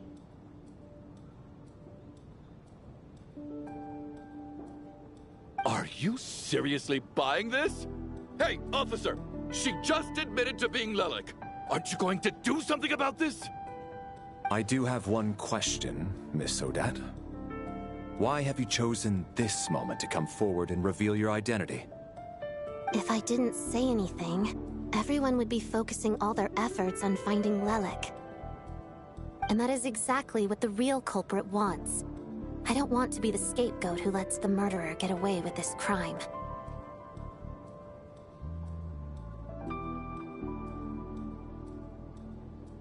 Despite all the accusations, she made the smart choice. A remarkable display of rational thinking under pressure. Clearly, Odette's talent extends far beyond the art of dance. She thought so far ahead. Ugh, why do I always feel like I'm one step behind her in everything? You've convinced me. Dealing with the murder case remains the top priority right now. Let's put the name Lelik and all related incidents aside until further notice. Nevertheless, the group still considers you the prime suspect. I assume you have no quarrel with that, Miss Odette? I understand. You're welcome to keep an eye on me around the clock. I have no objections. Mr. Chuganov? For my wife and daughter's sake, I'll let you off the hook for now. But don't think you're forgiven for breaking into my house and threatening me. Just wait till we get out of here, Lelik. We'll...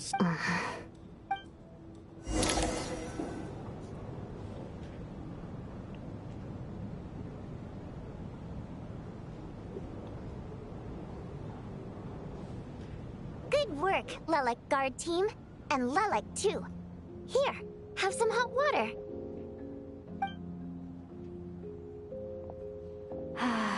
Turns out Valeri knew about my exploits, so now I've been told I have to guard Lelik with him.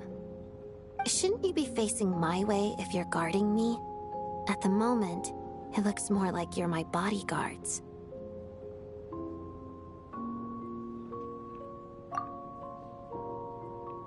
If the true culprit is indeed still at large, as you have claimed, we must keep our guard up against them also.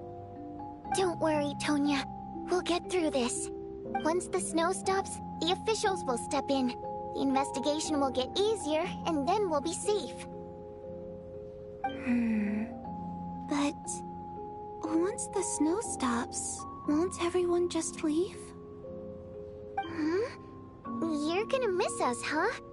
Well, some of us work at the theater, so we'll still be here. I'll even give you a special backstage pass. Really, Miss Vodyanitsa? That's awesome! You've made a fan for life. Aw, you're so cute, Tonya. All right, let's swear to it. I promise to give you the pass, and you promise to never change your mind about being my fan. Promise. Don't indulge her, Tonya. You don't have to swear an oath over things like that. You really do get carried away sometimes, don't you, Miss Vodyanitsa? Hey! Mind your own business!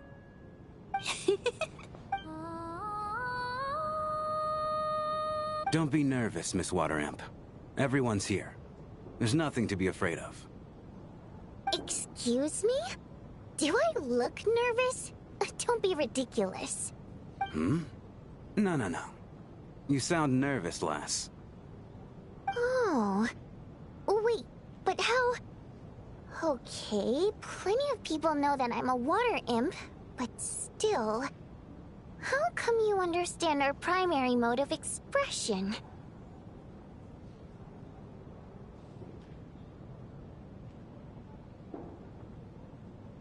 Primary mode of expression. I've not come across that concept before.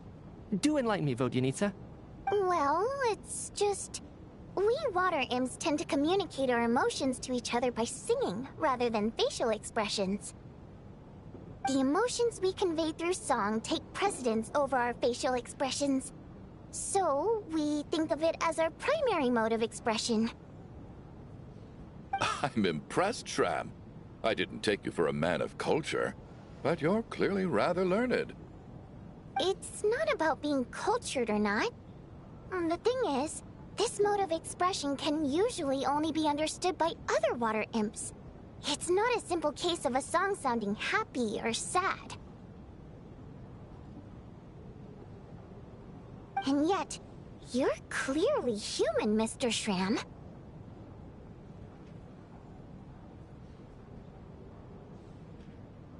It's really not the big deal you're making it out to be. I think I just have a knack for it. Plus, I have a... very close friend who's a water imp. A delightful lady. But keep that a secret.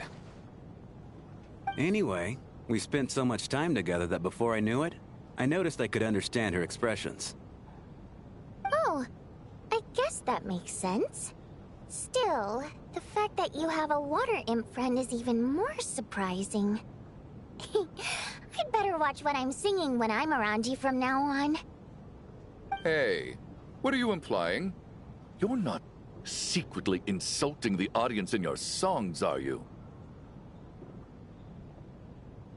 Heavens! Why would I do a thing like that? It's getting late. We should discuss our sleeping arrangements for tonight. To guard against the killer, someone needs to keep watch. I suggest that we don't sleep in separate quarters tonight. It will be safer if we all stay together. As long as someone keeps an eye on Lelik, I'm quite sure we won't have any trouble. Are you saying that you wish to bet your life on Miss Odette being the killer? Nonsense. Of course not. Then I propose the following arrangement for tonight. The Traveler, Odette, and I will form the Night Watch. We'll sleep in shifts, but 2 of us must be awake at any given time.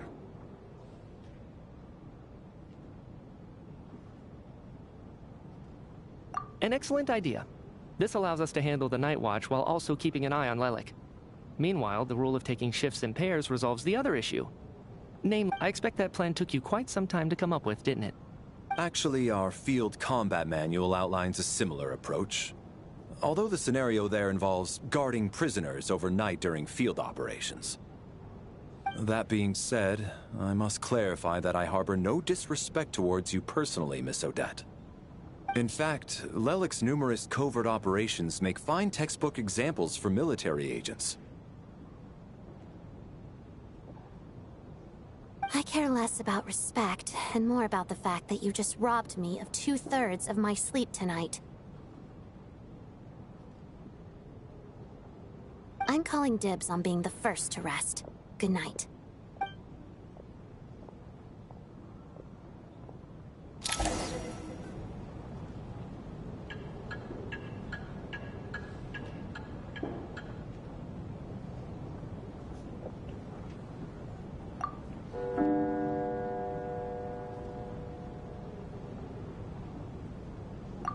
It's almost time.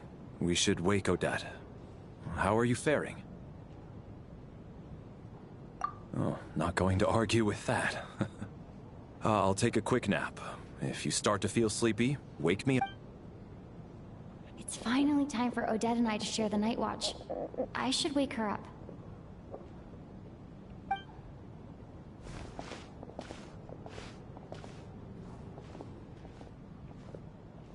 I came here to get information from her in the first place. Maybe I should think about what questions I want to ask before she wakes up.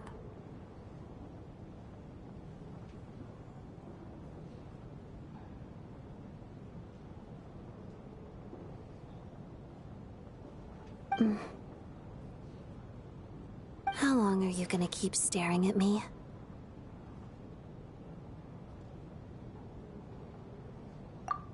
Couldn't sleep. My mind's been running haywire. Plus, there's something I've been meaning to talk to you about.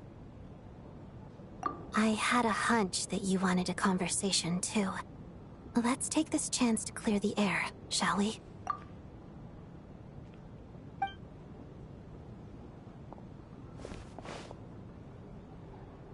I just had a simple question for you, really. It's, Rosaline. In her final moments, did she have any last words or anything?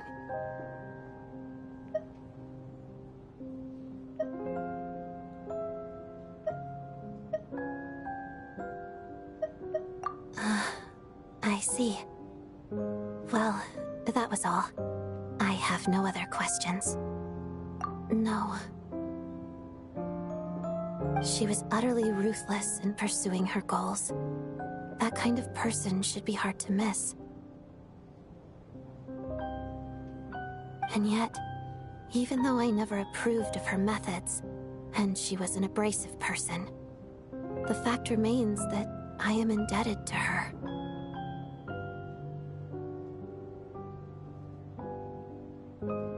Oh, she told you. I guess that makes sense. I think she and Rosaline were on pretty good terms. Yes. Rosaline wasn't the kind to gossip about this sort of thing.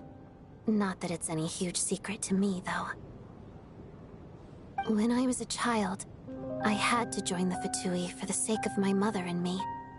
I trained under Rosaline. It was extremely grueling, and it didn't exactly come naturally to me. All I could do was try to ignore the biting cold and practice, practice, practice. I was a newcomer who'd managed to make a good first impression on a harbinger. There was pressure to live up to her expectations, to be worthy of the fair lady's reputation. Every day was a struggle against the cold, pain, and fatigue. And most nights, I struggled to fall asleep. After enduring all that, I've become almost immune to the sensation of pain. I suppose that was the cost of survival. Surely, any child who had to experience that would grow to hate her lot in life, don't you think? So, I put an equal amount of effort into my ballet. Because in my young mind, that was the only way to defy my fate. It was my way of telling her, the Fatui's demands and your expectations of me are not what I wish for. One day, I will leave. I think she probably blamed my poor performance in training on my passion for ballet. She knew my heart wasn't in it. One time, when I was secretly practicing a dance at night, she suddenly showed up. I knew she was there to catch me red-handed. I told her, you don't deserve to watch the dance I learned from my mother.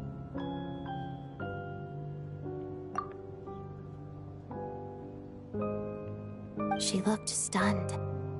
I guess she was surprised that I lashed out first, before she had the chance. But strangely enough, on that occasion, she wasn't fierce with me like she was during training. Instead, she fell silent for a moment. After that, she never interfered with my dancing or asked me how it was going. She never came to watch me dance again either. Not even once. She was. But even now, whenever I take out this core Ignis, I can't help but think of that night. of the look on her face.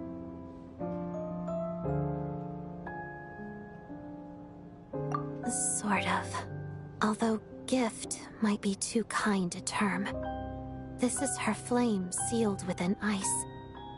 A symbol of her favor, yes, but also her way of keeping an eye on people.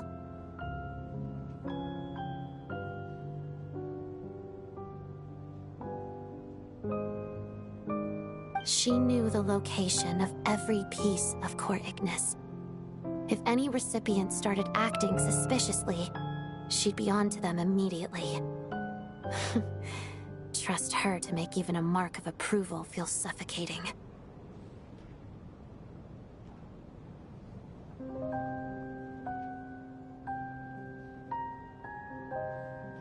So, when news of Rosaline's death reached Snezhnaya, many people immediately crushed their Core Ignis. It gave them a profound sense of relief, like they'd broken free from her shackles.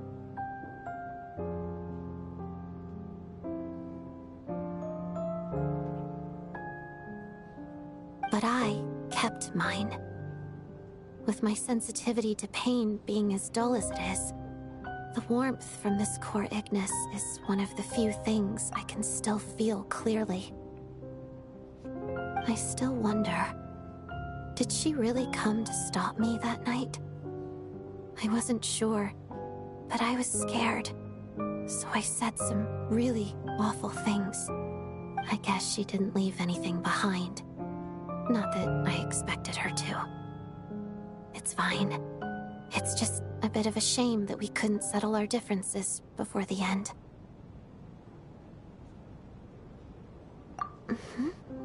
She did. Are you sure she was talking about this event?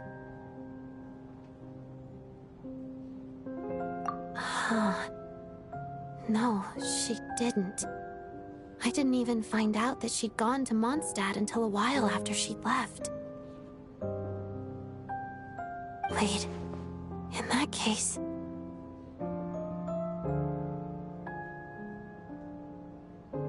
Okay, I will. Thanks for letting me know. There's something I'm trying to figure out. I'm beginning to suspect that Paimon's mystery illness is being caused by the energy research behind Project Stuja.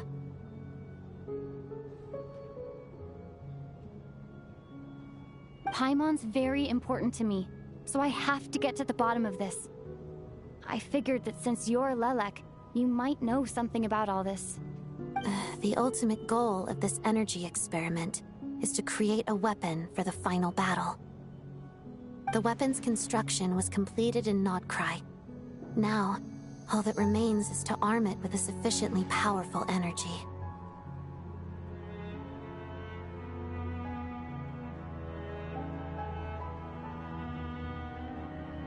Yes. The weapon's development and all the related experiments are overseen by Lord Piero, the Jester, and the lab is located deep within the Armory Palace. I'm not sure why this experiment would be making Paimon feel unwell, though. The best way to get to the bottom of it would be to go there in person. Once we get out of here, I'll help you apply for an entry permit.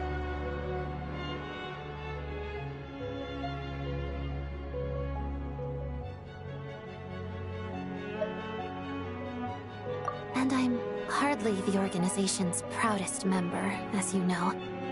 You answered my question about Rosalie. I want to do you a favor in return.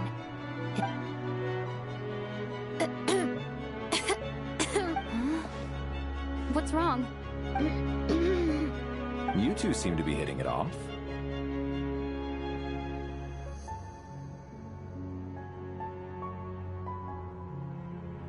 I thought you were sleeping. Of course I was. In the military, one learns to fall asleep quickly, even in the most inhospitable environments. It's vital to staying alert and energized. Why? Even if he was awake, he can't have overheard us, right? Well, thank you both for keeping watch. Traveler, I'll take over for now. It's your turn to get some sleep. Sure.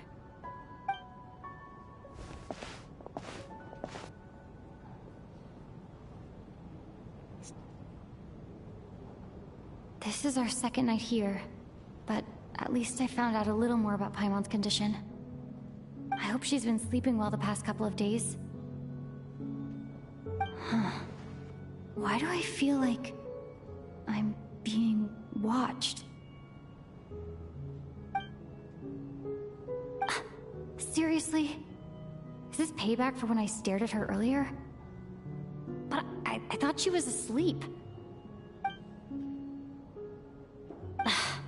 Never mind. I'd better try and get some sleep myself.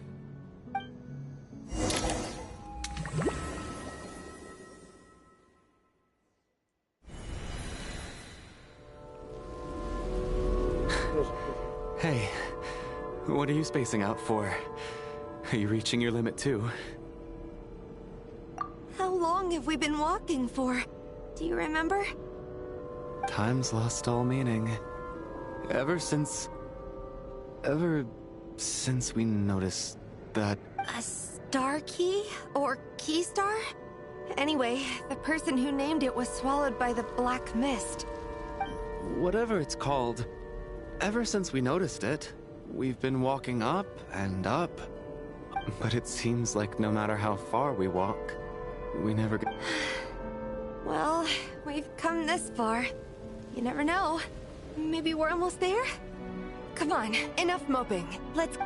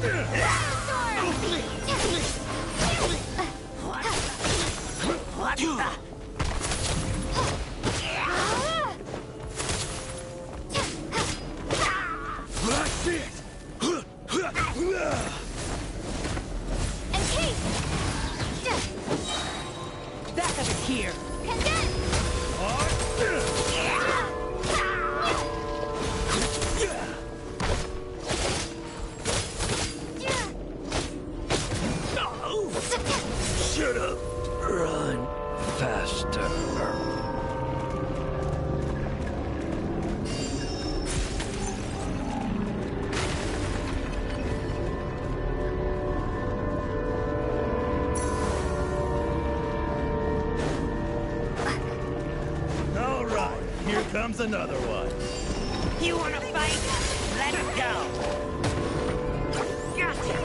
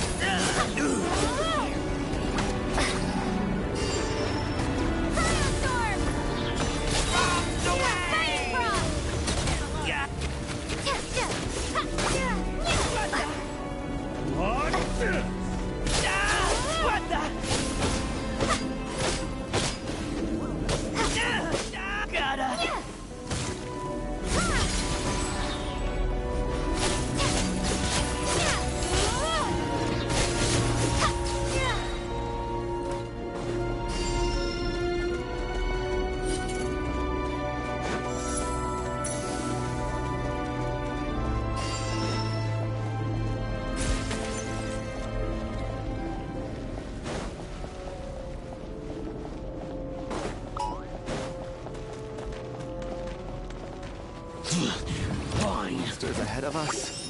The black mist behind us. It feels like there's no escape.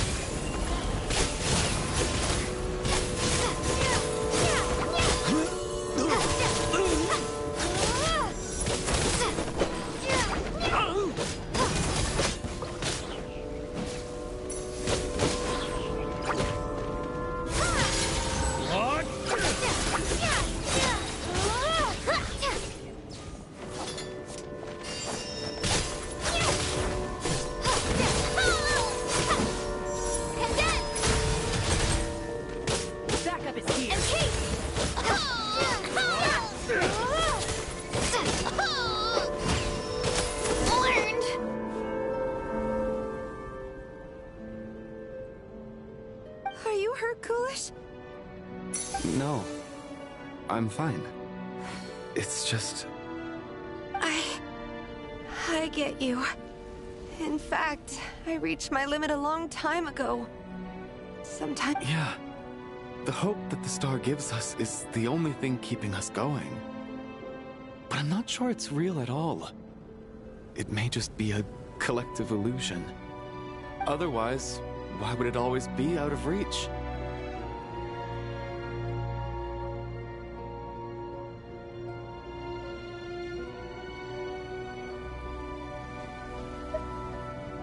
We know you mean well, but you're only saying that to try and encourage us to keep going, aren't you? Thank you, friend. But enough is enough. Please don't give me any more false hope. Hope is poison in this place. You're going to continue, aren't you? I admire that. I've given up, but I wish you the best. May there come a day that you catch up to the star and leave this godforsaken place.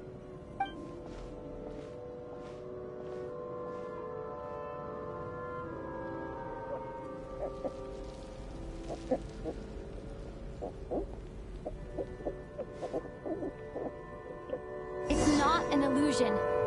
We really are getting closer to the star.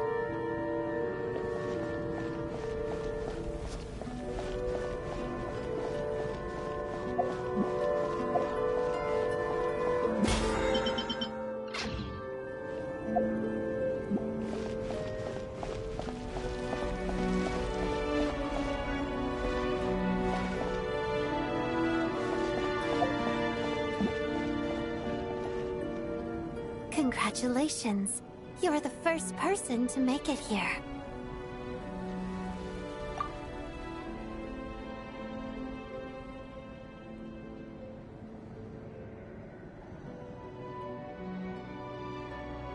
I'm the star's envoy. The black mist has stopped rising. Its hunger is satisfied for now, having devoured your two companions. This is a good opportunity. I'll let you get some rest before we continue.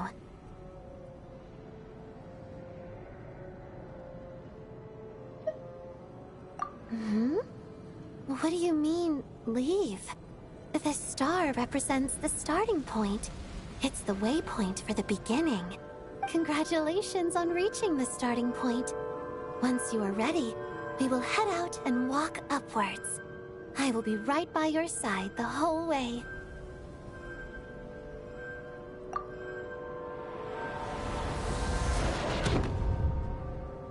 Huh? What's wrong? Hey, don't give up before the journey's even begun.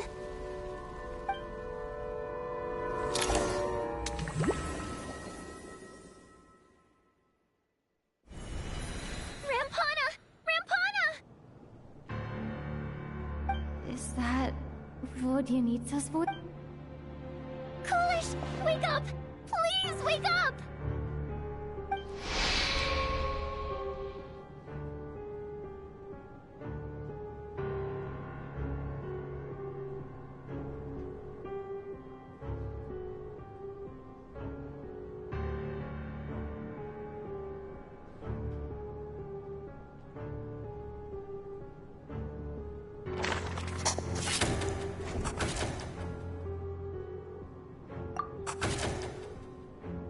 The situation is identical to that of the two casualties yesterday.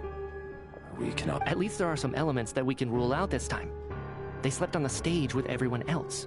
So I suppose the surrounding environment can't be a relevant variable. Rampana. Coolish. Weren't some of us keeping watch last night? 3 of us, in fact. How could you not notice something was wrong? I'm as confused as you are. Certainly nothing unusual happened on my watch. Likewise, and from what I've observed so far, both Miss Odette and the Traveler can be trusted.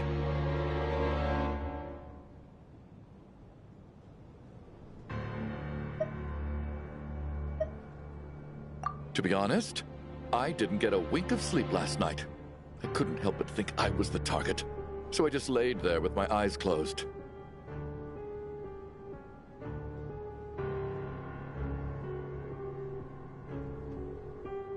I heard the Traveler and Lelik chatting, but otherwise I don't recall hearing any commotion during the night. Me too. I didn't want to wake everyone up, so I was concentrating hard, trying not to cough. I hardly slept at all. But then, what could possibly be causing this? Once was bad enough. I can't believe it happened again. I worked closely with Rampana and Coolish for so long. I never imagined that one day they'd... And on the stage of all places... Florianitsa. 4 victims in just 2 days, and we still don't have a single lead. I need to get to the bottom of this as soon as possible. And above all, keep Tonya safe. I'd never be able to look Child in the eye again otherwise. Still snowing? Yes, I just checked. Still no sign of anyone outside either. So we only have ourselves to rely on. If you ask me, this killer can clearly strike whenever they please. The Night Watch was a useless endeavor from the start. Lelik must be an expert in poisoning. Clearly she used some poison that can't be detected on the corpse. Here we go again. Listen, I was already thinking to myself last night, was Lelik's reason for revealing her identity the real story? Well, now I have my answer. It most certainly was not. She's been playing us for fools. You get off on this, don't you? Revealing your identity, only to carry on with your killing spree?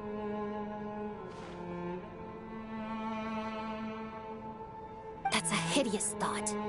One that only a hideous mind like yours could dream up. How dare you!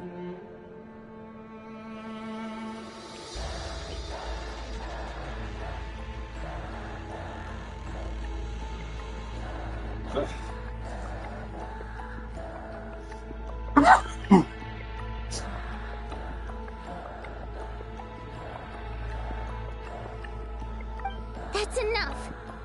Yesterday, you named Lelik as a suspect because the victims were both wealthy merchants. Lelik, but today's victims were just ordinary people. Not to mention that they were colleagues of Odette and mine. What reason would she have to murder them? Let me guess. Just to scare you? Who knows? Maybe you don't know her as well as you think. I implore you all to ask yourselves, how many people are there really in this world that have what it takes to kill an... Lelik is well known to be a ruthless operator, and now she has revealed her identity. How could it be any more obvious? Everything you've said so far is still just conjecture, which doesn't constitute a concrete lead. You need to back up your claims with some evidence. How can you defend her, officer? What did she say to you while you were on Night Watch? Maybe I shouldn't be so surprised. You military types are always colluding with criminals to target the rich. All so you can get your grubby paws on our hard-earned fortunes, then tell us to fall in line. The Fatui, the Druzhna, and the Rokot. Thugs, the lot of you. Don't you dare!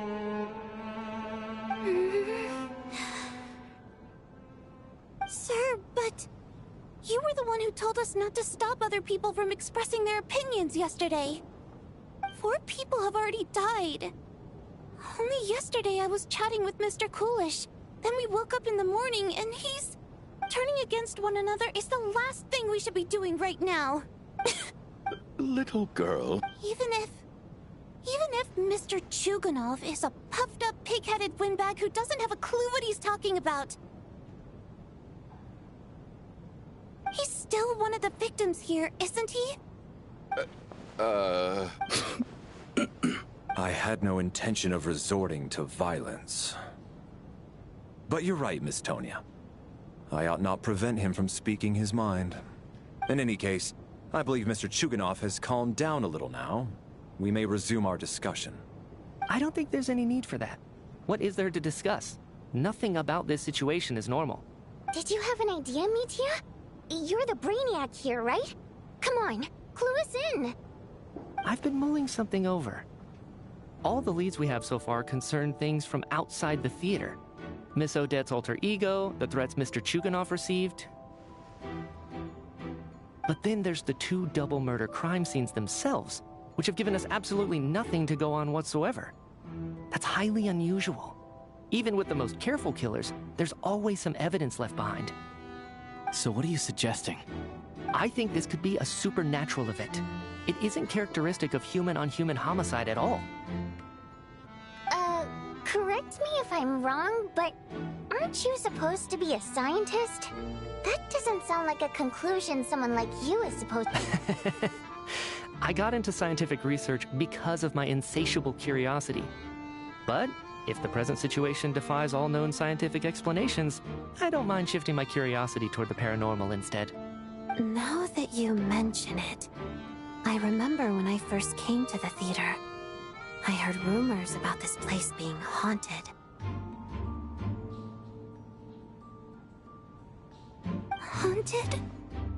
Yeah, I think I heard the same thing. But I mean, they're only rumors, right? Well, this has taken an unexpected turn. A haunted theater? If Paimon were here, she'd probably be hiding behind me in fear right now. Why don't we take this opportunity to look for clues again with a more open mind? Maybe a different perspective will help us see something different. Very well. Whether it's criminals or ghosts we're looking for, the same rules apply. Everyone needs to tread carefully. I'll move the bodies into the same room for now.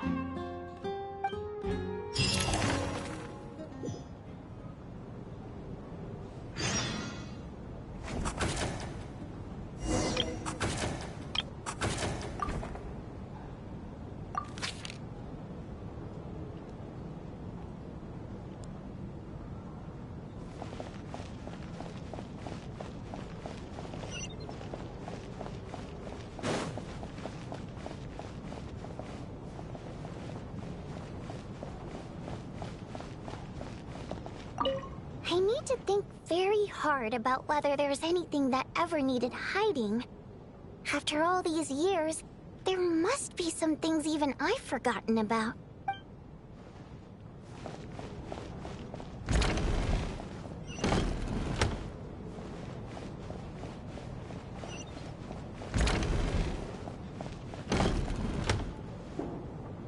Valeri, come take a look at this. You too, Traveler. Some sort of notebook. It's the on-duty logbook for the theater. Kulish was the main person to use it. He mostly used it to record any unusual incidents during a show, audience numbers, exit times, and so on. Yes, he'd always have this logbook with him when he checked tickets at the entrance. This should confirm a lot of key details about the recent show. So, find anything unusual? Yes. The number of people. I've checked and double-checked, but the numbers just don't match what's recorded in the... Apparently, we have an extra person among us. Are we certain that logbook is accurate? Could someone have sneaked in without buying a ticket or something? Unlikely. Kulish took his duties very seriously. I've rarely seen any errors, and not to mention that this was a dress rehearsal, meaning smaller audience numbers and tighter ticket restrictions than usual. Everything would have been well within his control. We no longer have our tickets with us, do we? They got collected on entry. I assume there's no way we can check them again. Unfortunately not. The theater recycles tickets. Once people are in the door, they don't tend to leave until the show ends, so we collect the tickets at the point of entry.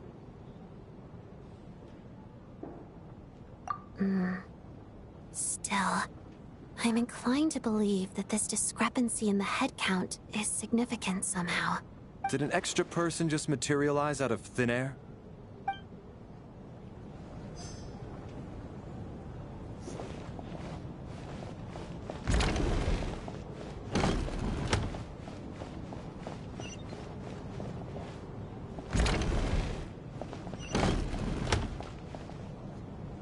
Sonia?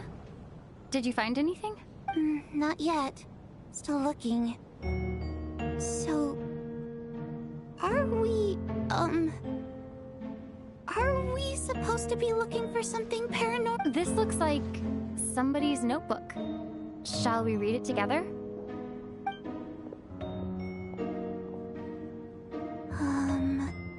Well, it doesn't look scary or anything. So I guess it should be fine. Alright, let's read it.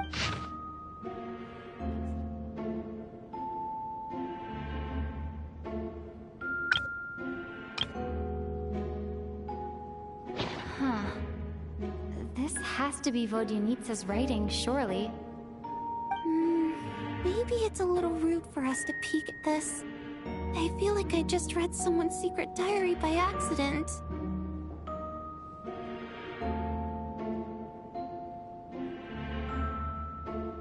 It sounds like she's writing this for her parents, right?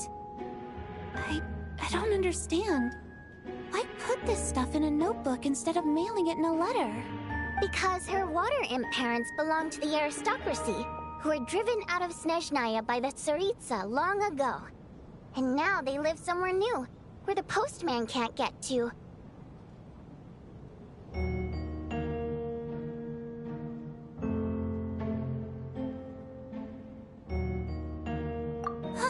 We're sorry. It's fine. My fault for not storing it properly. I can't leave things lying around and expect them to get ignored when everyone's scouring the place for clues. All right, give me my notebook back. I'll take over the investigation in this room.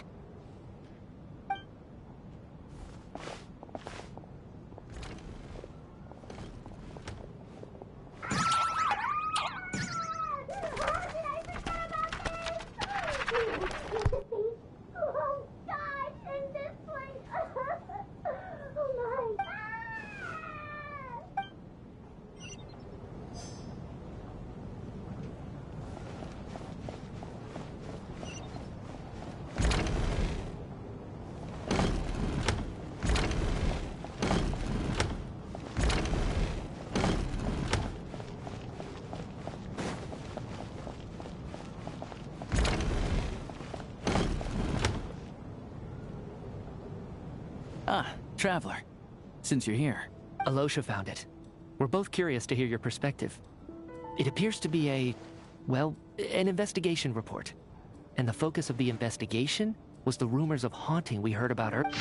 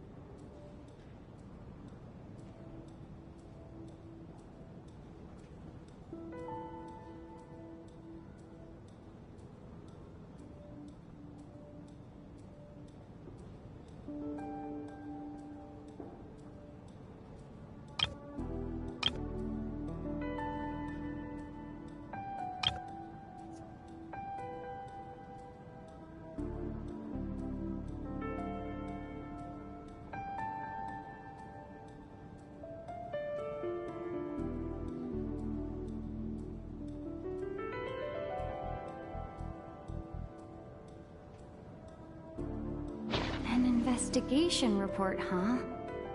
Looks quite old. Huh. This person's name looks to be of Sumeru origin to me. The theater manager must have hired an investigator once specifically to look into this issue. But it doesn't look like anyone ever looked at the report. Presumably, the manager wanted to know if the supposed haunting was dangerous, while also being fearful of word getting out in case it affected the theater's business. Anyway, the bottom line is, the haunting is actually real after all. It's caused by an obstruction in the ley lines. Is there any chance this is the key to finally making some progress with the Ley line problems are pretty unexceptional to me by this point. And while it certainly offers an explanation for the ghosts, it's hard to imagine what connection it could have to these two murder cases. Some of the language that appears at the very end of the report caught my eye. Angel civilization, ley line renovation? My area of research doesn't touch on any of that, so it's completely outside of my wheelhouse. Huh?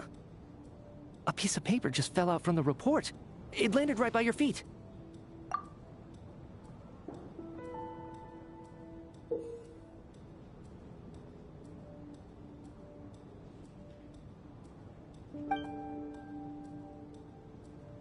How unnerving. It was tucked inside the report, so it must be a note left by the author. Death is near. Is that supposed to be what's going on here? With us in the theater? But if so, how did the author foresee it? Could he predict the future somehow? Maybe things are more complicated than we thought. No, wait a second. If we take the report and the note at face value, they completely contradict one another. The report definitively concludes that the hauntings in the theater are harmless and cannot affect the real world. But the note seems to be warning of potential danger.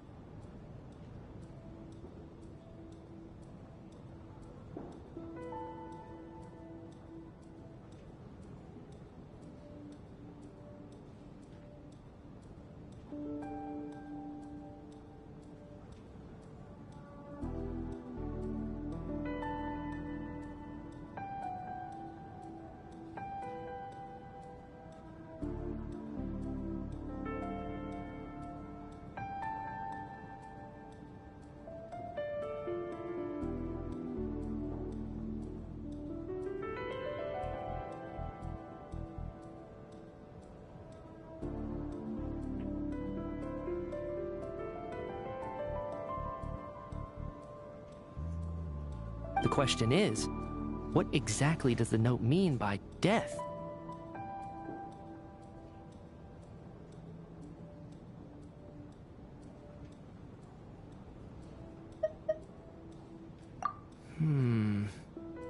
The various ways we could interpret this keyword lead in completely different directions. Let's pause our analysis here for now. I think we need more information.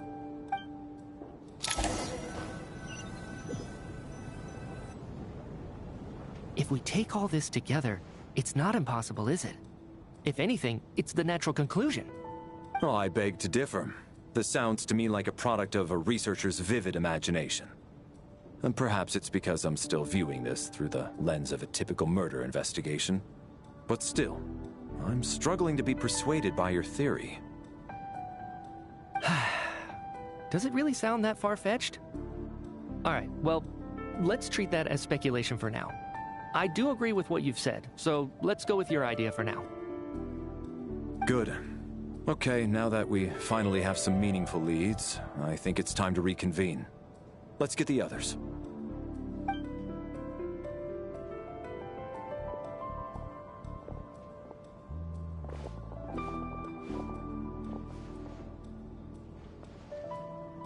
So, that's about everything we've discovered so far. I'll share my theory first. Based on what we've learned from the logbook, I believe the extra person among us is most likely the killer. If the killer had simply bought a ticket, it would have greatly increased the risk of their identity being exposed.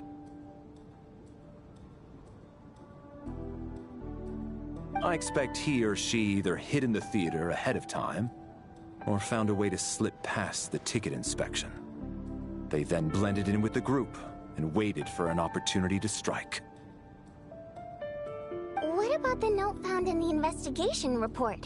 Any thoughts on how that fits in? The killer may have simply planted it there as some sort of sick joke. I've seen my fair share of psychopathic killers. They love playing cryptic mind games.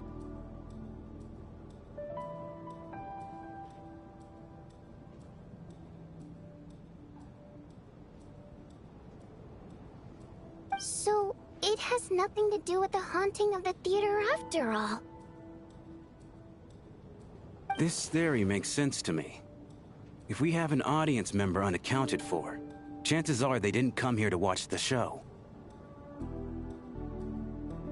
Could it really be that simple? So, in other words, all we have to do is find out who got in here without a ticket, and all our problems will be solved? Then let me make one thing clear. All the theater staff should be well aware that I came here for the rehearsal legitimately, yes? There's no way I'm the one who didn't have a ticket. It's true. I hear you used every trick in the book to get a hold of that ticket, too. Everything short of throwing a temper tantrum and rolling around on the floor at the entrance. I most certainly did not degrade myself in such a way. Probably a stupid question, but I might as well ask. Did anyone here get in without having their ticket checked?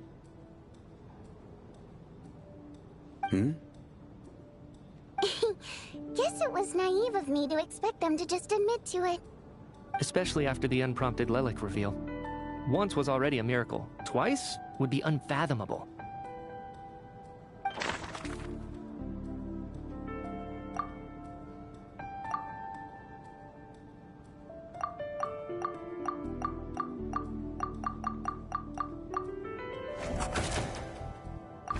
We have to catch this extra person, even if only for the victim's sake.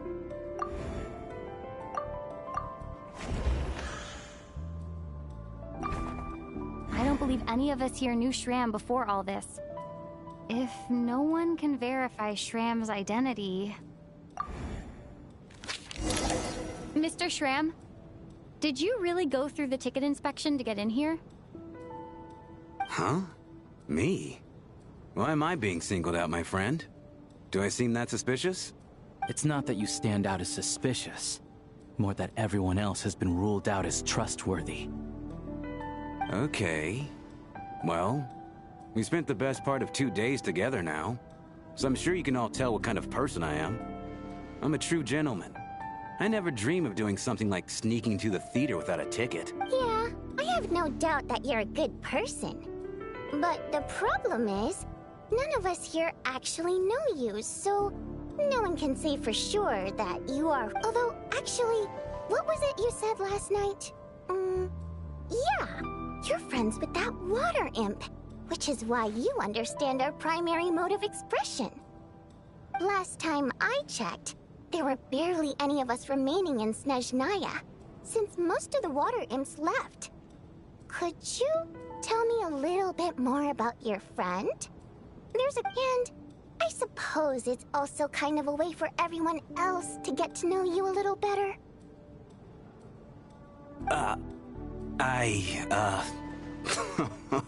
Good grief. Are you blushing? Pull yourself together, man. Stop giggling like a teenage boy. It's revolting. Hey, revolting is a little strong. All right, fine. I'll admit it. That water imp friend of mine, the truth is, we're dating. I was just a bodyguard hired by our family. But the stars must have aligned, because sparks began to fly between me and their daughter. Never in my wildest dreams did I think I'd get so lucky. We don't need details. Just get to the point. Okay. I'm just a little hesitant to reveal her name, that's all. You know how it is. These are delicate times. Even with me to protect her. If word gets out that she's dating a human, both the Fae and human factions will give her a hard time.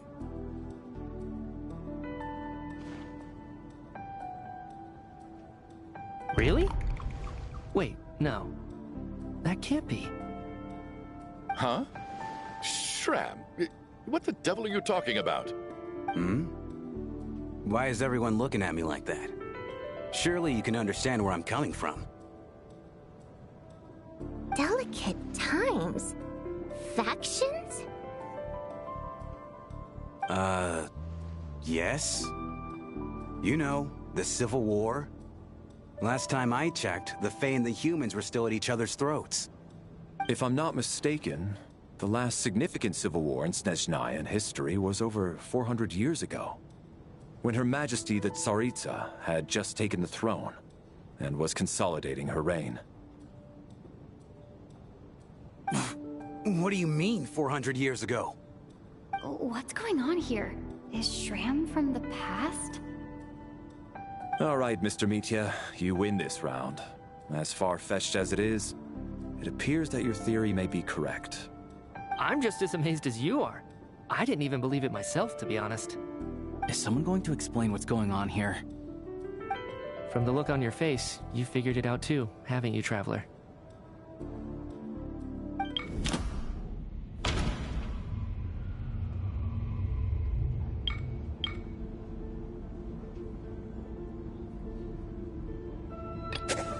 That seems to be the case. Shram's the extra person, but there's no way of learning his identity from...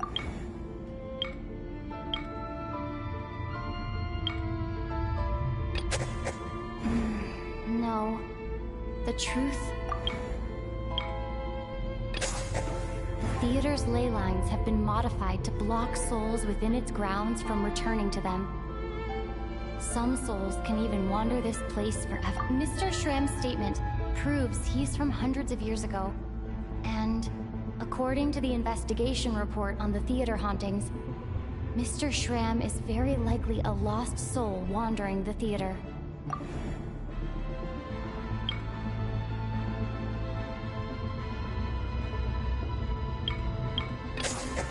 For some unknown reason, the soul that has been wandering the theater due to the ley line issues has joined our group and blended in.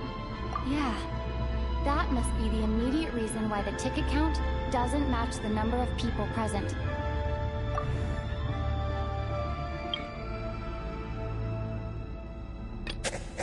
The death of those victims is an irrefutable fact.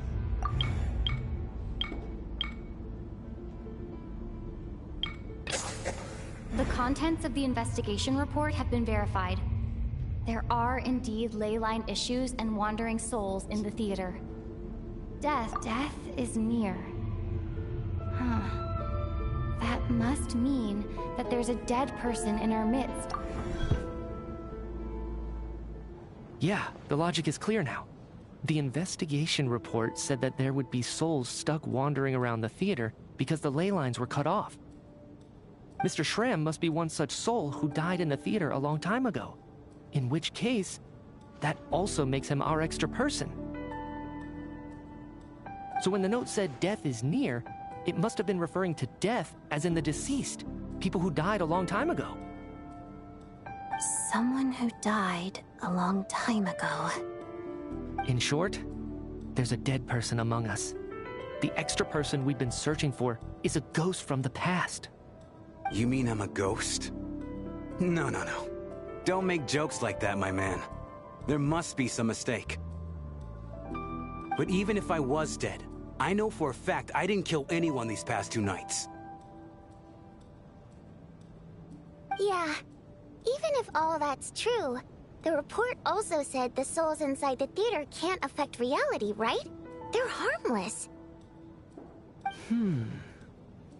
Then what if the problem isn't the souls at all, but the ley lines themselves? The ley lines have a powerful ability to attract and devour souls. Let's say that the ley lines are like a black hole, constantly seeking to engulf souls. But the souls that don't want to return are trying to avoid being sucked in. Huh. Why does this analogy sound so familiar?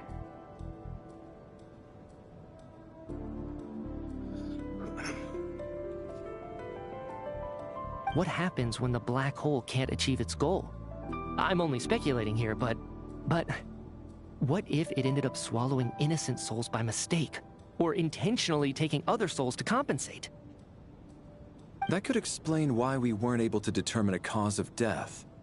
If you're right, and their souls were devoured by the ley lines, it does make some sense. It does seem to explain a lot of the things we couldn't make sense of. Does that mean it's true? Except there's no concrete evidence. Mitya is relying on a lot of logical leaps. Still, it seems like the best explanation we have under the circumstances. Alright, so how could Shram not know that he's dead? Seems a little unlikely that he hasn't noticed anything unusual even after several days interacting with us. On the contrary, it's perfectly normal for a soul to wander the theater for centuries without questioning their existence or reason for being there. It's simply what's natural for them.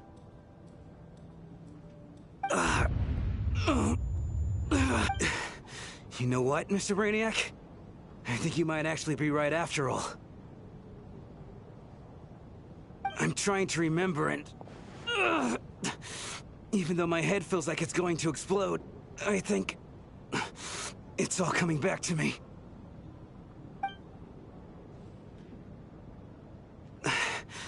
I was the one who didn't want to remember my own death, so I forced myself to forget. Well, I'm sure those are painful memories. My lady and I snuck out to go on a date one day. We bought tickets for the theater. It wasn't really my thing, but I was just happy to be together.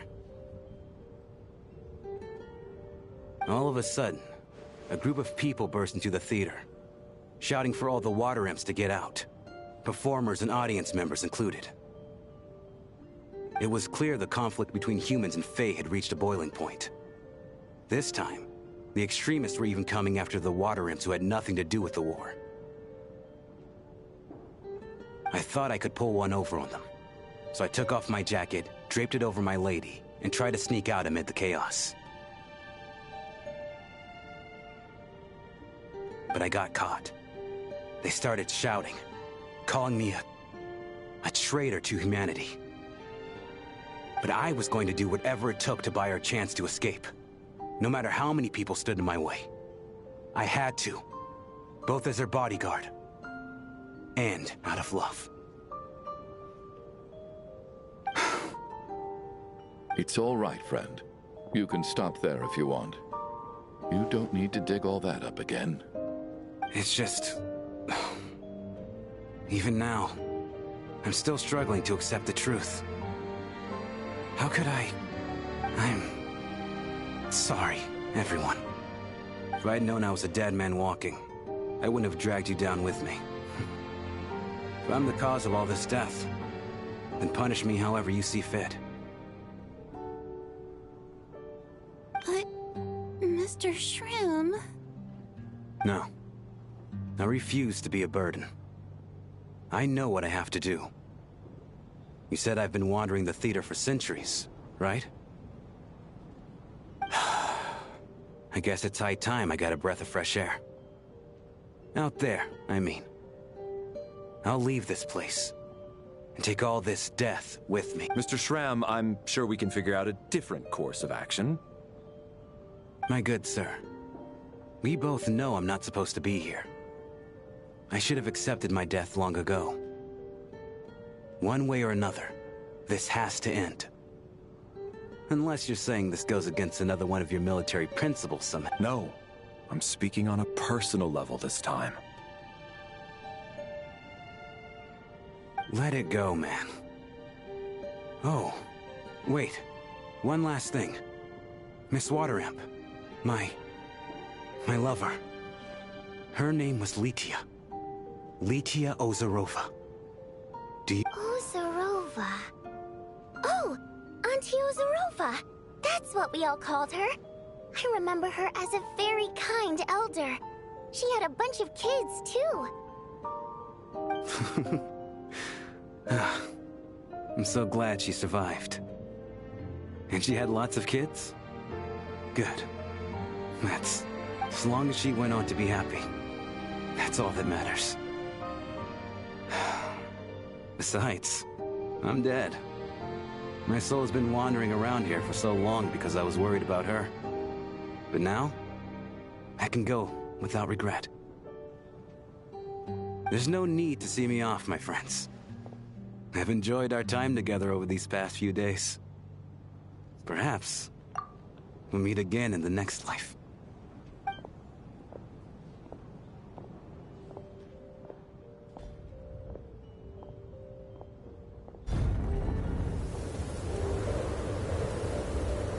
Take care, my man. I knew Mr. Shram was already dead, but I still feel so sad. Death is cruel, no matter how we might try to make sense of it. So, was the conflict between Fae and humans really that bad back then? I was only little, so I don't remember much. It's terrible to think that so many innocent people had their lives turned upside down. Even the historical records about that time period don't say much about it.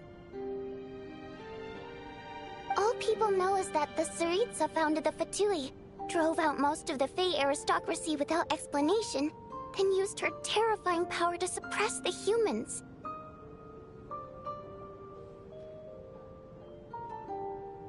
It seems to me like the Tsaritsa chose to make herself the enemy.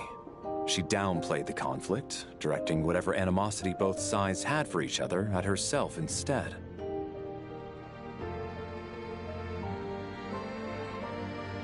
That's also why, despite how brutal the conflict was at the time, there hasn't been much lingering tension between humans and Fae since.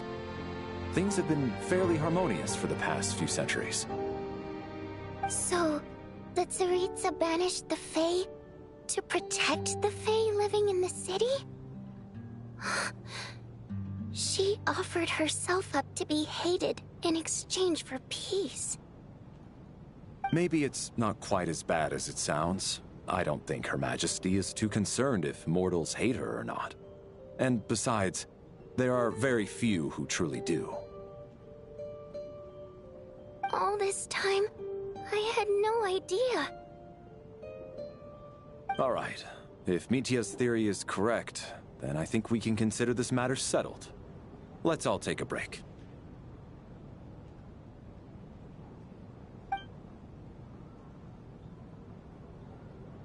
Ugh, if only this blasted storm wasn't still raging on.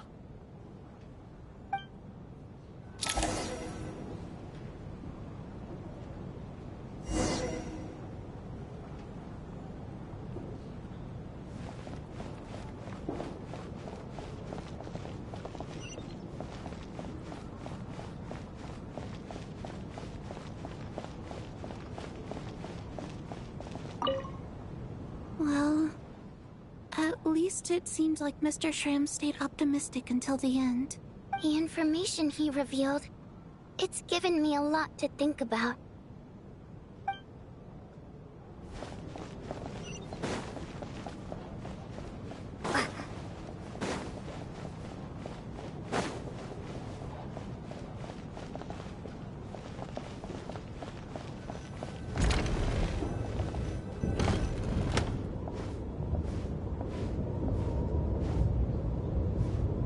Looks like now we can just rest until the snowstorm stops.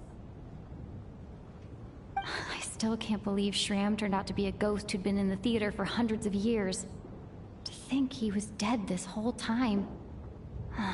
What a strange turn of events. Knock, knock. Hmm? Knock, knock. You know the door isn't closed, right? You don't have to knock. Think of it as a signal, then. When I'm entering someone else's room and I knock, I'm here as Odette. If I don't knock, it's Lelik.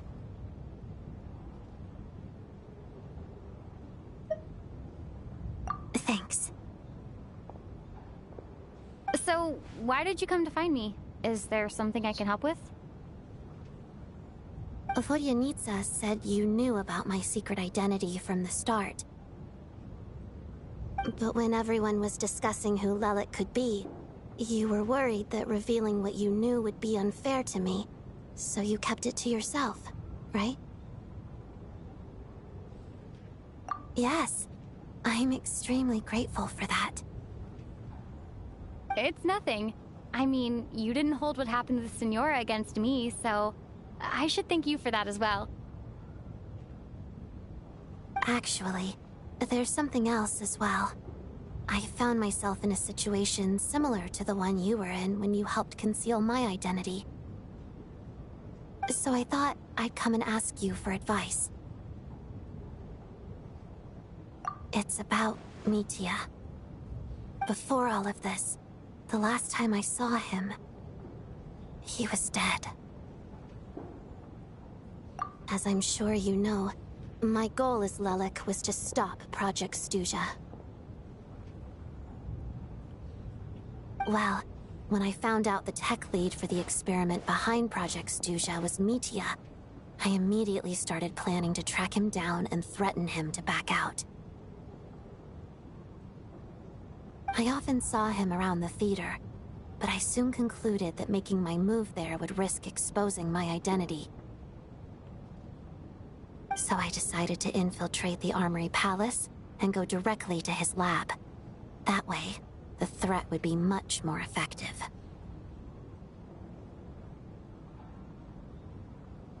Well, I suppose there was a bit of luck involved, but I am a Fatus, so I already had some familiarity with the building's layout. But when I finally made it to his lab, Mitya seemed to be dead. I checked his breathing and his pulse. He had no vital signs whatsoever. I'm certain of that. I thought maybe another anti-Project Stuja activist had beaten me to it, and chosen a much more brutal method, so I made myself scarce. That's why you were so on guard around Mitya that first night here. Yes. When I saw him sitting in the audience during the performance, I could barely contain the shock. To me, it was a miracle. Somehow, he'd come back from the dead. But then, the murders started happening and things got so complicated that it wasn't really at the front of my mind. That is, until Mitya himself said there must be a dead person among us. Then, I couldn't ignore it any longer. And yet, you thought that bringing it up right away would single Mitya out. Just like when everyone was suspecting Lelek. Exactly. I thought there could be something I was missing. Besides, we soon figured out that Mr. Schramm was a ghost. And we knew there was only one extra person. So we thought he had to be the one. But now it seems like there's another candidate. I understand why you kept it to yourself. There was so much information being thrown around during that discussion. Bringing up Mitya would have just introduced more confusion. So, what do you think we should do? Let me confirm one thing first. When was it that you found Mitya dead? Around a week ago. Sometime in the afternoon. A week ago? That's earlier than I thought. I saw him just a few days ago at a restaurant. That definitely would have been after you found him dead. He seemed completely normal to me.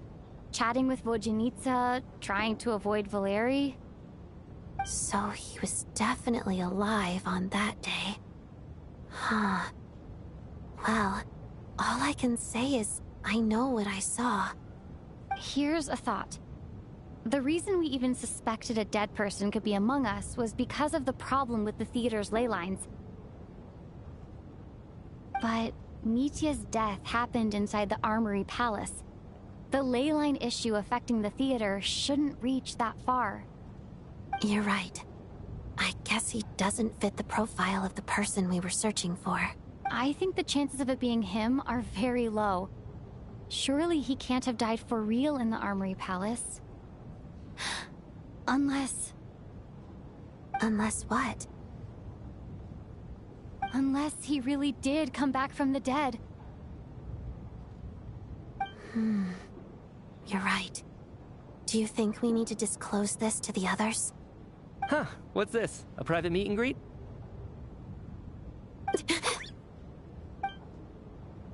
Where do I line up? That's not what's going on here. Well, I was just making the rounds. Thought I'd try to lighten the mood a bit. Vodjanitsa's handing out food if you're hungry.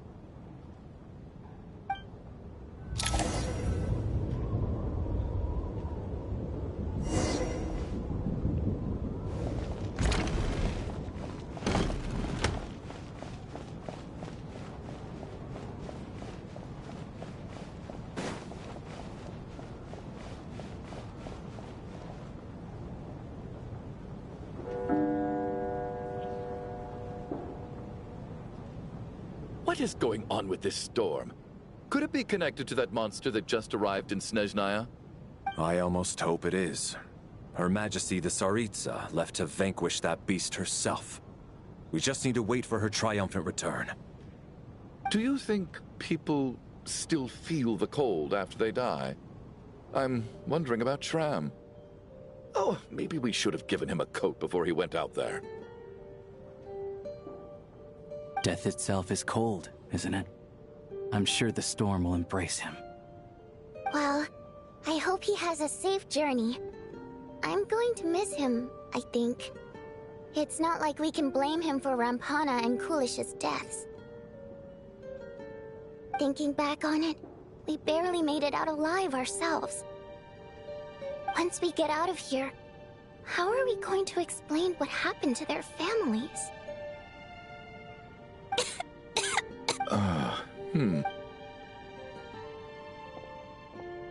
Are you okay? Here, take this. I've never used it. Look who's Mr. Nice Guy all of a sudden. Is it because Tonya stood up for you this morning? At least you know how to return a favor. Yeah, without Tonya, who knows how badly he would have been hurt. I told you already, I never intended to resort to violence. Duh, bunch of rascals. Little girl?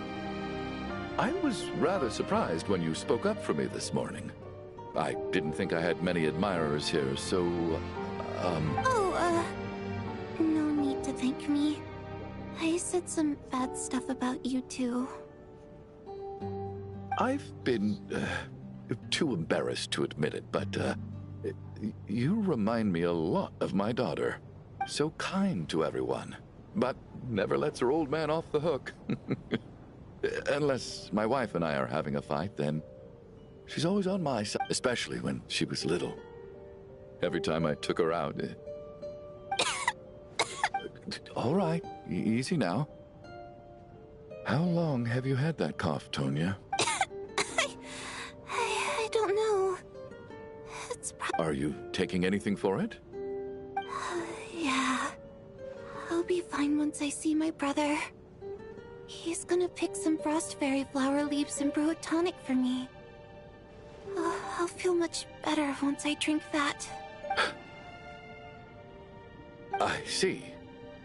That's good to... We should probably discuss arrangements for tonight. Now that the deceased has left our midst, there shouldn't be any more incidents. However, out of an abundance of caution, I'll keep watch. Shouldn't we take shifts? I can take one if needed. No need.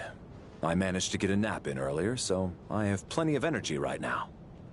After all the tension of the past few days, everyone else should just focus on getting a good night's sleep.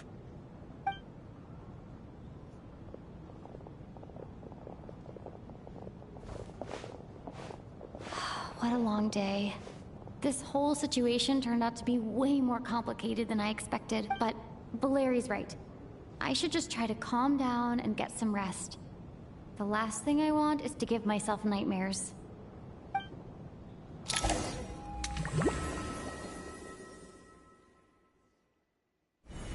She's awake. She's awake! Get over here, you big lug, and take a look! If you must call me something, call me Mr. Door. The Black Mist is coming. You need to go.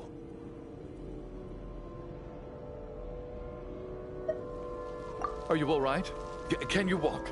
We just got attacked by monsters on our way up. That Mr. Door fellow protected us. He just seemed to come out of nowhere. Not much of a talker, but when it comes to taking down monsters, that man doesn't hold back.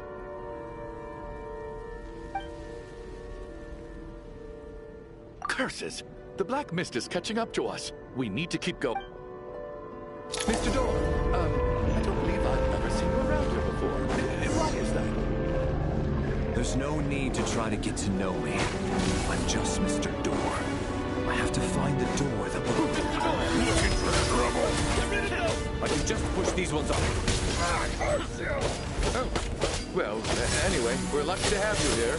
Thanks for saving us earlier. No need to thank me. This is where my door lies.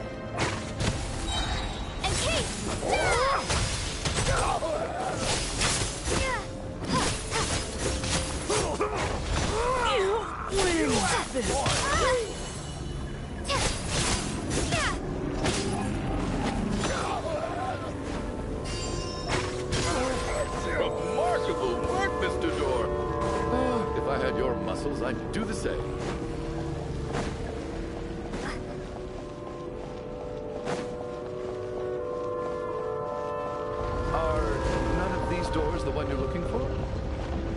No.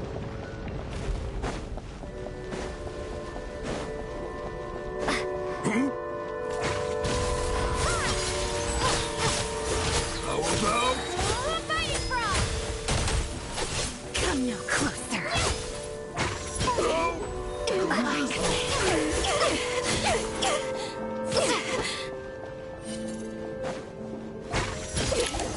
Impossible. I'm so exhausted. And the black mist... Wait, look! There's more monsters down there. Are they coming from within the black mist? No, no! They're gaining on us! Quick, keep going, or they'll be at our heels any second!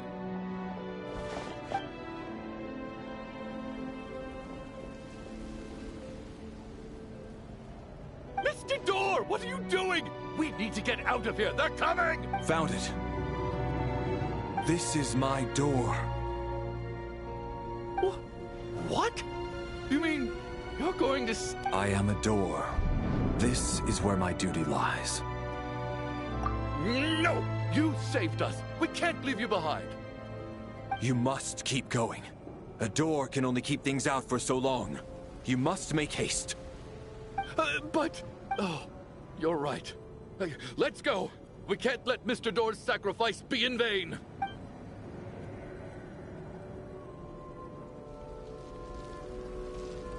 The black mist isn't moving anymore. Looks like both the monsters and Mr. Door are gone. I didn't just imagine all that, did I? Surely I wasn't so scared out of my mind that I hallucinated a door as a human being? Oh, okay, good. There's no way we both hallucinated the same thing. Getting sleepy? Well, looks like we're safe for now. Go ahead.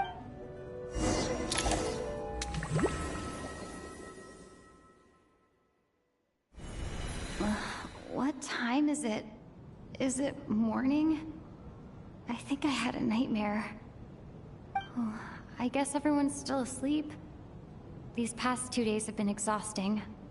Valeri's keeping watch though, so he's probably the only one awake. Valeri?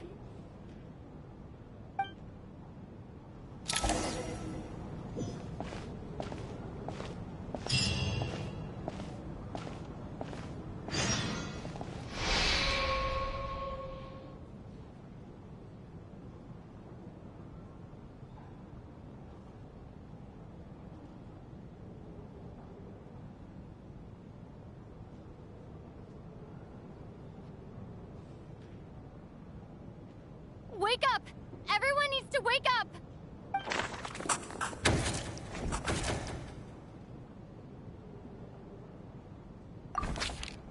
Just like the last 2 nights. No clear cause of death. I've been a real thorn in your side, haven't I, Mr. Valeri? Now you can rest in peace. But for me, life will be all the duller for not having to run away from you, my friend. How's Tonya? Is she okay? I just checked on her, and it doesn't seem like anything serious. She's just exhausted from the past couple of days, and she's still recovering from her illness. We should let her sleep a bit longer. That means Valeri was the only one who died last night. If Valeri was awake and keeping watch, it would have been impossible to kill him without waking everyone else up. That much is certain. This is so frustrating. Why has nothing changed since yesterday? I thought we already dealt with the dead person causing all this. Actually, one thing has changed. There's only one victim this time, not 2.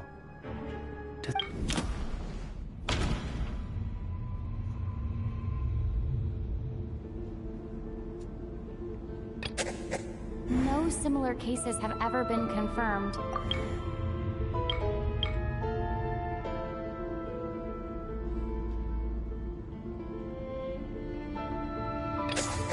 After the deceased Shram left, there was one less victim last night. It's a reasonable conclusion, considering the only variable that changed. Oh, the number of people who die each night is equivalent to the number of dead among us. That's your theory, right? Exactly. We identified Mr. Schramm, and the night after he left, the death toll dropped from 2 to 1.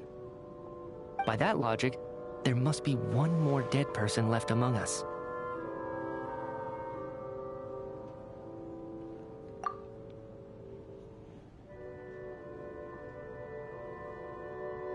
Another one? But there was only one person unaccounted for in the ticket checks, right? The head count should match up. Having an extra person was definitely a cause for alarm, but being one person short isn't nearly as unusual. Someone could have left in the middle of the show, or made it out before the storm hit. One more dead person among us. If Mitya's theory is right, then what Odette told me, it's just, at the time, we had no reason to think there was more than one dead person. If only we'd taken it more seriously as a possibility, maybe this could have been avoided. I'm sorry. This is my fault. I had information that could have been helpful, but I held back. I should have... I'm partly to blame as well. I was too quick to dismiss Odette's concerns. What is this about? What have you two been getting up to behind my... Sounds like there's some big news you've been keeping from the rest of us. Well, we're all ears.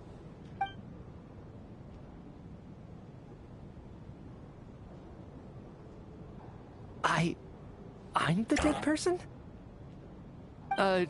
Wow, that's certainly news to me. Odette and I talked about it yesterday, but we thought it just wasn't possible, so we left it at that. Yeah, I don't blame you. If I'd been there, I probably would have reached the same conclusion. It just sounds too unbelievable. Let me just try and verify this. I just scoured my memories, trying to think back to the afternoon Miss Odette mentioned. But I honestly have no recollection of dying. That's where I'm different than Mr. Schramm. Having seen Mr. Mitya a few days ago myself, I also find it hard to believe he could be the other... Well, if it isn't Mitya, then who? Do we vote on it? If you don't mind me asking, Traveler, I believe you mentioned that you know Tonya's brother. Had you ever met her before all this?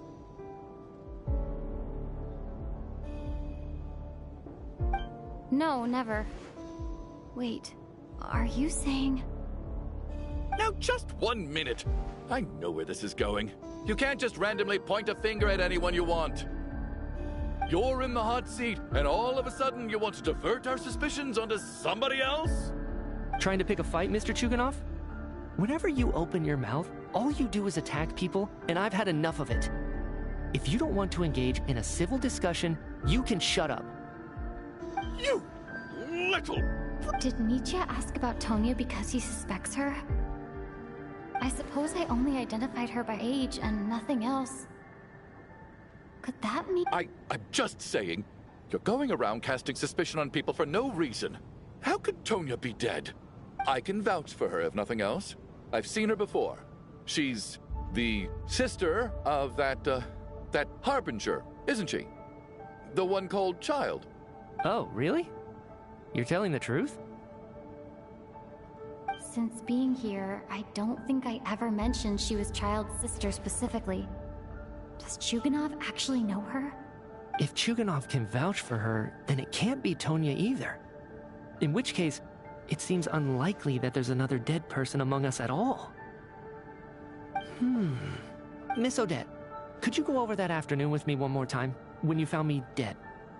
No problem.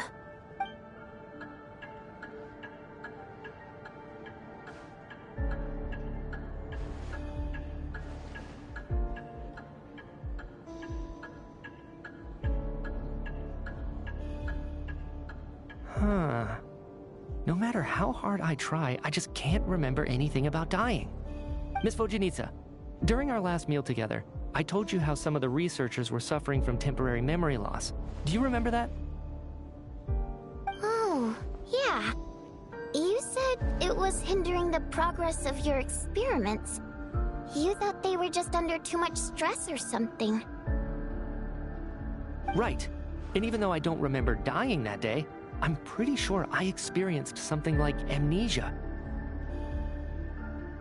Some of my memories from that afternoon are missing. Are you suggesting you're missing the memory of your... Of course. How am I only just realizing this? Humans aren't necessarily aware of their own death. You mean being silently assassinated, or dying in your sleep? Situations like that? The researcher's amnesia. Suddenly it all makes sense. I must thank you, Odette. I think your perspective just helped me reach a breakthrough on a series of issues that have been troubling me for quite some time. All right. It's decided then. Oh, leave? Hey, wait a minute. Aren't you rushing into this? What if you're wrong? You'll pay with your life. Come on, kid. Aren't you gonna fight for your life? This seems like a rash decision. I have other reasons beyond what's been discussed. In fact, thinking back, I remember during Miss Odette's performance, while I was sitting in the audience stalls, a brilliant new idea for my research popped into my mind. But then, my train of thought suddenly cut off. I can't remember it now at all, and I didn't take any notes. I guess that must be another instance of temporary amnesia. No. Hold on. I see where you're going with this. You're suggesting that each instance of temporary amnesia is a death, right? There's a glaringly obvious flaw in that idea, no? How can one person die so many times? I believe Miss Odette's account. During the period where my memory is blank, I must have been either dead or in a similar state.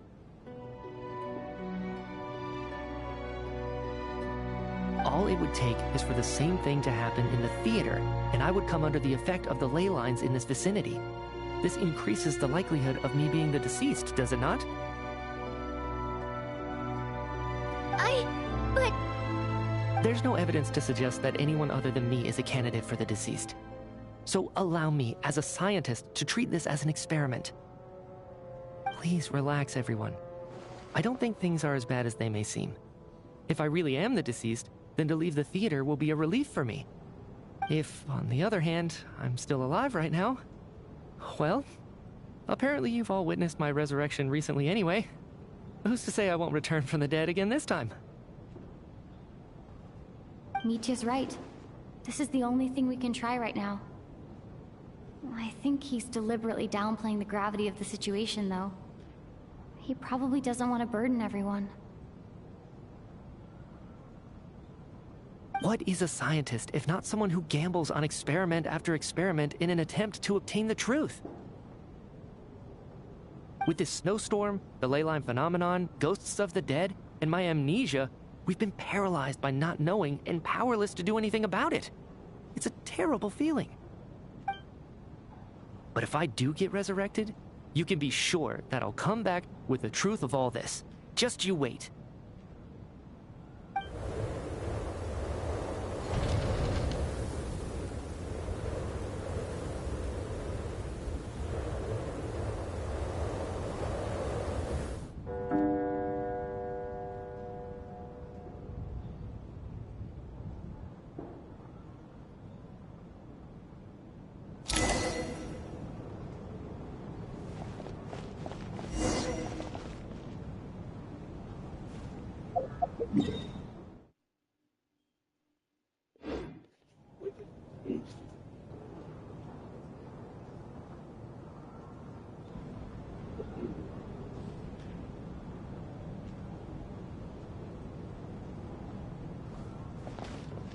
Yeah.